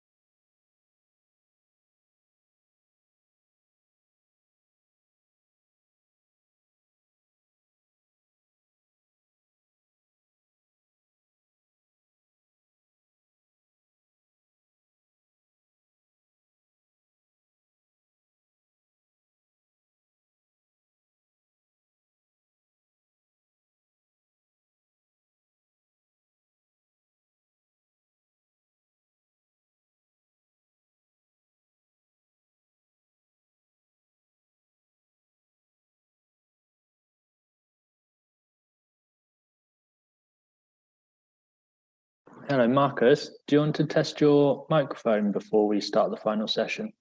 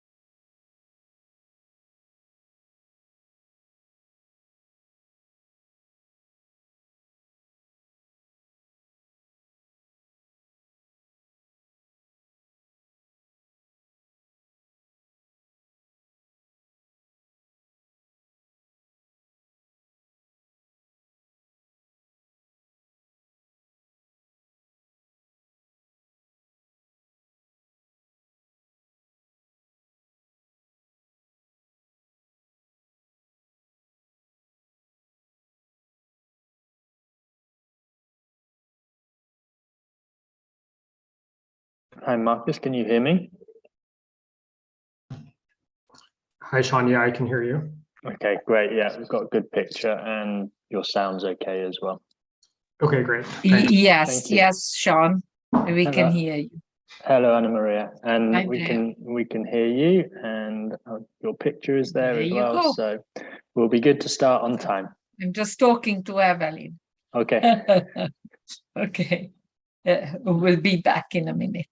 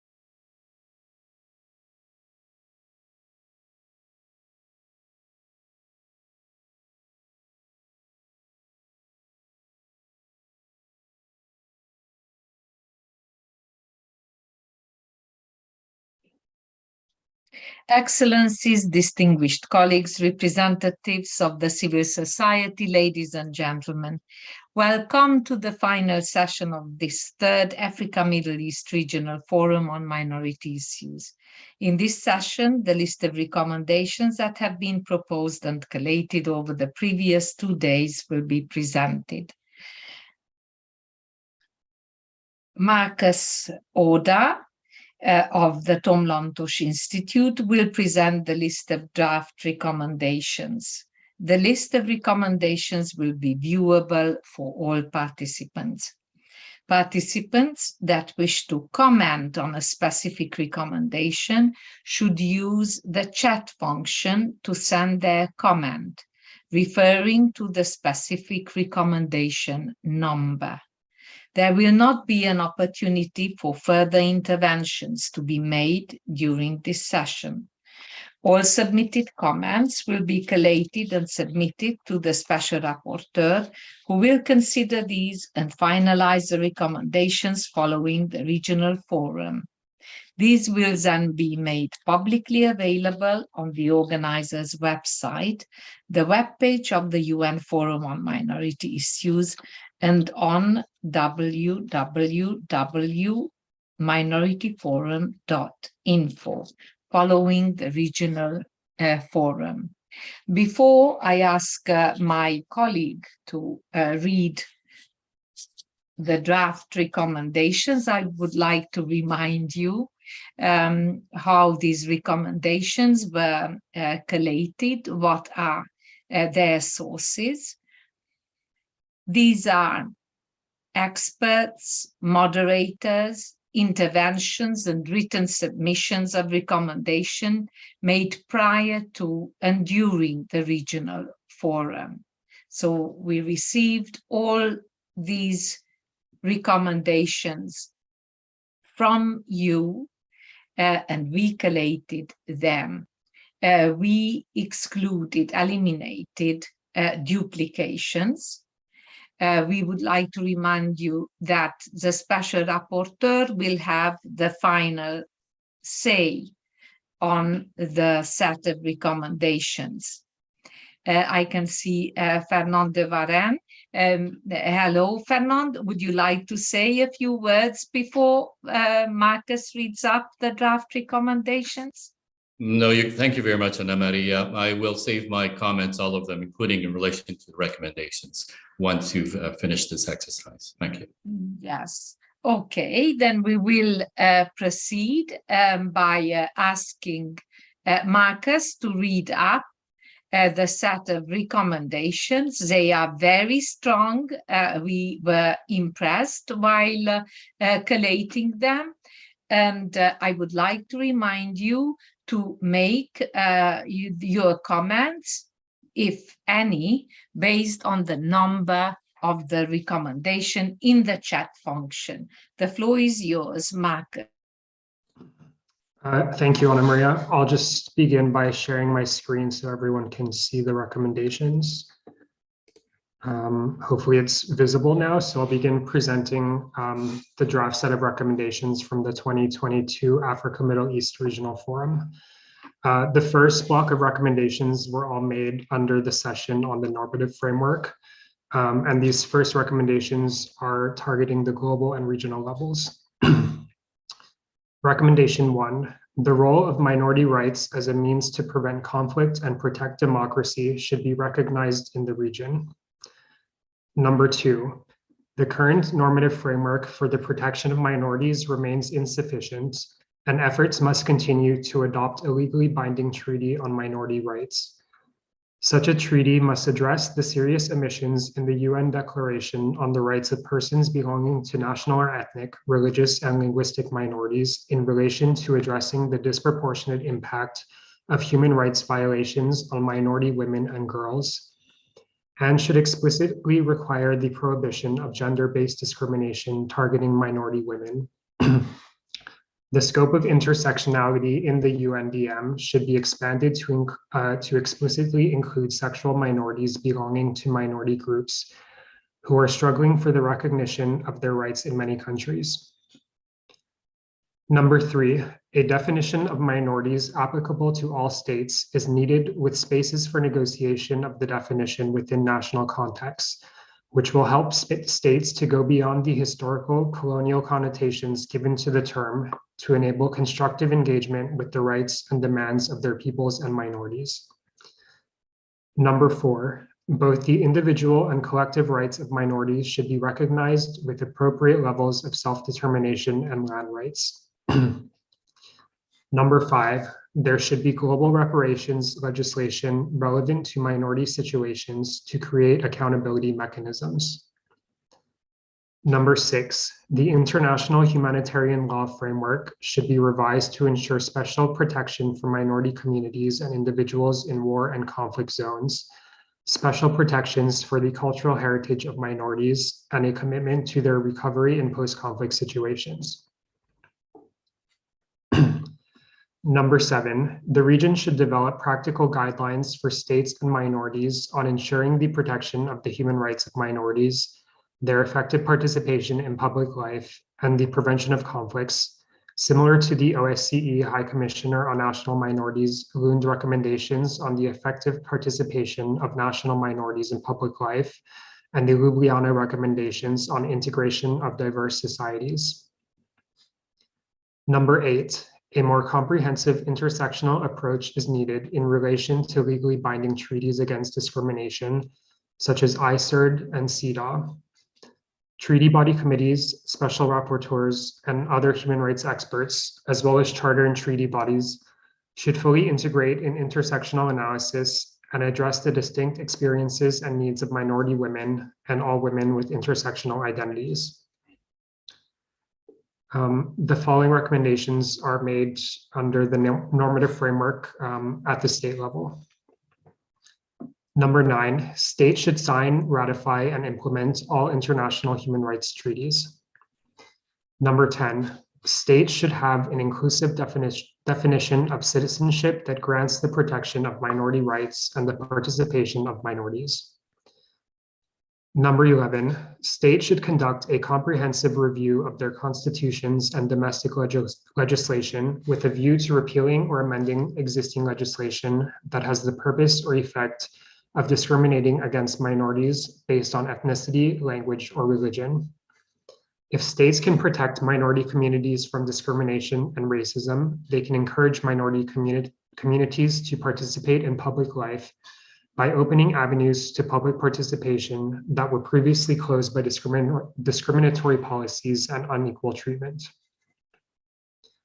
Number 12, states should adopt and implement anti-discrimination legislation that is consistent with the provisions of the International Convention on the Elimination of All Forms of Discrimination. Number 13, states should enact special measures as highlighted in the General Recommendation 25 of the Convention on the Elimination of All Forms of Discrimination against Women as efficient tools to increase the visibility, influence, and protection of minority and Indigenous women and other groups suffering from multiple forms of discrimination. Number 14, states should enact hate crime legislation, including motivations of racism and other forms of hatred recognized as aggravating circumstances. Number 15, states should abolish all legislation that leads to interference in the private lives of citizens on a religious basis. The next block of recommendations were made under the session on institutions, mechanisms, policies, and programs. And the first ones will be at the global and regional levels. Number 16, stronger oversight and monitoring mechanisms beyond the UN Forum on Minority Issues, mainstreamed into the work of the treaty bodies are needed. Based on objective criteria of who minorities are, treaty bodies should request states to present periodic reports and answer questions on the protection of minority rights. As reporting should be conducted on individual groups, this will assist states to collect disaggregated information. It will also avoid the selectivity that has mired the reporting of some states. Number 17, UNESCO should provide training and other capacity building activities to members of minorities to allow them to participate effectively in their processes and programs related to minority cultures, and allow minorities to nominate their cultural practices and expressions for inclusion in UNESCO's list of intangible cultural heritage. Number 18, all stakeholders, including international organizations, states, and donors, should organize awareness-raising programs aimed at promoting a culture of respect for all nations and religions, including national or ethnic, religious, and linguistic minorities, by emphasizing the equal rights and obligations of all citizens. These notions should be included in school curricula to foster equal citizenship and the rule of law. Number 19, the UN and other relevant international organizations should create funds and establish and implement programs aimed at the protection and promotion of the use of minority languages. Number 20, relevant international and regional organizations should provide technical assistance and funding to strengthen the capacity of organizations working to protect minority rights, including minority-led organizations. Number 21, relevant international and regional organizations should provide training to members of national judiciaries on anti-discrimination and minority rights. Number 22, a regional research center on minority rights should be established to conduct research, gather data, hold conferences, and disseminate best practices on minority rights. Marcus, let's just have a little break. Can we continue? Yeah, I'll now continue with the recommendations under the same session that were made at the state level. Number 23, states in the region should publicly recognize the existence of national or ethnic, religious, and linguistic minorities in their territories. Number 24, states should prioritize the nexus between the protection of minorities and reparations as a way to address the increased discrimination minority groups face. Number 25, states should ensure that legislation and policies aimed at the protection of minorities take into account the additional discrimination faced by persons belonging to minorities with intersectional identities, including women, LGBTI people, people with disabilities, people of African descent, migrants, and stateless persons, with a view to strengthening the protection of the human rights of these subgroups. Number 26, states should ensure that cases of discrimination and hate-motivated rights violations are investigated effectively, perpetrators are properly sanctioned, and that victims receive a remedy, including such as proper compensation and rehabilitation. Number 27, states should end policies and practices that seek to affect demographic change, including forced displacements, in particular with respect to areas and regions traditionally inhabited by minority communities. Number 28, states should revise national curricula and review their compatibility with international human rights conventions, including the Convention on the Rights of the Child, to ensure a culture of respect and acceptance of others and contribute to the reduction of racial discrimination. Number 29, states should respect the right of minorities to enjoy their culture and use their language in public and private life. Number 30, states should ensure minority language media and provide the necessary financial and other support to minority language media institutions. States should also encourage public media outlets to provide space for dialogue and opportunities to develop understanding between different communities. Number 31, states should ensure the right of minorities to access education in their own languages and provide the necessary support for such education. Number 32, states should strengthen the protection and promotion of minority cultures and heritage. Number 33, states should facilitate cultural activities organized by minority cultural associations. Number 34, states should collect data disaggregated according to ethnic, linguistic, religious, and cultural affiliation based on self-identification. The final block of recommendations were made under the session on participation, and we'll again start with the global and regional recommendations. Number 35, in line with the existing normative framework for minority protection, the UN should hold member states to account to guarantee effective participation of minorities at all levels of decision-making. Number 36, the UN should develop mechanisms to facilitate the participation of minorities within UN bodies and processes, and should increase the representation of minorities among staff and volunteers. Number 37, considering that more than 75% of the world's known stateless populations are members of minority groups, discussion on participation should not be limited to participation within the state, that is, for those with citizenship and minority status. In line with CCPR General Comment number 23 on Article 27, the rights of minorities, participation should extend to participation outside the state, that is, for those still fighting for citizenship itself and recognition as minorities, embodied in the three selves: self-identification, self-determination, and self-governance. Number 38, relevant intergovernmental organizations, non-governmental organizations, and other human rights defenders should support stateless minorities to attain citizenship status and equal rights, including self-identification, self-determination, and self-governance, and effective participation in the state. These final recommendations are on participation at the state level.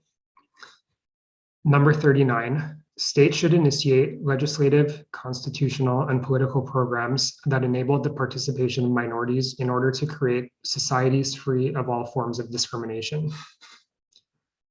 Number 40, states should ensure minority representation and participation in national processes and decision-making in order to address the historical marginalization and discrimination faced by such groups. This can bolster stability in the country and region and reduce extreme nationalism, strengthen minorities' sense of belonging to the country, and decrease the chance of falling victims to geopolitical interests of regional or international powers. Number 41, states should ensure the political representation of minorities. Number 42, states should ensure the rights of minority communities to form official associations. Number 43, the substantive right to effective participation should be grounded in effective procedural mechanisms enabling implementation. Further, in line with existing international minority rights, participation should be complemented by general human rights and the three additional pillars of minority rights: the right to exist, the right to non-discrimination, and the right to promote and protect minority identity. Number 44, when relevant, states should enact legislation to ensure the right of minorities to self-govern their affairs. Number 45, states should respect the principle of free, prior, and informed consent enshrined in the 2008 United Nations Declaration on the Rights of Indigenous Peoples, where development projects directly affect minorities. This will save minorities from gross human rights violations that come with forceful eviction, landlessness, forced displacement, and loss of heritage, cultural, and ancestral integrity. Number 46, states should ensure the participation of minority civil society organizations in the development and adoption of anti-discrimination legislation. Number 47, efforts must continue to understand the use of culture in the context of individual and collective rights of minority communities. Full participation of minority and Indigenous women is needed to identify cultural norms and practices to ensure that they are relevant to the entire minority population and are not used to impose or justify harm to minority women and girls. Thank you. Thank you very much, Marcus, for presenting the recommendations. We took note of those additional recommendations which were sent in both English and Arabic.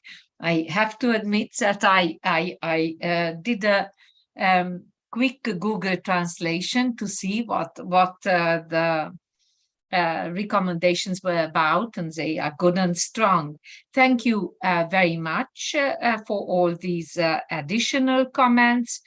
And now يمكن بعض المعلومات عن باللغة العربية إذا pass أمكن the floor to Special Rapporteur Dr. Fernand de Varenne to make his concluding remarks. Thank you very much, Ana Maria. Thank you, Marcus, for a job well done. Also, thanks to everyone, really. Excellencies, distinguished experts, and civil society and minority representatives, mesdames et messieurs. I won't try to summarize the extremely constructive and instructive insights, suggestions, and recommendations. I will say a few points, however. First of all, these regional forums are reserved really to give more opportunities, time, and space to hear the voices and the expertise at the regional level, something which is not usually available for minorities, with only a very few exceptions at the United Nations. I would, however, like to make a few general observations, in part in response to some of the comments that did come out from this forum's panels yesterday and today. First, I think we have to admit that there is generally a regression in terms of the recognition of the human rights of minorities. There is, we have to be honest, an increased denial even that certain groups can claim to be minorities. And finally, there is also a restrictive interpretation sometimes of existing standards and human rights obligations that can lead to policies that limit or even eliminate the rights of minorities in a number of areas. This is a phenomenon which we can see in all parts of the world. And we've heard about it in the previous discussions on a number of occasions. Secondly, there can be no peace without justice, and without recognition, we cannot go forward. The exclusion of minorities, the weakening of their human rights, and the denial even of their existence or maintenance of their identity needs to be addressed directly. Right now, even at the United Nations, this is not sufficiently happening. Minorities are often even aggressively vilified, attacked in social media, presented as disloyal or even a threat to national unity by populist nationalist politicians. This also is an increasing phenomenon, and the occasion of the anniversary of the UN Declaration is the time to reflect and perhaps address this, as does some of your recommendations, as a matter of fact. Quite a few of them do. Someone mentioned that the human rights of minorities must be mainstreamed in the activities of the United Nations to help in this evolution, and that the United Nations and governments must do more to recognize vulnerable and marginalized groups specifically, especially minorities who are often vulnerable to the prejudices or biases of the majority, and therefore we need better recognition, we need better legal protection and implementation of the human rights of minorities, because what we have in place right now is insufficient. And that actually is a theme that we can see in some of the recommendations that you have made yesterday and today, but also in some of the recommendations that have come from all of the regional forums until now. And we need, as was also said, clearer standards and stronger approaches that accepts, that embraces diversity as a necessary value in just and inclusive societies. Now, there are too many more that could be mentioned, but let me just add that your recommendations will serve two extremely important purposes. First, to raise the visibility and awareness of where we are failing in the real world, and hopefully, secondly, pointing to the way forward to encourage a greater reflection, greater dialogue, and greater inclusiveness, in part by protecting the human rights of minorities, giving them greater structure, protection, and also partly to prevent conflicts. So I won't try to re-examine all of the valuable insights that need to be addressed and which you raised. The experts on the panel have already done that much more eloquently than I could. So these are some of the central messages which I retained. And this is something we have also heard in other parts of the world, and which we'll try to bring together in these recommendations that were prepared in this exercise, the process of the regional forum, in order to try to search for and achieve justice and inclusion and equality for all. Next, for the closing, and this is the time perhaps to look at what has been, in my opinion, a very successful and insightful regional forum. First, congratulations and thank you. I start with congratulations because these have been 2 days of fruitful and thoughtful discussions on difficult and obviously very complex issues.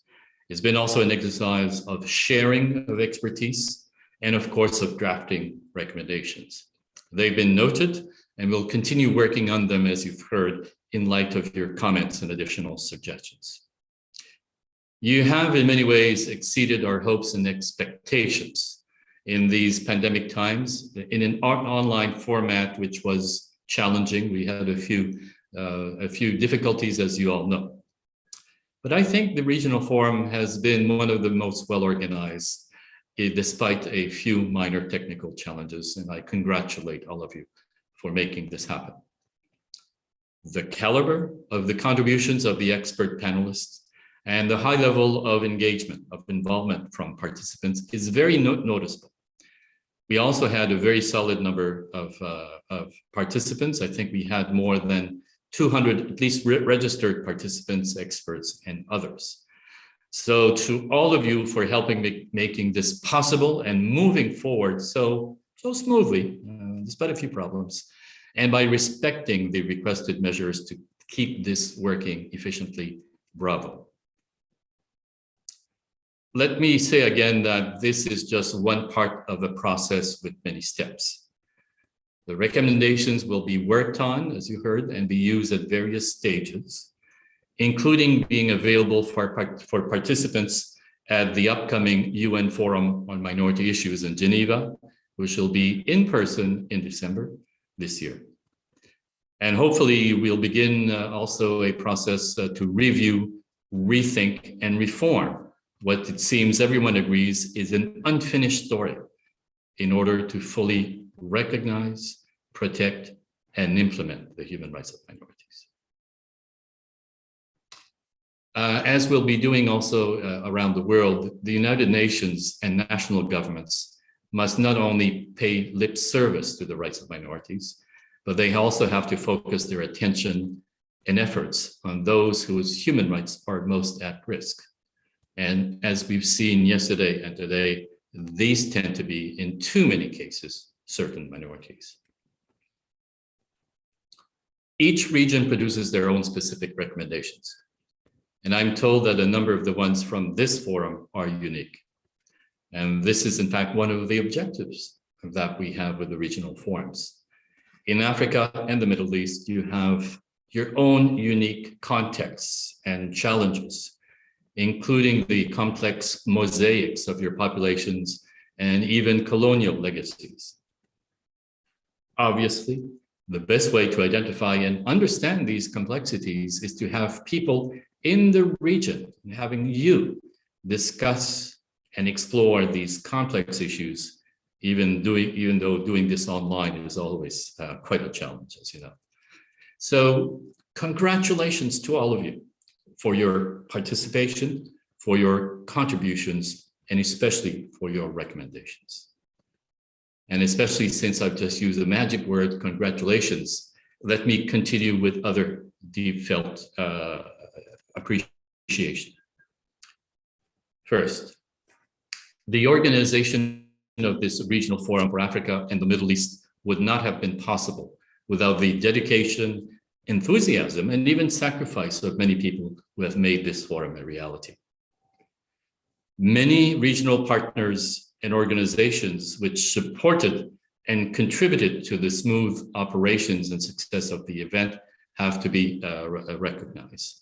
So my thanks and appreciation and gratitude to the Kingdom of Morocco for being the virtual host of this regional forum, and supporting also in many other ways this event by providing, for example, the interpretation services for this online gathering in Amazigh, Arabic, English, French, and Arabic sign language. This may have been the first time a United Nations event has used the Amazigh language for a meeting of this scale, but it was important to do so as Amazigh is such a significant and important minority language in the northern part of Africa. Shukran, merci, tanmirt. Our appreciation also includes especially to our regional partner organizations. The African Center for Democracy and Human Rights Studies, the Center for Human Rights at Addis Ababa University, the Centre de Recherche sur les Minorités au Moyen-Orient, the Global Action Against Mass Atrocity Crimes, Minority Rights Group International, the Network of the Independent Commission for Human Rights in North Africa, and the Unrepresented Nations and Peoples Organization. Thank you. You have made this truly a regional event, and your assistance and guidance and expertise has been key in the success of this regional forum. We should not neglect to mention the invaluable assistance and contributions and presence of the United Nations Minority Fellows, past and present, who often work in the background and produce a lot of material to this regional forum. Thanks to all of you. It's always a pleasure to be working with you also.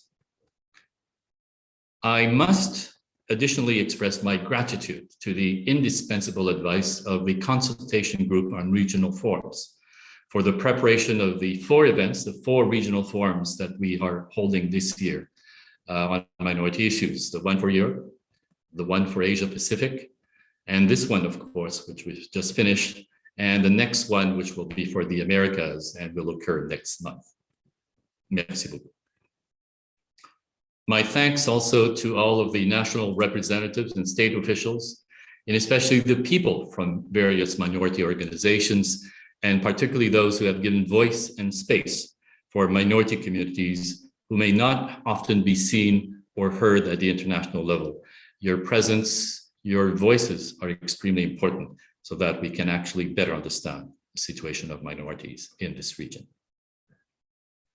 Our gratitude also to the moderators of the panels of the regional forum, Fasil, Hanna, Naji, and Tahani. Congratulations, you did a great job with guiding your panels during full days of great tact and sensitivity and efficiency. Not always easy, but you were very much up to the task. Thank you. To all the panelists who, in addition to sharing their experience and expertise, also have enriched the recommendations, the content of the recommendations of this forum by providing their own insights and wisdom to us, sometimes even in advance. Many thanks again, because you have made suggestions reflective of the region, which it might not have been otherwise possible to identify. Now, I have to add that some of you may be contacted again and invited to contribute further this year and maybe next year also, since, as I indicated yesterday, these regional forums are part of a process. It's a long process of consultations and efforts leading up to the UN Forum on Minority Issues in Geneva this December. It's also my hope that we will be holding other activities, not only to mark the 30th anniversary of the UN Declaration, but also begin maybe a movement to fill and to update and integrate the rights of minorities more in the work of the United Nations and other international organizations, and continue the work which began 30 years ago and is far from complete or sufficiently developed to truly improve the protection of minorities and of their human rights. To the members of the OHCHR office in Geneva, especially Marina and Christy, and to the staff members of the Tom Lantos Institute, and in particular, Evelyn, Marcus, Nikki, Daniel, and Sean. I hope I didn't miss anyone. Thank you for all of your continual work and dedication since 2019.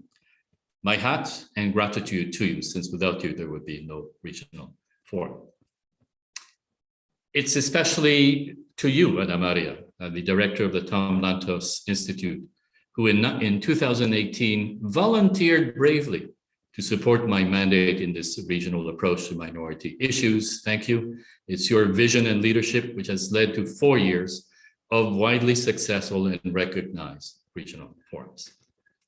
Finally, ladies and gentlemen, please allow me to thank all of you who have been part of this process, including the interpreters, the participants, the panelists, experts, state officials who are, and other representatives who are at the very heart of all of the regional forums, and with whom we will be able to continue, I hope, working together towards the common shared goal of better understanding, respecting, and implementing the human rights of minorities, especially in order to review, rethink, and reform what started 30 years ago, but now has to be adapted to very different conditions and even difficult period for human rights and minorities. Your and minority rights defenders and activists' perseverance and efforts do have an impact in the environment. And some of the situations of minorities may seem hopeless, but nothing will progress unless these efforts continue despite the odds and even desperation sometimes. It is through never-ending efforts and commitments that something eventually changes reality. And now the time has come to improve on what we already have in place, and to continue the needed changes of the noble sounding promises and commitments in the UN Declaration to turn them into reality by focusing on implementation. I think this is also the vision and courage needed in 2022, and we might as well add 2023 in the future, to mark this 30th anniversary and to look towards the future and how to improve on the full recognition and protection of all human rights, including the human rights of minorities, and putting these noble principles into practice. So thank you, merci, shukran, tanmirt, and in sign language, thank you. Until we meet again, in order to continue the unfinished business of respect, dignity, and equality for all, which are the core principles behind the global human rights architecture and mechanism, as incomplete or insufficient they may still be in this particular time in history. And finally, very last words, I hope to meet many of you in person, also as I should be attending meetings in Gambia and Lebanon in the next couple of months. Goodbye, everyone. Stay safe, stay healthy, and I look forward to working with you again in protecting and better recognizing the rights of minorities. Goodbye, everyone, and God bless. شكرا جزيلا. شكرا. نتمنى لكم السعادة. Thank you. Goodbye, everyone.